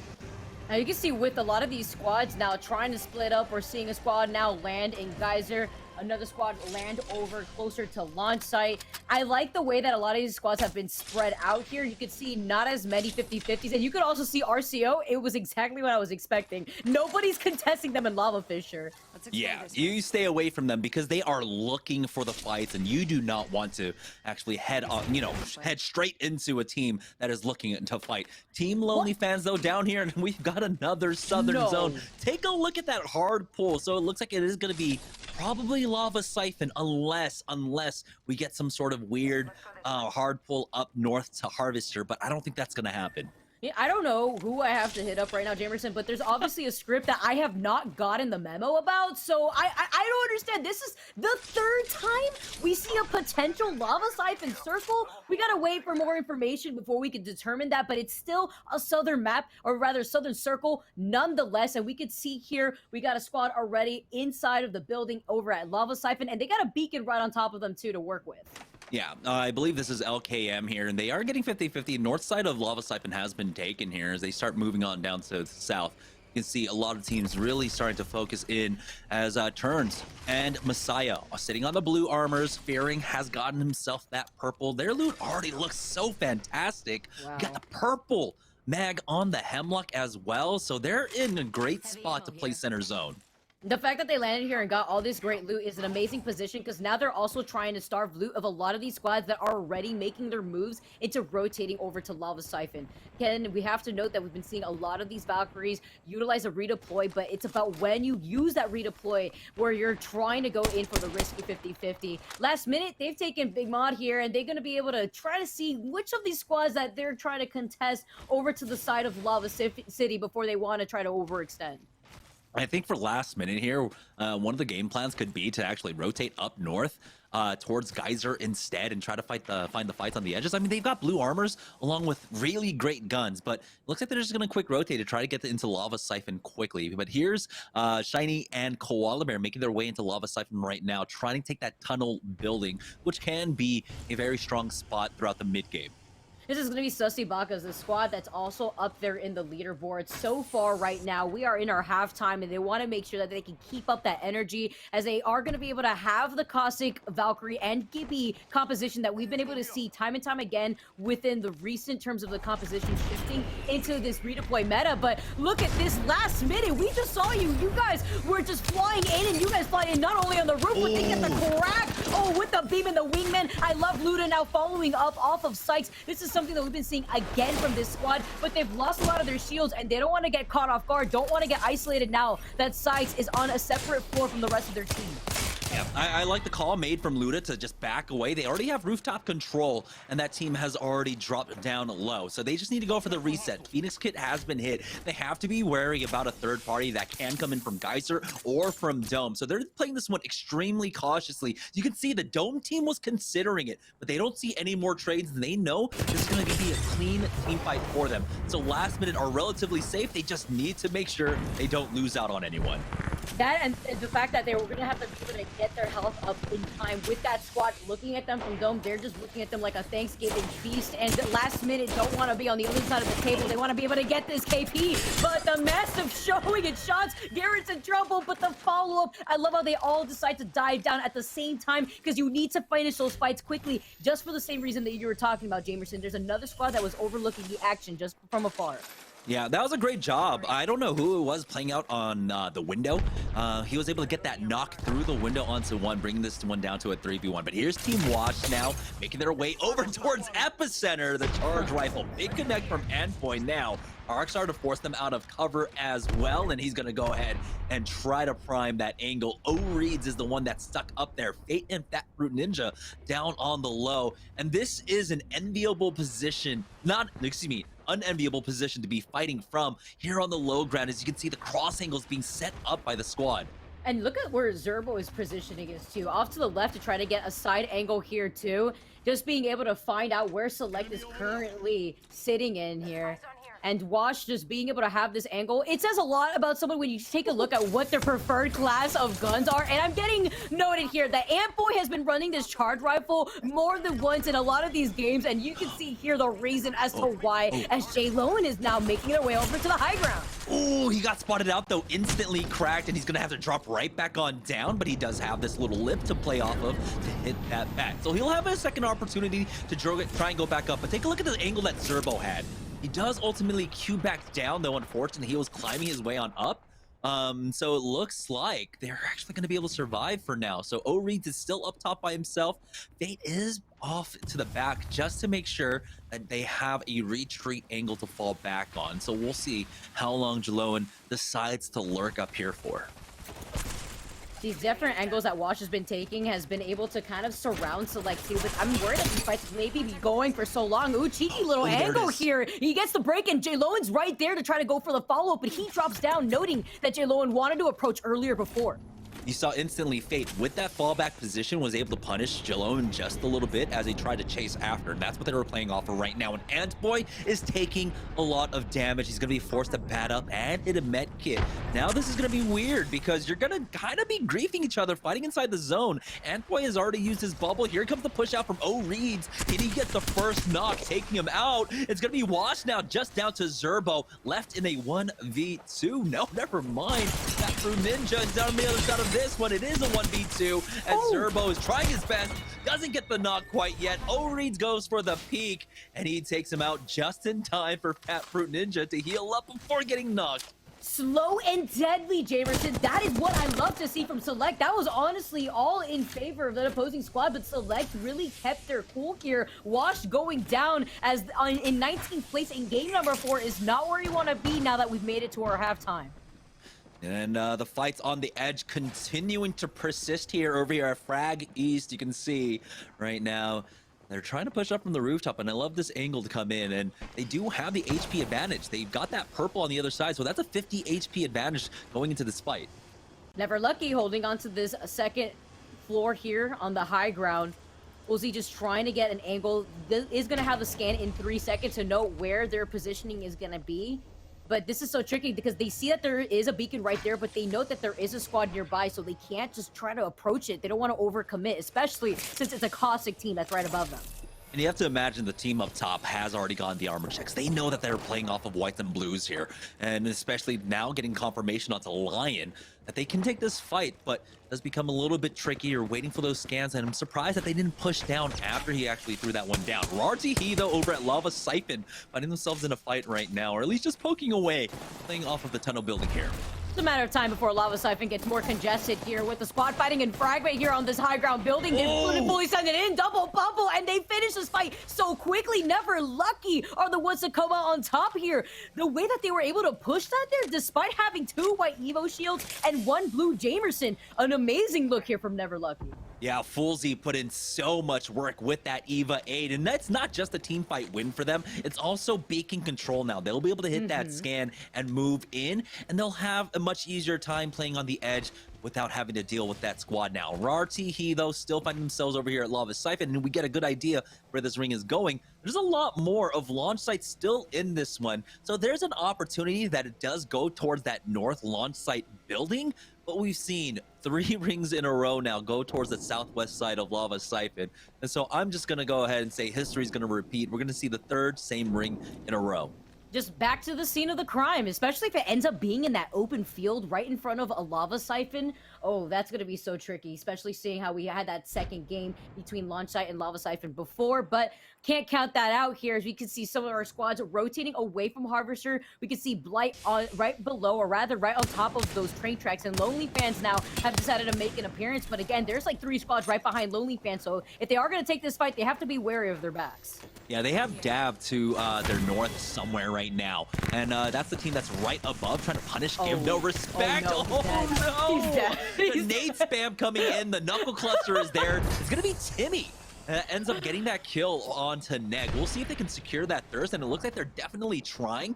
Remix might have an opportunity to go in, but you can see Marlins is trying to punish him and finish him off. Remix goes out and actually does a lot of damage, but he's got the barrels out. It's going to allow him to LOS a lot of these nades and stay alive, but ultimately Neg will go down. Blight with that knuckle cluster, getting the grief. And so now Give No Respect are just down to 1. We'll see if he has a mobile respawn beacon, but I don't think a team's going to allow him to get the respawn. They're getting shot in every single direction, aside from Team Dabs managing to get the knuckle cluster pressure. You have Lonely Fans also overlooking your trailer. You see Curly Rated R landing these wingman shots and running double heavy nonetheless too. So they're also noting that there is a squad possibly taking already the position of the high ground, where we had seen previously before in game number 2 where the beacon was currently settled in. And Lonely Fans have shown that they really do like this spot, but we've also seen a lot of squads contest for a third party here. I love how they ended up turning that blue bin into a supply bin and end up squirreling away a lot of loot for themselves here. But for Team Dab right now, they're in a pretty decent spot. They're going to have a lot of teams coming in from the north-hand side, so they can try and gatekeep the teams that come in from Harvester, or at least rotate that way. That's going to force a lot of teams to actually go towards the northern side of Lava Siphon and avoid a lot of this south. And that's going to work out for Dab just because they're controlling a lot of space right now, and it's about maybe there's a chance that this ring actually pulls away towards them. So we'll see. With 19 seconds left to go, Dab will have a better idea of how they want to end up playing this one very shortly. I like how they're also playing a bit of the edge too, closer to Harvester, because they're going to be able to contest any of these squads right now, like last minute, who are rotating away from Harvester, who are finding themselves in this fight without having to overcommit too, because they have the control over the circle, and they could decide if they want to try to go in for the last minute third party, especially seeing right now last minute and their equipment that they're working off of. Ooh, nice shot. Also some intel to know that that's a red evil shield that they're dealing with, and Luna's in trouble. Oh my goodness, Sykes though is just hitting them up and making sure that no one can push. And this is, you know, the typical fight that we see at Harvester. As you can see, it's going to be a full 3-man on the other side. It is rather isolated. Luda though is the one that's on the low ground by himself, so he needs to reconnect. Luckily for him though, his team is doing a lot of damage, giving him a lot of space to try and reconnect. But right now, 1 minute and 44 seconds left to go. Someone needs to find an opening soon. Otherwise, I think you have to pull away from this fight. And now the next circle has presented itself here. It's going to be ring 3 closing in 1 minute 30, but Sykes still landing those shots and now has built up the red Evo shield. Been absolutely on fire and consistent with landing their shots, and they're actually going to send it in after that. Oh, but he gets 2 tapped from Garrett. Absolutely gets demolished right there. And the advantage Sykes now built up for last minute gets deleted just as quickly. What was that push? It was just it was just like not coordinated at all. You can see that one of them was actually starting the bat at the beginning of that fight as soon as that bubble went down. So he was out of the fight for 4 seconds. Speaking of a team out of the fight, Lion and Oxy are gone here, but the third party comes off the TPM as they're trying their best to get him back on in. And so they will be able to get Talus in, close up the door, and survive. You can see that Lava Siphon pull once again down to the south. So it looks like it will be a very similar ring. TPM really loving this edge playstyle for themselves, but you can see that a lot of that northern launch site is still in. RTE though have an opportunity to get Dan back into this if they can secure his beacon. These circles have just been absolute chaos here, and with a lot of these squads, if they are running the caustic composition like we are currently seeing from RTE, they're going to want to make sure that they can secure some of these lower buildings. Oh, and some shield drops too, so that way they can go in for some quick shield swaps. I like that approach. And RCO Esports kind of being silent this game, Jamerson. They're actually were hugging the edge of the circle. They want to go for a longer rotation, almost falling back to the same habits that we saw them fall under in game number 2. There was an opportunity. Like this game, Jamerson. They're actually were hugging the edge of the circle. They want to go for a longer rotation, almost falling back to the same habits that we saw them fall under in game number 2. There was an opportunity for the third party here, but they want to secure this choke first. You can see the ring's about to close in, and they're on the slow side of the zone, so they can walk this one in, and if they want to, decide to back up. You can see there was already a team actually playing up top, so he might actually turn around here, but give no respect. Oh boy, they are starting to lose out now once again. Remix going down. It's going to be Highlight and Neg somehow. 14 squads, 40 players remaining, and again, it's just a death trap down there below. Wonder what exactly happened to Team Dab that was playing up here. I'm also wondering what happened to Remix. How did he end up down there with his 2 teammates on the high ground, especially since he's Caustic right there? It's not much you could do other than maybe try to secure that train car for your team, since you currently see that they're trying to rotate outside here. They're outside of the circle, and Select actually has an overview head of where they're currently trying to rotate. Look at this pressure now as they're stuck outside of the circle. The G7 shots have been able to land for Fat Fruit Ninja, and the rest of Select are also holding onto Red Evo shields. And this is a great game for them. They have at least 6 kill points. You can see 4 for Fat Fruit Ninja, 2 along the other side, and Reeds has his 2 himself. So this is a great game for them. We saw they were basically battling it out on the northern side. On board with LKM though, realizing that this ring is going to be pulling over towards that launch site building once again. This is going to basically just cut the middle in between. They do have that Valkyrie redeployed to utilize if they want to. I think right now they have to worry about RCO here on this side. Yeah, actually, LKM trying to take a page out of RCO's books and trying to go in for this low rotation on the back end corner of where the circle is pulling towards. But now when they have to exit out of this building, not only will they not have the safety of the barrels, but they're going to be out inside the line of sight of a lot of these squads that are holding the high ground and another 2 squads that are right behind them. Oh, they got a team right above them. You can see Mendo and Wonderfuls is there. Doesn't seem like Callie is here, so they might be playing this one out as a duo right now. We do also have Dumpers. That's the team that's trying to gatekeep them right now. But they have to work their way on in. Another team dropping down, and this is going to be difficult, but that's a beautiful angle for Timmy. No. They're falling right into his crosshairs. Bubble's been used here as that Bloodhound is going to be able to safely make it into that bubble somehow, but Timmy was almost about to lay into them until Kimchi's arm shield actually blocks his shots there. They do back away. They need to reset here. And it looks like they're going to try and avoid that fight. Take the zipline up top and just play off of Lava Siphon instead. Right now, they still have a long ways to go before they're safe in the zone. This is Dumpers. This is the same squad that took this similar circle in game number 2, and this is exactly in a very similar spot that they were positioned in. Now they're going to be able to jump pad in closer to having some cover with this building. You can see there's like 3 squads here, and with the addition of Dumpers moving in, make it 4. They wanted to get included into the party. They didn't want to be left out, and now they have a clear window with some grenades to work with the arc star hits the border. Timmy has to back off ever so slightly, and now Kimchi Lee needs some help. They need a focus fire here on the dome, and they are going to do that. Dumpers secure some KP, and they secure this position before another squad has rotated in. Yeah, there's another fight taking place above. They need to keep track of what's going on here. It's so chaotic. 1 mag, it seems. We're able to pick up a few kills here up top for now, though, as we do have Meow Syndicate getting cleaned up. And so now we're down to 9 squads, 27 players remaining. LKM have been knocked out as well. 1 mag looking to start taking the rest of this building. And there you have it, that pull away. It is going towards that north side of launch site here. And now RGP have to deal with everyone trying to push their building. And it looks like they'll be able to clean up RCO. And they have such a good position, Jamerson. Look where this circle is pulling, like you said. It's going to be right on the northern side of launch site. And the circle's, the slight sliver on the north side is still protecting RGP. So they're going to have an overview head of all these squads that are going to rotate outside of Lava Siphon into their line of sight right in front of launch site. There's only like 7 teams left in this lobby, and half of them are basically up here. Okay, 8 teams left in this lobby, and 4 of them are stacked on top of Lava Siphon. Only 1 squad can maybe make it out of here. And so this is going to be very difficult. TPM fighting off Sussy Bakas, with Team Select fighting another fight as well. Bubbles have been used from either side as that Fruit Ninja wants to push up with that PK. But oh no, the Ring of Fire connects, and now they're burning. Oh, Tabs is moving in.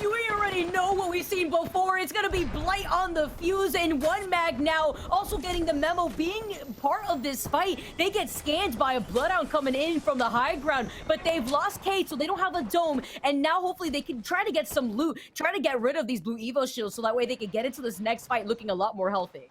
Yeah, so that's at least one squad taken out, but we do have Dumpers still here up as a full 3, and then the other 2 teams, they're just duos here. So this is an opportunity for Dumpers to actually get involved in this one. Instead, they're going to elect to go for that rotate now, as Select are going to go ahead and use that Valkyrie redeploy, try to buy some time here, maybe try and secure a top 5 for themselves. They might be shadowed, and so you have to be careful on this drop down. You can see that Sussy Bakas are right below them, and Reeds is going to have to drop down onto them very shortly. Yeah, just delaying the inevitable, just trying to get some intel before committing onto where they're going to be landing. But they know that there is a squad to their left. They have to be careful here. If it's a caustic squad, they just can't send it in here. But they have the dome to protect themselves from the bombardment, and it is a caustic squad. So they can't just send it into this team as much as they would want to. And they're going to be in the line of sight of the squad right in front of them. We have TPM below as well, ready to maybe come in and advance for the third party, but no trades as one mag do survive for now on this rotate. And you can see that squad inside. Sussy Bakas are trying to hold off everyone here. One mag pushing up. They get 2 knocks somehow. This was a 2v3. Sussy Bakas are knocked out. We're now down to 4 squads remaining as the scans come out for the third party. They're going to pop those barrels to keep themselves safe. Now Dumpers find themselves in a top 4 once again. They secured that building. One mag knew they had the caustic barrels set up in every direction, prevented the third party from rotating in. What a way to control that real estate, and Dumpers being on this low ground is going to be lethal. I'm wondering what their next moves are going to be, and you can see Kimchi Lee hiding behind that truck right behind where all the action's happening, but the circles will be closing in soon, and it looks like he actually got called out. Yeah, this is going to be important as they were popping those ultimate excels for enemies. So once you get to that Bloodhound scan in this basic environment, you need to know exactly where everyone is. Beautiful stick out from Kimchi Lee, but they're getting shot up from the north as well. Timmy does get that bat off for now, and they have a bubble just in time as Kimchi needs to reset himself here. RGP, you really want to deal with them because they're going to eventually have to slide down as well and deal with them. But for the time being, Dumpers now can refocus up to the north here. As you can see, they are sitting beautifully. Another team coming up from behind them. Timmy, though, is doing so much damage, and oh my goodness, now it's just down to Timmy by himself. We just witnessed 4 squads just hyper-focus this squad. It was so unfortunate, especially when they're on the low ground. Dumpers, with Timmy being the only man standing for this team, just struggling to find a safe angle, getting peppered in every sort of direction. He can't even approach up ahead with this final circle closing in on them. It's a 1v3v2, and now RGP are in the power position, having the man advantage up against everyone else. But we'll see. Timmy's done it in the past, been able to lurk for that last little bit. We'll see if they can secure a third game for Dumpers, or will it be RGP taking their first win of the evening? We have to see Dumpers. They've seen this before. Timmy, he's seen this before. He was able to do it game number 2 in a similar fashion, but he's low on health, and RGP have a full man squad up alive here. Explosive has sent down the bombardment. Final circle closing in, getting a lot closer. They have the dome, but they want to wait for the very last minute to utilize it. Now as a full man team, they're going to be taking this 3v2. They're going to be able to funnel out this squad, and they get this first knock. Remember, Timmy is still alive, but A1 has called him out. He takes them out, and he goes down in 3rd place with Dumpers. RGP are your champions for game number 4. Oh man, what a beautiful pull for RGP, but of course it was well earned for them. They had to deal with a squad like RCO, who absolutely fragged out in game number 3 to hold this position. It's a well earned victory for RGP. I like their rotation too. They took that back angle. You saw that RCO had a very similar plan, but the issue is that RGP, they had the positional advantage. They were there from the very get-go, and they were able to also secure so much KP just because of that position alone, trying to get contested by so many other squads. Yeah, and so congratulations to RGP for taking game number 4, and it was a crucial win for them at this point, as we saw a lot of teams starting to walk away and start run away in terms of points. So getting that win is going to keep them up to pace with the rest of the squads. Now, if you want to stay up to pace with the rest of our squads and compete with them, make sure, of course, that you check out nerdstreet.com/champs to sign up for the Winter Championships. If you want to compete in Apex Legends, this is your opportunity.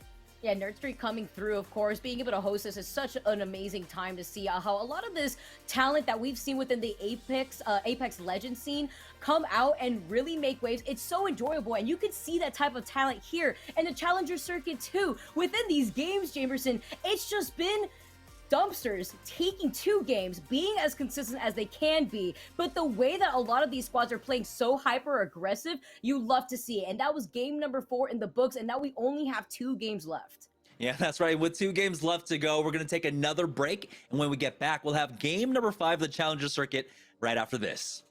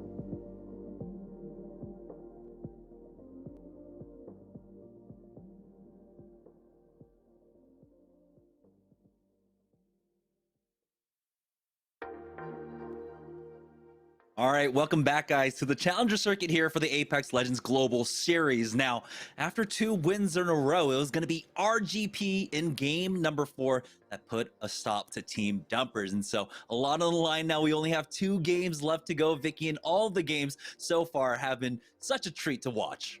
Yeah, it's been a very lava siphon time here, looking at where all our circles have been leading us to. But I need to highlight, aside from RGP taking that game, Dumper still came in 3rd place, and it was Timmy who stayed alive in a lot of that chaos with a lot of focus firing coming in a lot of directions in that final circle. And I think that's really important here because you had Dumpers be that one squad, take 2 games for tonight. There's only 2 games remaining. Is it going to be enough to take them out from that 1st place spot in the overall score for the finals today?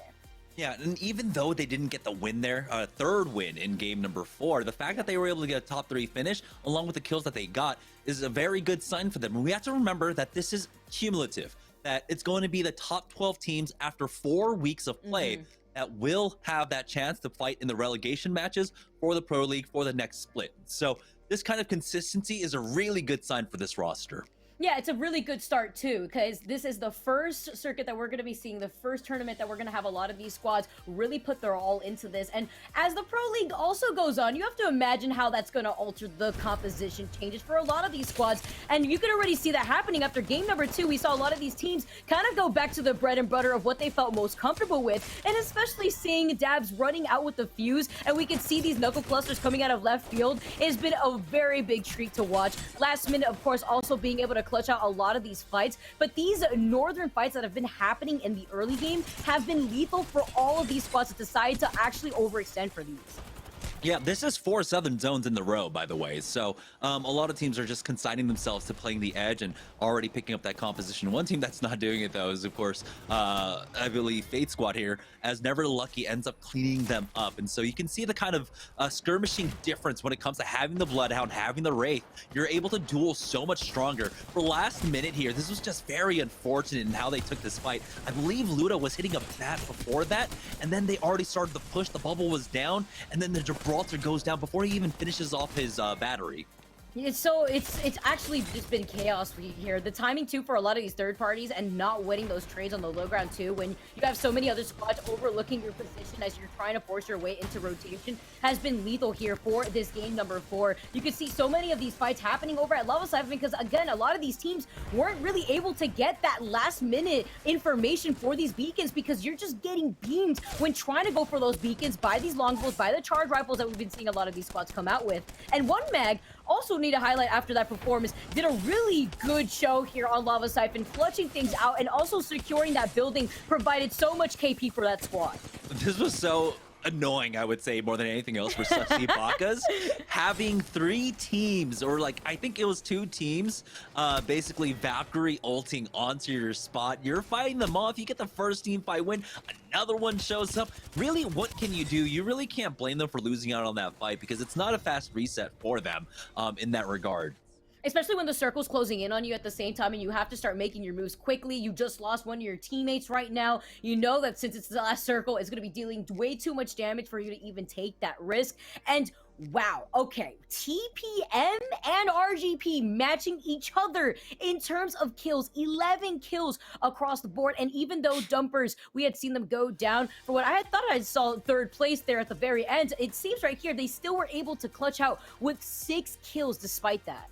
And you can see right there, TPM basically embodying why it's so important in these lobbies, in these qualifiers, for being able to play on the edge. Despite only coming in, what is that, 4th place with 5 points overall from placements, they had 11 kills. And so that's where a large bulk of their kills throughout the day have been coming from. Not from placements, but from kills. It's going to be incredible to see how that consistency is going to keep up with these kills if TPM decides to keep playing this aggressive state. Last minute too was playing really aggressive earlier on, but they just were unable to get anything started, being one of the first spots to drop down perhaps here, looking at the fact that they're, or rather, sorry, just looking at the fact that they were only able to secure 3 kills. The first squad that they were able to land on and contest for that 50-50 really provided them that output, but just not being able to get the credit that they were able to get within the last 2 games, where they kind of wanted to get a better start here. Because looking overall at our teams and how they've been able to do, it's Dumpers still leading the way with 55 points for the night, on top of TPM and RGP with 38 points and 36 points. So that really highlights the gap between Dumpers currently after that game 4 and second place with TPM holding on to 38 points. Yeah, amazing performance coming out from them so far. I mean, after 4 games, being able to basically average more than 10 points a game is a really great start. And if they can keep up this pace, they will be able to secure a spot for the qualifiers, no problem whatsoever. But here we go, heading into game number 5. We only have 2 more games tonight, and so you need to start getting points, because who knows, maybe you don't even make it to the finals next time around. This is your big opportunity to come up with points. Game 5, Jamerson, come on, we're getting down to the wire right now. There's only 2 games left for the night. We're getting things started here. You can see how a lot of these squads have also secured their landing spots. Not as many 50-50s as we were witnessing earlier on, but that doesn't mean we're not getting any, though. We're still seeing some of these 50-50s come out, especially when we saw some squads land by the Overlook, but it's seeming to be a lot neater now. Only 2 squads, though, over at Lava Siphon, but aside from that, we're currently seeing just Big Mod and Lava City being one of those 2 areas that we're probably going to see that early fight. Take a look at that ring. This time around, while Lava Siphon is in, Harvester is in play, but what is this going to be, like 4 or 5 rings now that have basically focused around Lava Siphon for today's games? Again, for those teams that are committing to the edge, they're happy to see this. Teams like TPM, they've been fighting these fights on the edges. Now, here's an interesting one. You typically don't see fights over here at Landslide, but Dab are now making their way on up. Surprisingly, too, yeah, because you have to imagine the lack of loot that you would be able to really claim. And actually, Phoenix kind of separated away from their teammates, just aside from Dracos, who's right behind them. They want to make sure that they can rejoin together with Blight, who's off to their left, and that's why they're closing in that gap. He's picking up a lot of nades. This is going to be great utility to try and flush out the squad, the players that are up top right now. But oh my goodness, Blight has taken so much damage.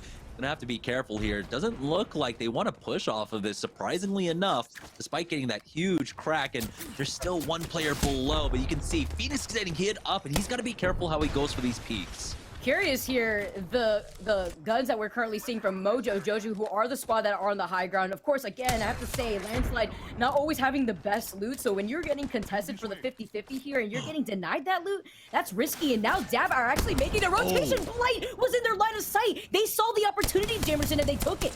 Oh boy, Blight going down is a bad sign. Dracos doesn't have his bubble for another 20 seconds now, so Mojo Jojo will be able to secure that thirst as well and force them back. You can see they're going to go ahead and leave him alone. Oh, no. Getting griefed by Polarizer's own bubble, but it's okay. They do secure the kill onto Blight, and I don't think there's going to be an opportunity for them to come back for this banner. I mean, there can't be much loot left. Like you said, Landslide isn't the greatest for loot, but it looks like Mojo Jojo will back away instead of capping this banner. You know what the situation right there was, Jamerson, was that we didn't see the fuse that we were so used to seeing before, and that really shows you what happens when you decide to make a swap so late already into the series, where a lot of these teams have built up momentum, have built up this aggression, and Sussy Bakas are looking fantastic in that regards. Purple, Evo, 2 blues, and they're trying to take this fight. They already got a good amount of damage in. They got 2 breaks. This is the perfect opportunity to fully send it in, but they have to funnel in through the door alone. Yeah, they do have the bubble. I'm surprised that they're not actually going for it right now. Sussy Baka's playing this one incredibly patiently, actually backing away from this despite getting the knock, and that's why the third party is coming in here for Never Lucky, and they do actually end up cleaning up the rest of the squad. That's going to be Oxy Aries picking up 1 kill point, but Never Lucky, they're looking to continue to stay aggressive right now. They might actually end up regretting this. I believe I actually heard the passive from Wraith. I don't think that was actually because of Sussy Bakas. It may sound like there's a third party rotating in eventually, and they may want to back off of this soon because Sussy Bakas, they had the opportunity and they didn't take it. They took too long with this fight, and it is the third party that is already rotating in. Fuzi actually looking like they're in trouble. I think they got knocked right here, and now is the opportunity. Sussy Bakas, they didn't want to waste it before, but Mike B is in trouble. They're backing off, but again, there is a third party rotating right behind them. He did get tagged up. Shinny will be able to back up, and you can see right now Team Select on top of this building, keeping an eye on the Dorito building. We'll see if any nades go in to try and punish them, but that might actually give them the opportunity to go for that res. So no one really getting super aggressive. Team Select coming in a little bit too early to try and third party here. They saw the action. At first, they wanted to overlook what was happening, and then saw Sussy Baka's move into that building that was right next to them. They wanted to try to get in for the third party, but Sussy Baka's, because they've been playing so passive aggressive, were very wary of the third party. So they didn't want to overcommit, and that is the reason why Select could not push that building. Yeah, so they'll just back off for now, and they have plenty of time to work with. Again, there's an opportunity that this ring does end up pulling over towards Harvester, but I think north side of Lava Siphon, basically where these houses are, is probably a good bet. Fade is going in for a portal here, and you can see why now. Another push coming out from Sussy Bakas as they finished off one more, and Folsey is the only player remaining for his squad. Quick reset for Sussy Bakas as Folsey is backing away, but he doesn't realize there's another full squad right behind him. Now survives and finds a little corner to try and survive off of, but I don't even know if he's going to secure placement points for his squad. For some reason, here in game number 5, the action slowed down, and there it is. Fat Fruit Ninja will finish him off. Oh, Halloween came knocking early on Sufuzi. That's so unfortunate there, but that's what happens when you heal right next to the squad that wanted to come in for that third party. Now they're going to be able to secure this building. It's Select who made their way back onto this roof. And you have to note here, since this is going to be another similar Lava Siphon circle, that a lot of these squads that are rotating out of the northern part of the map from Fragment are going to be running into Select here.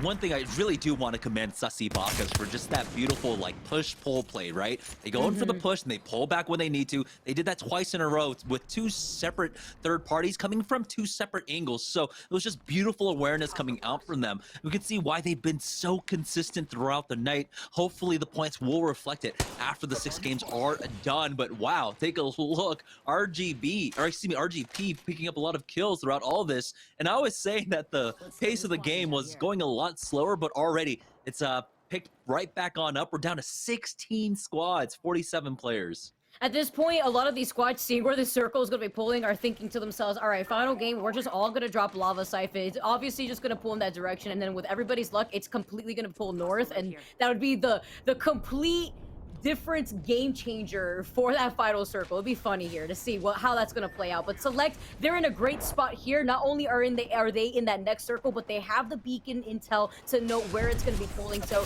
they have to see if they can get another one here. RCO Esports, though, the squad that has been making these rather safer and longer rotations, are noting that they need to get into these fights. They need to secure more kills because this patience has not paid off for them. Other than that one game that they were able to get over 15 kills. Holiday was able to back away, but we have to know that they did make another compositional change as well. So no more Bloodhound. They've got the Valkyrie Wraith composition this time around. Nando's the first one to fall. And oh my goodness, Enemy is the one that picks that one up. And now they've all lost out on one more. Holiday is the only one left here to try and wrap this one out. Too many teams are in Harvester, and he's going to go ahead and call it and get the hell out of here. There's going to be no chance to recover those banners. Yeah, he doesn't know B Burden. He doesn't know where N and 203 are anymore. He's out of there. He's going to completely change up his identity, and he's going to go in for a much safer rotation as he utilizes that redeploy, gets out of there. And look at Lonely Fans here. They're going to be able to jump onto anybody who thinks that this is going to be a safe rotation, either away from Harvester or away from Lava Siphon. Depends on the action that we're going to see from a lot of our squads as they make their last minute rotations. Yeah, this is just a great neutral zone to play off of for them. If it ends up pulling over to Harvester, they'll have that rotation and control that choke. If it pulls over to Lava Siphon, excuse me, same exact thing. But it looks like a lot of teams are banking that this is going to be a pretty much classical north side Lava Siphon, north side no name zone, and that's why Team Trash are setting up. They're locking the doors and battening down the hatches here just in case, and so they're going to be in a pretty good spot, especially for the simple fact that like we don't have the fuses that we had in the lobby before. Being in this house, a fuse used to be able to grief you because there were so many angles that they were able to get those knuckle clusters into, but without that fuse, Team Trash are going to be really safe here. That's such a good point, especially for these last-minute buildings that are going to be in that last circle. It's going to be so important here now that Nuke can have some breathing room, is able to set up those caustic barrels. The difference is in that last game, we had seen that they were kind of stuck in that choke point north of Lava Siphon. You don't really have a lot of cover to work with, but now that they've secured that building, they're thinking 3 steps ahead, especially since so many squads are fighting here in Lava Siphon. Can we talk about this barrels cover, by the way? Makeshift cover and making up a caustic wall of a stinky gas trap. Yeah, you need it. I mean, there are so many tricky angles when it comes to holding these buildings that you don't realize how vulnerable you actually are. So that caustic barrel wall serves two purposes, either to provide cover for yourself, or you just set down some barrels to have a quick recharge as you throw them out and need them. And so I like how it does, you know, function as multi-purpose, but at this point it is just cover. But right now, Give No Respect are looking for this push onto LKM. And it's not like they can just have those barrels up forever. Just being able to activate those barrels are going to force them to now call the dome. This is actually so good here because LKM are under a lot of pressure, but Give No Respects are quite literally not respecting them at all. They're running into a building that is gassed up, and that means that this is so much damage. You cannot scoff at the amount of take damage that the caustic barrels do now. You can't forget that, especially when you're in the line of sight of two other squads. Yeah, Give No Respect were actually doing a good job of the first 4 games of actually giving respect to the rest of the lobby, and that one was definitely the disrespect punishing them at this point. LKM, though, have not been able to full reset as Team Trash comes in. Live is the first one to go down once again. Turns will fall next, and Team Trash now need to regroup as the third parties are coming in. They're playing Ring Around the Rosie here in this macaroni building, and they are living for it. They win another fight. They're securing some KP here, and they're looking great in terms of their loot. They're just holding on to this building, and since they have the caustic, they can feel pretty safe here, but some of their doors have been blown off. It does look like they were able to deal with a lot of the teams on the south side. So the funnel now is going to come up basically to the north side. A lot of teams you can see are already over there. It doesn't seem like any team is playing the bridge. So that's going to be their natural rotation.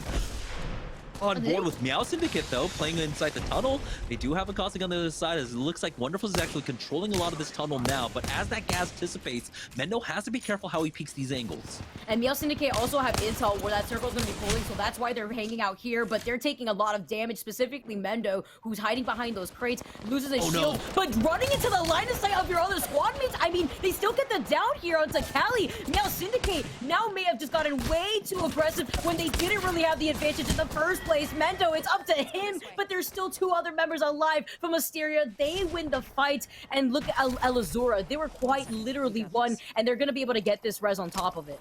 I'm not entirely too sure what happened to Cali there, why he decided to actually get that aggressive and go for that push. With no doubt. It should have been a bubble push more than anything else, but instead he just, like you said, ran right out into the open and got melted before even trading any damage away. You can see right now, Dab coming in from the same side that Meow Syndicate were playing off of, and now that squad is getting pinched. Their bubble has been forced out, but it looks like Phoenix is just coming in to steal some of their loot.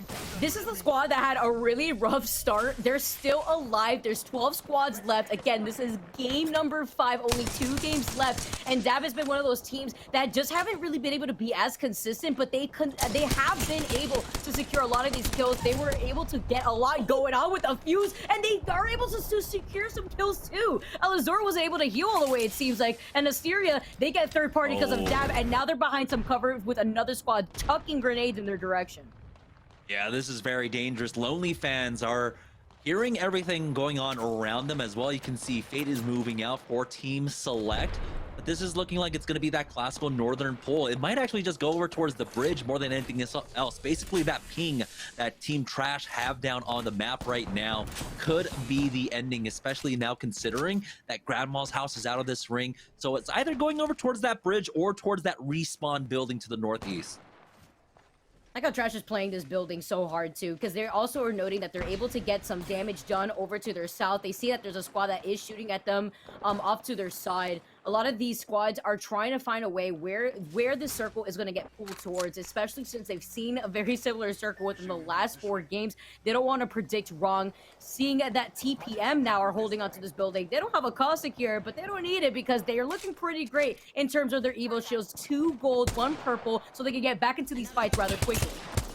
Yeah, RGP playing off of Grandma's house here, have an angle on TPM, so this is the biggest threat to them right now, but RGP isn't under any kind of pressure to push out, and so they could just hold here for now, just play neutrally for the time being. You can see Messiah is the last one alive for LKM. Here's Mojo Jojo going for a risky push on out, and they might actually spot him out.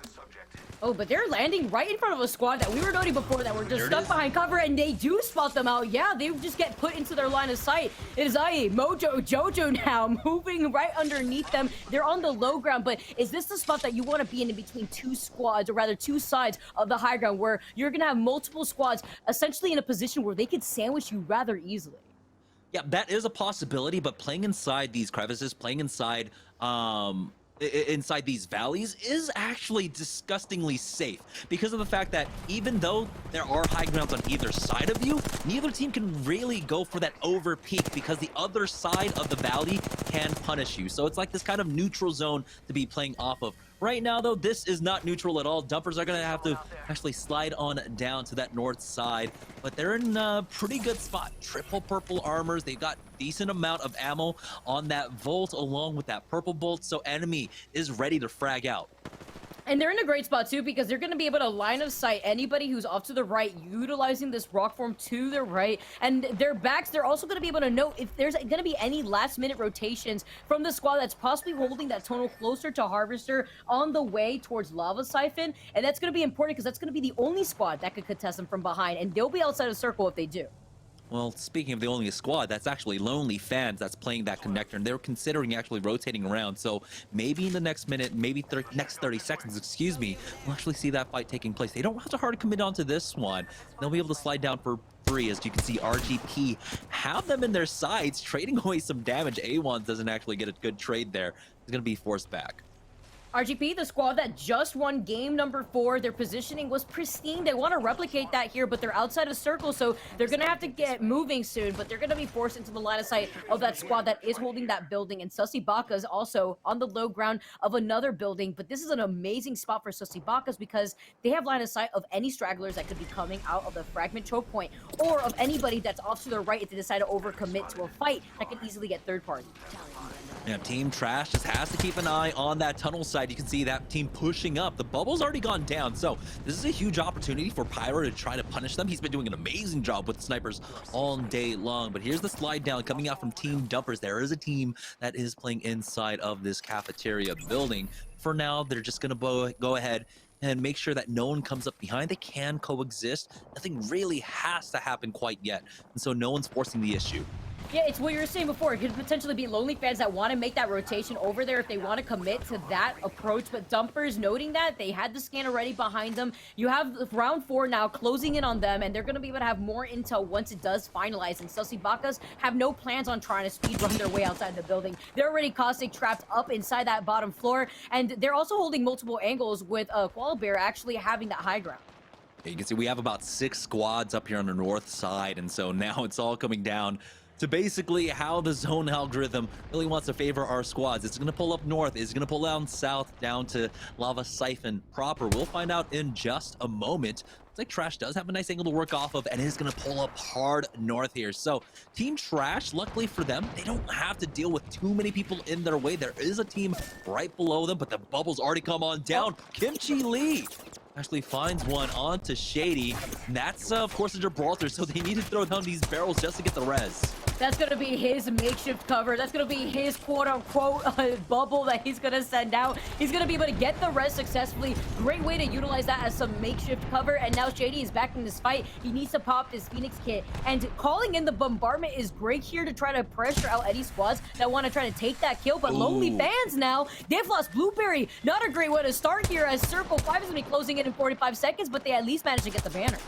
Yeah, Pyro if they want to. He's got that Valkyrie redeploy to utilize here, and they've got that high ground. So if he just drops down, they've got the fence line to use as cover throughout the first part of the animation, then try to jump over to the north-hand side. I mean, I feel like there's just too many teams now in their way that they have to actually go for this redeploy. So it looks like they're going to regroup and go for that in just a moment. But with Trash holding this side of the circle for so long since the very start and having so much KP, they want to make sure that they can make these points work in their favor. They want those placement points next. They know that there is also a squad right underneath them, but they're putting themselves in the line of sight of 3 different squads, Jamerson, and they don't want that to happen when they have to rotate into the circle in less than 5 seconds. Here they go. This fence line is going to allow them to hold on to their bubble. So when they land, it'll be much safer for them. You can see they're utilizing that animation to actually get a decent sight line. But Pyro is getting focused down throughout all of this. And I'm surprised they're not doing that little spinny thing to try and keep them safe. They're going to try and play the bottom side of Dorito. As you can see that Dorito, the team actually hasn't spotted them out. They land right on top of them and they'll be safe underneath. You can see that push out from Sussy Bakas as well. And so a lot of teams are about to die here. Oh, this is so chaotic. They have the barrels already set up. The dome was saved, like you said, as they were taking cover behind the fence to be able to use the redeploy. But now with Sussy Bakas moving in, Trash, they're stuck on the outside. There's already a squad off to their left, holding the inside of the building, and then another squad on top of that, holding the roof. So that's counted 4 squads within the area of where Trash is that they cannot even contest them because they were able to set up these caustic barrels thanks to the dome that they saved. Now somehow all the teams just deciding not to fight at this point. RGP, they have 2 teams below them existing underneath their house right now. They've got to be careful of this rat infestation. 7 squads remaining, 19 players left, and it looks like most of the squads have been able to make it into a safe spot. But again, this Dorito building, there's 3 teams right here playing off their caustic barrels alone, and so this is a very scary spot to be in. As you can see, they're trying to rotate out now. Now Trash just trying to take an angle, try to use this cover that is actually provided by the building, trying to get a cheeky angle, but they can't turn their backs over to the building right behind them because they're going to be put into the line of sight here. Can he get it? No! Oh, that was nasty. Just takes 2 shots. I thought they removed the double tap here, but that's not what Pyro makes it seem. Just 2 taps and you're gone. They get Molus out and they secure some extra KP. That's exactly why we see Pyro being the kill leader here. Dumpers still holding onto the roof, but they are getting pressured out by, I believe, OnlyFans that is holding that outer angle. It does look like, though, that they'll have basically priority on the zone. One of the last teams to have to drop down. You can see they have that stairwell and all that high ground off the building to play off of. Polarizer, though, could be that big kind of spoiler here. You can see Polarizer, Mitten, and Goopy here with a nice angle to try and punish that high ground. And so they do have to be a little bit careful of that right now. Team Mojo Jojo, though, unfortunately, do not have much utility and much resources to try and heal up. You can see Polarizer and Min still have not healed up their armors yet. That is so unfortunate because that means that they also can't go in for these third parties. They can't secure those last kills unless they can do so safely and they can calculate it properly. But it's going to be difficult when you have 4 other squads that you have to be focused on. And now they're going to be forced out of the only cover that they have with these rocks into the line of sight of Dumpers, who are holding the roof. The high ground now again goes in favor of Dumpers. Yeah, Dumpers absolutely punishing Team Mojo Jojo over there, getting the 2 knocks, and that means this rooftop is free for them. They get challenged up from behind, but Fit goes down. Team Select will lose out on him, and now Dumpers, they're allowing all the kills to come to them. They do get hit by that missile swarm, but they're going to be fine. They've got the Beast the Hunt. They got their ultimates all to close this one out. That was a funny little bait right there. Just popping the shield cell, actually canceling the animation. It looked a little funny here. Circle closing in. Final circle. Oh, but the crack with the Arc Star right before the dome came out. So they burned the dome and it didn't work out. And was that a Valkyrie deploy attempt that I just witnessed in front of me? That's not going to work out. And Dumpers, it's looking like it's in the bag for them. They have all the real estate. They have the high ground. And they have all the oversee over the third party. They're dropping down. But there's a bombardment here that could change the tides. Are they going to be able to do it? Dumpers have gone down from Kitchen Lee. And they are their winners for game number 5. 3 games now for tonight have gone in favor for Dumpers. They were already in the lead in a pretty big way before game number 5, but now this basically cements that they win tonight. Now in the long run, of course, this is good signs for them. They've been playing amazingly consistent. Heading into weeks 2, 3, and 4, they might actually secure a spot in the qualifiers for the Pro League by week 2 if they keep up this pace. When I said that I wanted to see a strong start from these teams, this isn't what I was expecting, Jamerson. The way that Dumpers have been playing this has been absolutely phenomenal. I want to keep seeing this type of rotation priority from other squads. Their positioning has just been amazing. Holding the high ground, waiting for the opportunity, and not overcommitting, giving up this space has allowed Dumpers to win the last 3 games, whether game number 5, game number 3, and game number 2 now in the bag for this squad. And the great thing is that, like, this team, with their composition, running the Caustic and the Bloodhound means that they want to, if they can, play on the edge. But the ring has been pulling towards them, so they've been able to play center zone. So they're not running a composition that's going to be extremely strong center zone. It's just they're own individual kind of angle taking and gunplay that's been able to actually secure these spots for them. And honestly, I think it might have been a lot of shot calling coming up from Kim Chi-lee. I know in the past that he has been playing basically as the IGL for his squads. It has shown that he knows the macro really well. His ring calling has been superb and exceptional, and it's definitely reflecting in tonight's games. And we highlighted how it's so important for a lot of these caustic squads to be able to have that last circle positioning, securing a lot of these buildings, but that hasn't been the case here. You take a look at Dumpster and the way that they've been able to play this, they don't have that composition that they're running. They're running something that they feel comfortable with. They're running something where they're just honestly on point with a lot of these circle rotations, knowing where to position themselves and the timing to those positions too, because it's not like they were holding that roof as long as the circle that we had seen over by a Lava Siphon up in game 2. So it's not the same case here. It's a completely different look and a different approach, and I think that also forms into the adaptation that this squad has been able to make. Yeah, that's right. So, like you said, 3 wins now for Team Dumpers. We'll see if they can make it number 4. We're going to take a short break. When we get back, we'll have the final game of the evening here for the Challenger Circuit after this break.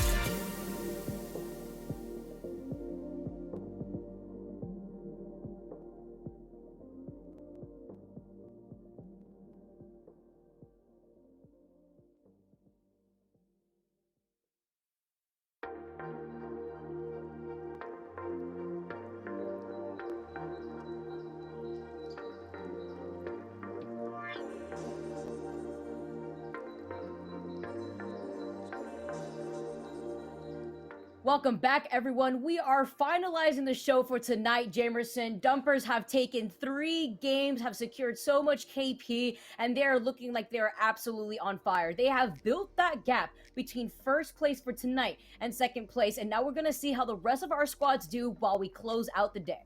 And yeah, they're slowly building up steam as we go as well. I mean, they're one of their first win, I believe it was 19 points overall that they ended up taking, but they're getting more and more kill points, establishing themselves as one of the best teams in the lobby right now. And especially for a team that had a really low turnaround time to really mesh this roster together, I think they're performing admirably. Yeah, and I want to highlight some of the other squads we've been seeing. Sussy Bakas, we saw the passive-aggressive play that was going on from them without them trying to overcommit to, noting where the circle was going to get pulled towards that northern side of Lava Siphon between the no-name land that would take you to the choke point from Frag East or Harvester. And that's really nice to note because of the fact that they had the information. They knew that if they overcommitted, that they were at risk of a third party. And of course, also some of these squads give no respect, actually, who were giving some respect throughout the entire day. That one time that they did it, they just got annihilated rather early in these lobbies. So I want to see them take a slower approach too. We saw a lot of these squads holding on to these last minute buildings for quite some time. And I want to see that more throughout this end circle because that's been really key here in the reason why Dumpsters have been able to secure so much of these points overall throughout all of these lobbies because their positioning has just been superior. And this was just a really tough spot to be in. You had 3 squads for RGP, or excuse me, 2 squads right below you. You get pushed by one, you know the third party is going to instantly come, especially when you lose out on one of your team members. But here it is, the rest of the push coming out. You can see the third party just laying in wait. I really like how a lot of these squads try to play this circle, but again, it's just the right timing, being somewhere at the right place. And Dumpers also just playing so aggressive, just taking advantage of every opportunity that is provided to them. The perfect timing with this drop down, with the dome too. Sussy Bakas played this very well here too, because they were here for the longest time, but they had lost a member earlier on, and Dumpers, even though they lost Kimchi Lee early in that fight, they had won that. They had the protection of the bubble, they had the bombardment to cover their backs. Overall, Dumpers have been the most consistent team that we have seen all night. Yeah, and their target prioritization was actually impeccable. They made sure that their back was clear and also dealt with that one threat, I believe. Remember, we had that team over by the fences, and so that was the biggest team, the biggest threat, and they dealt with them early on, taking out 2 of them. Ultimately, I believe one of the players got rezzed while the other was thirsted off, but that was the only team that could really challenge them and be a thorn in the side of Dumpers at this point. So overall, they ended up getting 11 kills in that last game. Wow. That's going to be a 23-point game for them. After 3 wins, this is a huge boon for them, and it's going to make the following weeks 2 and 3, much easier for them as they can kind of coast along a little bit under no real pressure to have big pop-off games. And that's the key here, because they're starting off really strong, and as long as they maintain that consistency, they know that they don't have to overcommit for a lot more of the riskier fights moving forward into the future tournaments. So starting this first tournament off really strong with securing so many points is an amazing look for Dumpers all around. Yeah, I mean, I would love to take a look when we can at the overall leaderboard for the evening, just to set the stakes here, heading into the final game of the evening. I can't believe it's already game number 6. It feels like even though we've had some delays throughout the day, like we just started the broadcast. Yeah, it feels like it's just been flying by. I feel like overall, this whole week has been flying by. Just seeing so much good Apex and the way that compositions have been shifting in different regions, but now also being able to see the difference in skill level, looking at the Challenger circuit and seeing squads like Dumpsters, like Sussy Baka, really put themselves on the map. But I really like the way that they've been playing these circles. We noted so many southern circles. I think every single circle we've seen so far has only been a southern circle. 4 of those circles have been around Lava Siphon, one of them just kind of being outside of that radius off to the right. So that has just been so difficult to worry about when you've decided at the very end of your night where you want to land, where you don't want to take your 50-50s. All right, here we go, though. It's the final game of the evening of week 1 of the Challenger circuit here in Sussy Bakas. Can they put a 4th W on the board, or will anyone be able to stop them? We'll find out. We've been having a lot of action here. Ring number 1, by the time it closes, every single game, Vicky, we've already been, we dropped down to 15 squads, so a quarter of the lobby dead, when typically that would be around ring number 3, where 14 squads are remaining. It's so surprising how aggressive a lot of these squads decide to take these fights. And talk about aggression. I think I'm seeing right now No Name actually get taken by a squad because they wanted that beacon. And you could see a squad that was hanging out in Geyser that decided to land there. They had the same plan, but they decided to just back off from the situation and back out because they don't want to take that 50-50. It's the last game of their night, Jamerson. This is all or nothing to finalize those last-minute points.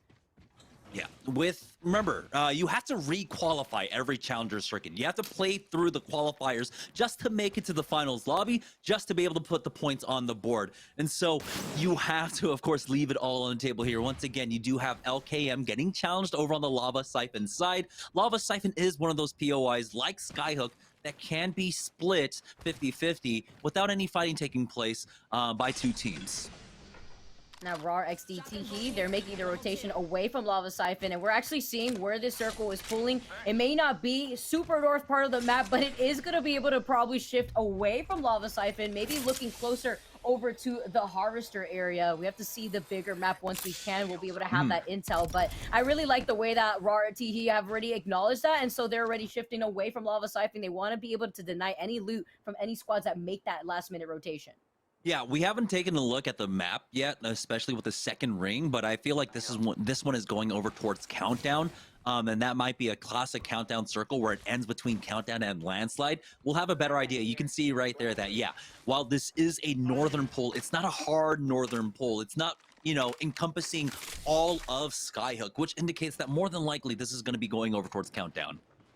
I love the change up. Of course, it's going to be our Game 6 Javerson that's going to bring that change. And Dab Draco's looking pretty nice with that purple Evo shield, but not so nice in terms of ammunition. Little lackluster with the light ammo, but they are just trying to test out to see if there's any squads hanging out potentially closer to the vault by the tunnel. They don't have a Bloodhound to go in for those scans, so maybe second guessing it and maybe actually going for a redeploy, but they're actually backing off. Okay, this is just, yeah, my expectations completely blown. We're actually going to have a fragment circle despite this pull going all the way up to the northwest, which is why having a recon character is almost an absolute necessity. So fragment circle here. This one's a little bit strange, as you can see that pull is a little bit weird, but more than likely, you know, classical fragment circles, we're looking at the north park ending, basically where that fracture in between fragment ends. There's a circle that ends right to the north of the train station on Fragment East. So that's what we're primarily looking for, I think, with this ring. It's going to be so interesting. We're going to be able to have that intel once we figure out the next circle, but that's going to be important to know whether it is going to be either north of Frag West or if it's going to be on top of that bridge that has also been a circle before in the past. Give No Respects have now popped the Bloodhound ult. It's the Beast of the Hunt that has been activated, now trying to get some intel. They don't get a scan on anybody, and Sussy Bakas are also in another fight. These are the early fights that we were talking about before that we're not expecting to persist throughout the course of the night, yet here we are in the last game seeing these early fights happen in the open ground nonetheless. Yeah, Sussy Baka's definitely not expecting this kind of rotation timing coming out from a team. And I think it's just because they didn't realize that there's a squad that's actually 15-15. Lava Siphon taking the north side and making that really rotation out. It does look like a Valkyrie redeploy is going to be used, and Sussy Baka's will be able to secure the streamer building here. They should be relatively safe. While they would want to move in a little bit further in, they're going to be safe there for a while. Speaking of a team that's safe for a while, it's going to be One Max. Triple purple armor coming out of Skyhook. Chef's kiss right there. You love to see it, but even better that One Mag recognized that there was a squad off on the train tracks to their left, so they actually backtrack because they don't want to get sandwiched. They know that there's an opening right behind them that they could easily get flanked from, so they back off. They want to have quite big sights on where a lot of these squads are kind of fighting over for this building, because there's a beacon up here on the high ground, and that's exactly the reason why you're seeing a lot of this contention for that building. Oh boy, take a look at Lion, Fulzy, and Auxiliaries right now. They do have to full heal up, as it looks like last minute might have been the ones that put out all that damage onto them, but they're allowing them to go for that full reset. Garrett is still sitting on a white armor, surprisingly enough, despite having that golden rampage. He might make that push. We'll see if Luda ends up setting up that jump pad for them. Here's One Mag, though. They're going to use that Valkyrie redeploy, but Lox might actually go down midair. Oh, and Plugs Cube losing the shield early too. They're gonna be able to land safely, but can they get to a building safely? They see the Holidays team, RCO, they're off to their left. They do manage to secure a building, but that was really risky, as you have seen before. Why that's a risk and reward with the Valkyrie deploy. Last minute now, trying to fully send it onto the squad that they had originally tried to figure a footing out for. Taking these fights early is so risky, but they've been fighting for so long that they need to close this out sooner. They're gonna get third party. Yeah, they are just going to go ahead and back away off of this one. They had their opportunity. They missed out on it. Garrett is doing some decent damage, though, but they have force. Oh, my goodness. It's actually going to be a counter push out from the other side. Might have been a Wraith trying to go for some sort of cheeky portal play. Yeah, it did not work out for them. They just back away. That's just a port gun. That's a super low cooldown. So I understand for them trying to go ahead and use that. A for effort. We love to see it, but even better that it wasn't a failed attempt where the Wraith has gotten knocked. What you saw last minute, they wanted to get aggressive here. Quite literally the opposite, though, is one mag. They don't have a lot of damage done, but oh, they do manage to get a knock. What just happened right now? Did they go through the portal? That was an overcommitment. I don't understand why you would take that port. I mean, you can hear it from a mile away when someone ends up going through. It might have just been maybe a mistake. You were healing, you backed up into it. But that was basically just an unforced error. You can see now, though, a lot of the teams starting to make sure that they have a building here inside Fragment West, surprisingly enough. And so we'll see if this ring ends up pulling this way. One mag still haven't moved from this building. Now that you're going to be able to get those barrels to defend this building, build it up, and also get some intel. Again, they don't have a Bloodhound, so it's not like they can just scan these buildings to figure out what's safe, what's not. And the poke with the charge rifle, we shipped away in the perfect time, though, to know that that was going to definitely hurt. That was a clear headshot, but now we're going to take a look at Meow Syndicate, see that they were actually in a fight earlier, too, and they're actually stuck inside this building, but they have some nice loot looking at their Evo shields. Yeah, they have TPM on the other side of this one right now. And the poke with the charge rifle, we shipped away in the perfect time, though, to know that that was going to definitely hurt. That was a clear headshot, but now we're going to take a look at Meow Syndicate, see that they were actually in a fight earlier, too, and they're actually stuck inside this building, but they have some nice loot looking at their Evo shields. Yeah, they have TPM on the other side of this one right now. Wonderful's making the cross, and actually, this is the swap-off that we're seeing coming out from them, going for that edge-heavy style, but this one I feel like it's a little too late. I mean, unfortunately for them, of course, they started out the first two games of the evening not having Cali, and then really struggling in the last three games to get into their rhythm. So hopefully game number 4, this is where their bounce back is. Here's Team Dumpers now. They've been the team to be able to call the zones almost every single time, almost every single game. That's why they have 3 wins so far. Now, is this the game-winning position? I want to say it is. Yeah, this is a great spot for them. Again, to highlight that they don't have a Cossack, so they can't secure these buildings as well as we see squads like one mag over on the other side of Frag. And now you're going to see Dumpers. They look great in terms of their shields. They have a lot of damage, maybe some KP while they're at it too. But this is going to be a great position to go in for those third parties and then back off so that way they can start playing a passive-aggressive game since they have so many points already. Now, at what point do TPM decide to make this push onto Meow Syndicate? They've already got an armor check, so they know that, you know, they've got the purple and blue and the gold. So maybe TPM don't actually go for the push for this, but that leaves Meow Syndicate with the opportunity to just try and gatekeep here. Looks like no nades in the side of Meow Syndicate, unfortunately. That's what they need. Team Select, though, they've been holding on to this building this entire time, and so they'll be able to get that ring information for us. Oh, the charge rifle trying to pepper on the Valkyrie, just trying to get the beacon intel. It's going to be D. Reeds who does manage to get it, but at the cost of the bubble. But it's okay. No other squads are around here, so it's not like they need it at this moment, and they're already going in for their next plan, for their next rotation. They hear also fighting to their left. Of course, we have to know that that was the squad that we were seeing earlier fighting in Survey, and that was a pretty slow fight too, so they want to try to hold this high ground, but we've seen Give No Respect already taking control over this position. Yeah, this is a great spot to play off of because you know that most of the teams are going to be inside Fragment right now. If there's any fighting taking place, you should have some long range to try and, you know, steal away a kill or two, but they are getting challenged for that high ground over Epi. There's another team across the way, which is what typically takes place, but eventually when that ring starts closing in, they'll be able to slide down relatively safely, maybe make their way over towards that diner. We'll find out though, but this is definitely a much slower game than what we're used to. After games, our first 5 games of the day, we would always end up with about 15 squads by the time this first ring closed, but we have all 19 squads still alive. It's just a change of gameplay that we're seeing from a lot of these squads, but I feel like it's too little too late. Okay, a little overextension right there over to the side. Turns does not let that go unchecked. And now checking the zip lines, they're definitely not going to overextend now that they have to charge up that shield that they just lost. LKM having the superior position on this construction building site, but it's a matter if a lot of these other squads could force them out of here because there's so many entry points into that roof. Koala, gonna go ahead and toss in that thermite. No connect for him there. I mean, he is, of course, the safest player to go for that on that caustic with the passive.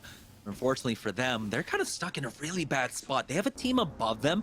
If they're trying to Valkyrie rotate out, they're going to have to bubble Valkyrie rotate out, as it looks like TPM chased Meow Syndicate all the way over to Epicenter.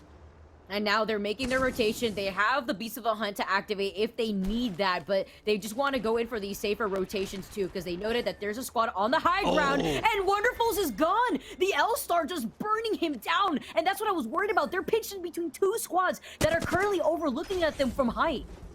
Yeah, they do at least recover the banner, and they'll have an opportunity to maybe go for that res you can see over by the south side of Climatizer. But again, we note that there's so many teams still here. Washed is up top. There's another squad on the other side of the valley, and you've got TPM coming up behind them. Surprisingly, a lot of teams here on the northeast side right now. Yeah, I think that's Give No Respect, actually. That's holding the other side of that high ground. That's what Wash is pinging down on the other side of the zip line, because they don't want to be the ones to get sent on through that zip line. They don't want to be the ones to overcommit either and give up this high ground. This is a great position to overlook a lot of the action happening over on the northern side of Fragment. But being on this low ground is not something I want to see here. Hopefully they can figure out a way to get around this, but they don't really have a lot of mobility either. So now TPM, they're hanging outside a circle, and they're sneaking up on another squad. They have so many utility currently with the gold light mag too. They're going to be able to close in this gap. They have the E, but they have the purple shotgun. Taylor's has found the crack, and they get the knock. What a way to start this off with the bombardment. May be it for TPM. They do not manage to win the fight, and now this is going to be the green light for the squad sitting on the other side to take that zipline, and they're moving in. Give No Respect, though. They're kind of happy that they do have, I believe, Meowson to get underneath them. And so that's actually stopping Wash from going for the full send on to them. And so Wash will instead take out Meow Syndicate and allow Give No Respect the opportunity to go for that full reset here. And so they're just counting their lucky stars that they had another squad to actually deflect this attack for them. Count your blessings. That suppressed fire too, coming in from the rest of Wash and from another squad, just being the saving grace. They also have the redeploy if they want to get onto the high ground to their left, if they also want to get some intel as to where some of these positions that these squads are holding have been. Now we're going to be able to see Blueberry, also rated R. They're going to be rotating right behind another squad, actually, and they're going to be taking some shots too. They want to try to circle keep. Yeah, they've got that position. This is an incredibly strong choke to be holding on to. If that squad has a Valkyrie, of course, they'll be able to just redeploy past them. And that looks like that's exactly what the plan is. And Blueberry not able to connect with those shots, unfortunately, at that range with an R301. He should be beaming. But that does mean that the south side is going to be a little bit free for them. Team Select, though, trying to make a push here on the north side. Big nade out for Fat Fruit Ninja. Cracks 2, and that should be the push coming out from O-Reed as he pushes forward, gets the first knock into Jalo, and Team Wash are about to get cleaned up here. But now things are turning around. There we go. Select will be able to finish them off, and that's going to be the defensive bombardment for the third party. But Remix is coming in to clean it up. There was 3 squads within this area. This is what I was expecting. The third party was inevitable, Jamerson, and now they fall down just by having a successful fight. They could at least secure some KP. They still have somebody alive too, but it's actually Give No Respects that have managed to make the rotation right back here. The Rampage just with the beams overlooking a lot of the action happening from down below, and this is why this is such a good spot to be in, because you can also hug the edge of the circle while still being in the circle over to their left here, and you can wait out a lot of these squads that are going to be forced out for that next circle. Oh, Team Lonely fans spot out another squad down here to the south right now. Mollis did get cracked, but he will be able to heal up. That defensive bombardment going down right on top of them. They have to be careful, though. They're getting shot up from that streamer building. Multiple teams we saw over in construction holding that angle, so they got to be playing off of cover to cover. As you can see, Blueberry doing that expertly now, advancing, trying to get the knock, but unfortunately not able to connect with the shots. It's just not a good game right now for Blueberry with the R301. Just not having been able to find the opportunity. Only 56 damage on board and still rocking the Blue Evil Shield. Now you're here, ring 4. It's going to get dicey for this last-minute rotation. RGP getting the memo. They utilized the portal, and they're moving into another squad. They didn't know that this was already taken. They didn't know here, Jamerson. They don't have the Bloodhound scans. They're running the Valkyrie, and now it's only up to Mental with no shield. Oh no, now they do have one down person at least covering the door, making it that much more difficult, but the Thermite connects onto Mental. He needs to heal up. Here comes Blueberry Smalls along with Lonely Fans now to try and come in for the third party, but they're not biting quite yet. They're waiting for more trades here as it looks like one of them did get finished off, and so Lonely Fans biding their time. I love the patience coming out from them because they can't do anything with this Caustic Gas still in play, and now the third party coming in from that streamer building. They'll just have to back away now and bide their time, but it looks like they do find another entry into the building. That was last minute who had just gone down too. It looks like there's like 4 squads that are rotating inside of this. Lonely Fans being that 4th squad, managing to get some hits in with the Arc Star. Now trying to find an angle, but they don't want to overcommit. A Thermite now getting some tick damage, but they know that there's potentially another squad that is trying to find their way into this fight because this has been chaos for the longest time. Team Trash Recover are able to get fully reset here and just coexist with them right above. And taking a look at the map, that was the ring that I was kind of expecting once we saw that Fragment East pull. It's going over towards the train station. It's going over towards the park side of Fragment. And so when I called that Dumpers, we're in one of the best buildings. You can see why they have all of train station right now to try and win a 4th game for the evening.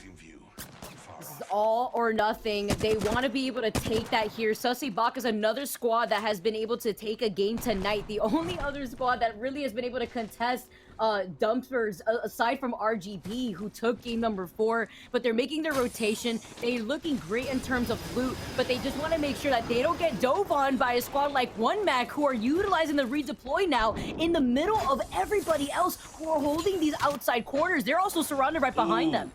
The nades are coming in, and even though that Arc Star goes down, it's gonna do some damage. Plugged will be able to survive for now. As you can see, RCL are holding the broken building here. They're gonna be safe inside the zone, and they need to reset themselves as Holiday has taken a lot of damage. There's another team on the bridge as well, so a lot of threats coming around them as Sussy Bakas are showing up to the party.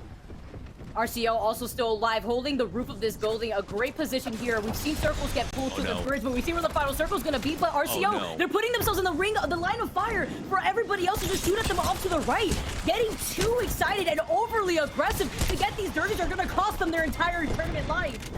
It's like they didn't realize that Sussy Bakas had actually shown up onto the bridge behind them. And so they just kind of inch right into 1Mag, allowing Sussy Bakas to shoot them from behind as well. And now Sussy Bakas are coming in for the third party, but he is getting rezzed up right now. He might be able to come in, and they don't have the scan, unfortunately. Nice Nox Gas Grenade just to cover off the right-hand flank, and it looks like they should be able to finish them off. There's Plugged Cube going down. Sussy Bakas find 3 more kills. These grenade tosses in the entire lobby so far has just been phenomenal. They've been amazing, and the pressure and the follow-ups as well, the synergy really highlighting squads like Sussy Baki and Baka, and they see that there's another squad behind them taking that unfinished building, and that actually is going to be grim because they gave up that ground, and that was high ground that they could have taken for themselves.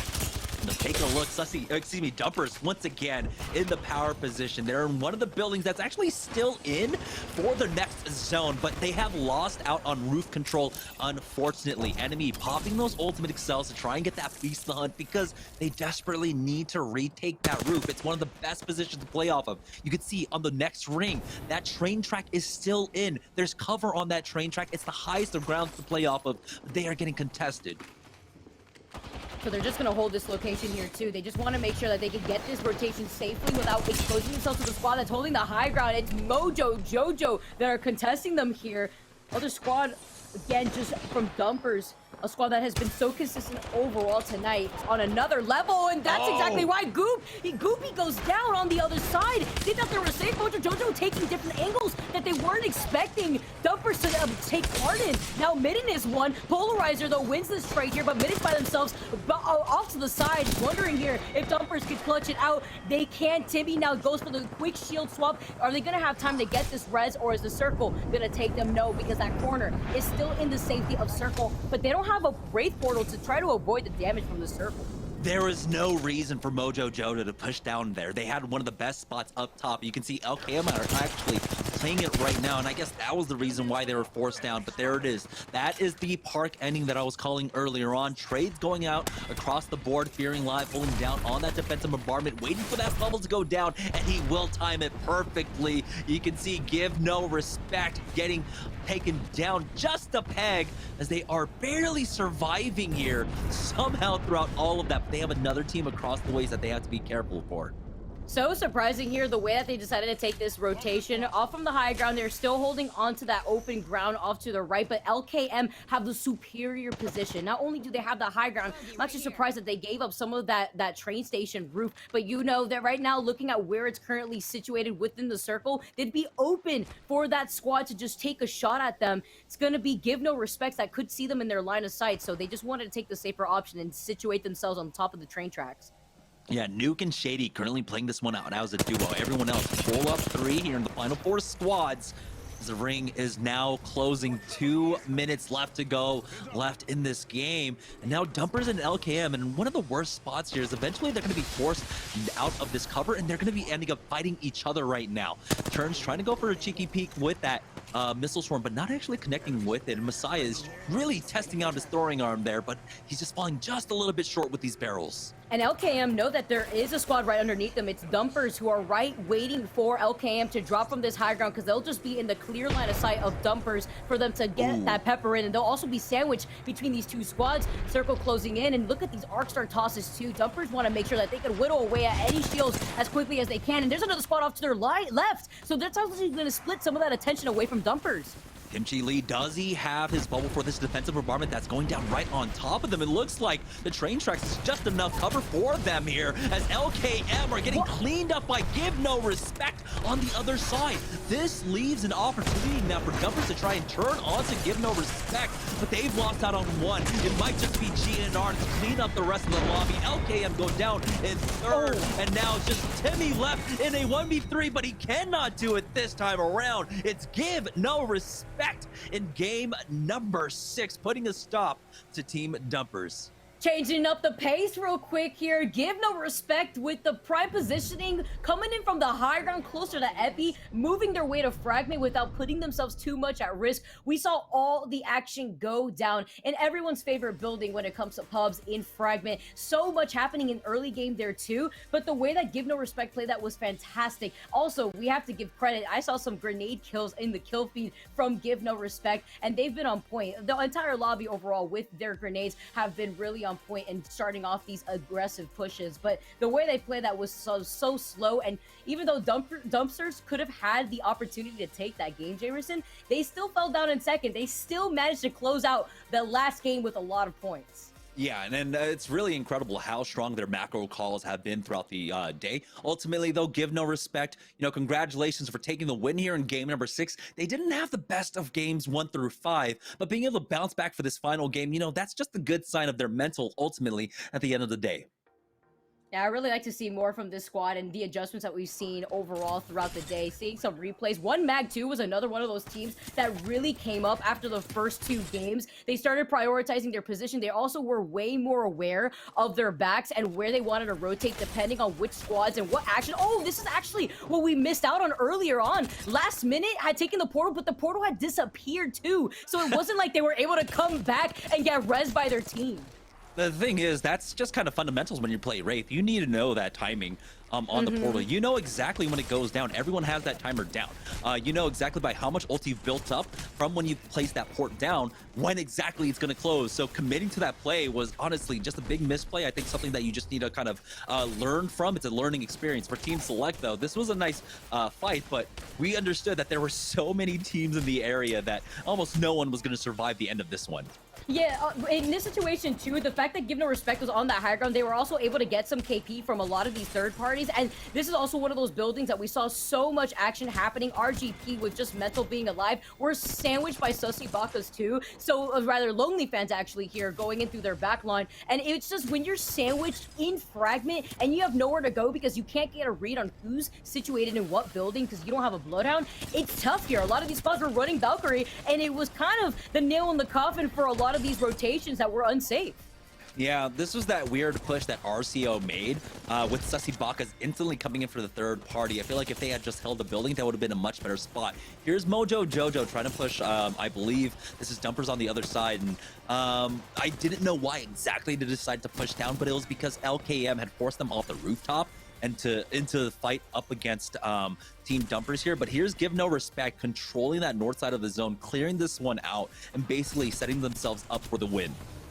LKM holding this high ground was a really good spot for them, but I believe here, Jamerson, the way that they played this, they just stayed on the high ground for far too long. They were in the line of sight for those two squads to just clearly take a shot at them. Dumpers, Timmy, with the repositioning on this Octane has just been consistent too, but a 1v3, you can't clutch it out the same way we saw Timmy do in game number 2. It was a different case, a different circle, and overall, with Give No Respect winning that last game, it's nice to see a little change of pace with Dumpers taking 3 games overall and 16 kills. What a way to close out your night with not only a win, but with 16 kills under the belt. Yeah, that's a big final game, especially for a squad that was kind of struggling through games 1 through 5. So that's a big bounce back, and hopefully, you know, that really invigorates basically their mental heading into the next few weeks of our challenger circuit. But for Dumpers, you know, that's a nice nightcap for the evening after 3 wins and then putting on another plus 18 in the final game. It's not going to surprise anyone when they end up on the top of the leaderboard. Yeah, to give a recap as to why we're highlighting Dumpers so hard, being the team that definitely took the top of the score at the end of this night. The first game, they didn't have a great performance, so we didn't really have our eyes set on this team from the get-go. They had finished in 9th place with only 2 kills, but proceeding after that first game, we had game number 2 where they took that game with 5 kills, game number 3 where they also took that game with 9 kills, game 4, they finished in 3rd place with 6 kills, and then game 5, they won, game 6, they came in 2nd. That is so consistent when you take a look at Dumpers in comparison to a lot of these squads that we were seeing in these lobbies, and kind of the topic being consistency, being with these circles, consistently landing on top of places like Lava Siphon, pulling away from Lava Siphon, and even ending up in places like Fragment, being that last circle. Yeah, and unfortunate TPM finishing off the day basically the way they started, the first team out and then the first team out in the final game as well. But we did see TPM really bouncing back throughout the mid portions of today's games. We saw some really great edge fighting, especially in game number 2 for them, but that was kind of their peak of the evening so far. But I think it was really still a solid performance throughout the basic majority of the day for them.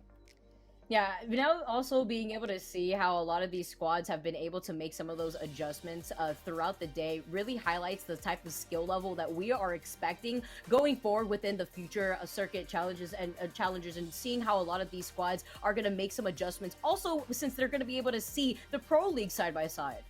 Yeah, and I'm glad that we're going to have an opportunity now to really be able to pick the brains of one of the best performers of the day. It's going to be Kimchi Lee that we've got an interview for, not just the MVP of the evening, but also my Fitspo. So Kimchi Lee, congratulations on a wonderful day today, man. I mean, you guys got 3 wins. You almost got a 4th.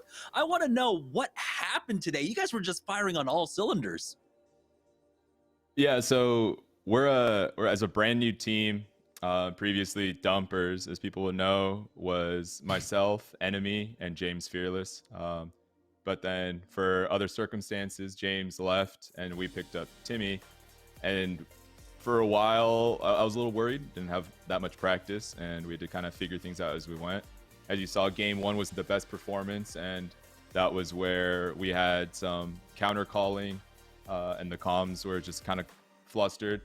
We had to sit down and I had to say, we need to not do that. If you want to make a play or you think something's good, you can ask or like bring it up, but we can't have 3 different people trying to say where we need to go. That doesn't work. And after that, as you can see, the results kind of speak for themselves. We just kind of figured it out. I'm very confident in both my teammates to do what they do. As a Gibby, I don't often get to shoot my gun. A lot of the times I throw a bubble and I'm dead. But it's great because I know that once I throw that bubble out, I give my teammates that cover. Even if it's 2v3, no one's putting us down. I feel like being able to watch how you guys have built up your synergy as a team really paid off tonight. It really reflected on how you guys had a lot of faith. And I want to highlight Timmy's performance tonight specifically. How were their comms like with Timmy, especially after that intense game 2 where he won that game while he was literally one shot? Yeah, so how do I put this nicely? I think Timmy is just my turret, and I put it like enemy and Timmy are both my turrets. I feel like I'm playing a tower defense game sometimes. I put one here, another one there, and I say shoot here, and then I say, okay, we got to move here, stop shooting, come here please, and we play this, and then that's that. So that's what I can expect. What we see out of Timmy tonight, or saw out of Timmy tonight, is something I can guarantee people can expect to see in games to come in the future. Both my teammates will just, like I said, I tell them to shoot this, and most of the time I hear that mag empty, and it's a knock, and it just puts a big smile on my face. Now, I mean, here in the Challenger circuit, the games are playing out much differently than they would in the Pro League. Now, how hard was it to adjust to the kind of like very edge-heavy style for what this lobby has kind of devolved into? So, I've had experience I played in champs, and so I can definitely say there's a big difference between these Challenger circuit lobbies and what I would consider the higher tier Pro League style lobbies. And I think playing Edge, I think people just have to keep an open mind to not be absolutely focused on a singular spot that they want to get to. I feel like a lot of times teams get locked into trying to get to a single position, and they won't stop at anything to get there. But what ends up happening is that there's an opening on the left or on the right, and they don't see it because they're so focused on that one thing, and they end up getting killed. And I feel like once I started to figure out the team chemistry, it was pretty easy. I would have to say in these lobbies, I feel like there's a lot of leniency to be able to move around and do things that in a Pro League lobby, I step out of my building and there's about 5 different people who don't miss shooting me, and I'm dead before I can even blink. So here, it's a lot easier. I can run around out in the open, see what's open, see what's free, and then move to that position. But I have to say this, the edge-focused, I guess, team comp that's going on right now is a lot of fun, especially as a team that feels confident in team fighting. I'm not worried about going and fighting anyone. As long as it looks isolated and nobody can third party as quickly, I'll usually say, I'm going to bubble this door, we're rushing in, we're killing all 3. And that's almost what happens every time. I like how you highlight the difference between your experience and what you've been able to witness within the Pro League and within these circuits. Do you have, without revealing too much, of course, do you have a different game plan now as you move forward after getting a taste of what you were expecting within this lobby? Do you have anything different that you want to bring to the table moving forward? I think our team does a really good job of kind of thinking on our feet.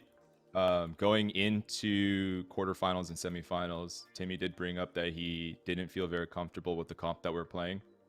And I took that into account. And that night we switched from a Valkyrie, Caustic, Gibraltar comp to the more, I guess, NA, what's the word I'm looking for? Frequented Bloodhound, Gibby, and Octane or Wraith. And because he said that he would feel much more comfortable on a character such as Wraith or Octane. So I said, okay, let's do it. And seeing how well we performed, I don't see why I can't see how the lobby's playing out and then immediately make changes and have the team be right there with me. All right. I mean, that's great to hear. I mean, it definitely worked out for you guys. I think Timmy and you guys as a full roster have a lot of potential ahead of you. I'm looking forward to see what you guys have for the next 3 weeks of qualifiers. Now, of course, you guys are basically the team of the hour, so we're just going to go ahead and leave the final words to you guys. Any final shout outs before we close out the show tonight? Shout out to, I guess, my girlfriend for always taking care of me. And then shout out for Timmy for being there when Enemy and I reached out. We needed a teammate. I know he was a little reluctant. It took a little bit of, verbal jousting with him to get him to agree. But in the end, he did. And I'm pretty sure he's happy that he did because I don't think it... if you guys were able to have a listen on the comms after he won game 2, I think it's fair to say that he had a pretty good time tonight. Yeah, thanks. Thank you once again, Kimchi, for coming on for the interview. Congratulations on your big win tonight. I believe you guys had overall like 96 points or something. That's a big win. So thank you so much. Now, though, of course, that does mean we are getting closer to the end of the show. So before we close out the show, let's go ahead and take a look at the cumulative leaderboard to see. Let's go ahead and take a look at the cumulative leaderboard to see how many points that they were actually able to take, because it was actually pretty big. We're going to have another few minutes, though, as it looks like they are calculating that right now. But, I mean, what an amazing performance. They ended up with 3 dubs, and I don't think they finished below 7th or something tonight at all, Vicky. Yeah, I want to highlight what Kimchi Lee was talking about the comfortability of their composition. It kind of trickles into the narrative we were talking about earlier, Jamerson, about how you can see how a lot of these teams now have been falling back towards what they feel most comfortable with, and how it's been paying off for teams like Dumpers. And I'm wondering now if that's going to be the constant variable, looking at a lot of these other squads that are looking at what's happening in the Pro League and trying to replicate that. But it's like what Kimchi Lee was saying, these are different lobbies. You can't get away with certain things in these Pro League lobbies that you could get away with here in the circuit lobbies. So I'm wondering if that's going to work out for a lot of these teams, or is it going to be a double-edged sword moving forward? I mean, like I said, you kind of have to play towards the strength of the lobby at the beginning of the day, right? I said you have to understand that there are some teams that you can bully out, and you should be able to farm them up, and you should be looking for those opportunities. When we saw RCO make that swap off, when they made that realization and they went from basically what Kimchi was considering using, right, which was the Wraith, the Valkyrie, Caustic, and Gibraltar composition, ended up going for the much more comfortable position. They ended up fragging out. RCO had one of their best games when they made that swap. Yeah, and you know, we also saw the change up from Dab from the Fuse and then into the Caustic, but how that did not work out for them. It looked like they wanted to go for something more consistent, but Blight was not having it. They were able to be they were actually one of the first squads to go down in the lobby when they made that composition change. And enough talking about some of the things that we're expecting from these squads moving forward. Let's pay attention to what we got in front of us, Jamerson. It's the seasonal leaderboard for tonight, for this first finals, and it's Dumpers with 96 points. Look at that gap between first place and second place, with Sussy Bakas holding onto 54 points. I love to see it, but I also love to see how close in skill level that this lobby had, looking at how third place was contested in a tie between RGP and TPM. Yeah, I think this is really important to note that Sussy Bakas, though, despite not having the biggest of games, and I believe only getting the 1 win, they're maintaining consistency across the night, which is what you want to see if you want to make sure that you make it to the end of the road, right? Having at least around 9 to 10 points, which is what they ended up averaging across the 6 games. Actually, yeah, 9 perfectly. That's what you're aiming for, and that ends up, putting you in second place, third place, around that area. So this is a good sign for our squads. Of course, I was expecting a lot more out of RCO, but they only really had that one big pop-off game with some kind of middle-of-the-road game. So there's still a lot of opportunities, though.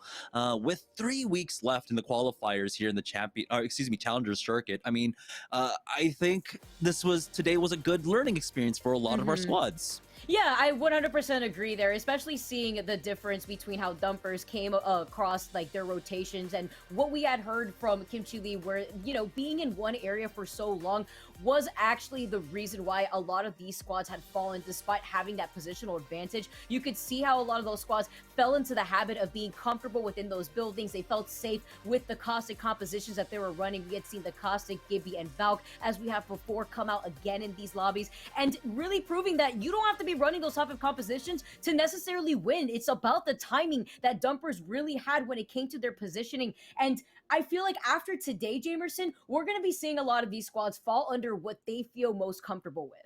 Yeah, I definitely expect when it comes down to the Challenger circuit, that a lot of these teams are going to go ahead and default basically to the meta, right? You can't play towards the Pro League meta. Like I said, you have to play towards the level of your lobby. And now, especially with so many squads fighting for the edge, a lot of the lobby getting cleaned up before zone number 1, you have a lot more opportunities to continue to play edge. So I think we are going to see a lot more people actually default to that. I think we're going to see less of the Valkyries. And I honestly believe that's kind of healthy for the game to have kind of two separate metas when it comes to basically the tier of competition. Yeah, I love this changeup. I love the diversity. It also brings something new to the table for us to digest and to see how a lot of these squads are going to adapt around that type of gameplay, whether it be an aggressive rotation or whether it be a risky one. We'll have to see next time, guys. But that's going to be it for tonight. Jamerson, it's been such a fun time to be able to cast alongside you. And guys, if you guys enjoyed the action, make sure to show your support over to Nerd Street. Those guys are working really hard to be able to bring you guys all the action for the stream. It's been a really fun time, guys, but thank you again for tuning in, and we're going to be signing off after that game. Dumpsters again just popping off. I want to see more from this squad, and I'm excited to see more from this lobby overall moving forward into the Challenger circuit. Thank you guys so much for tuning in.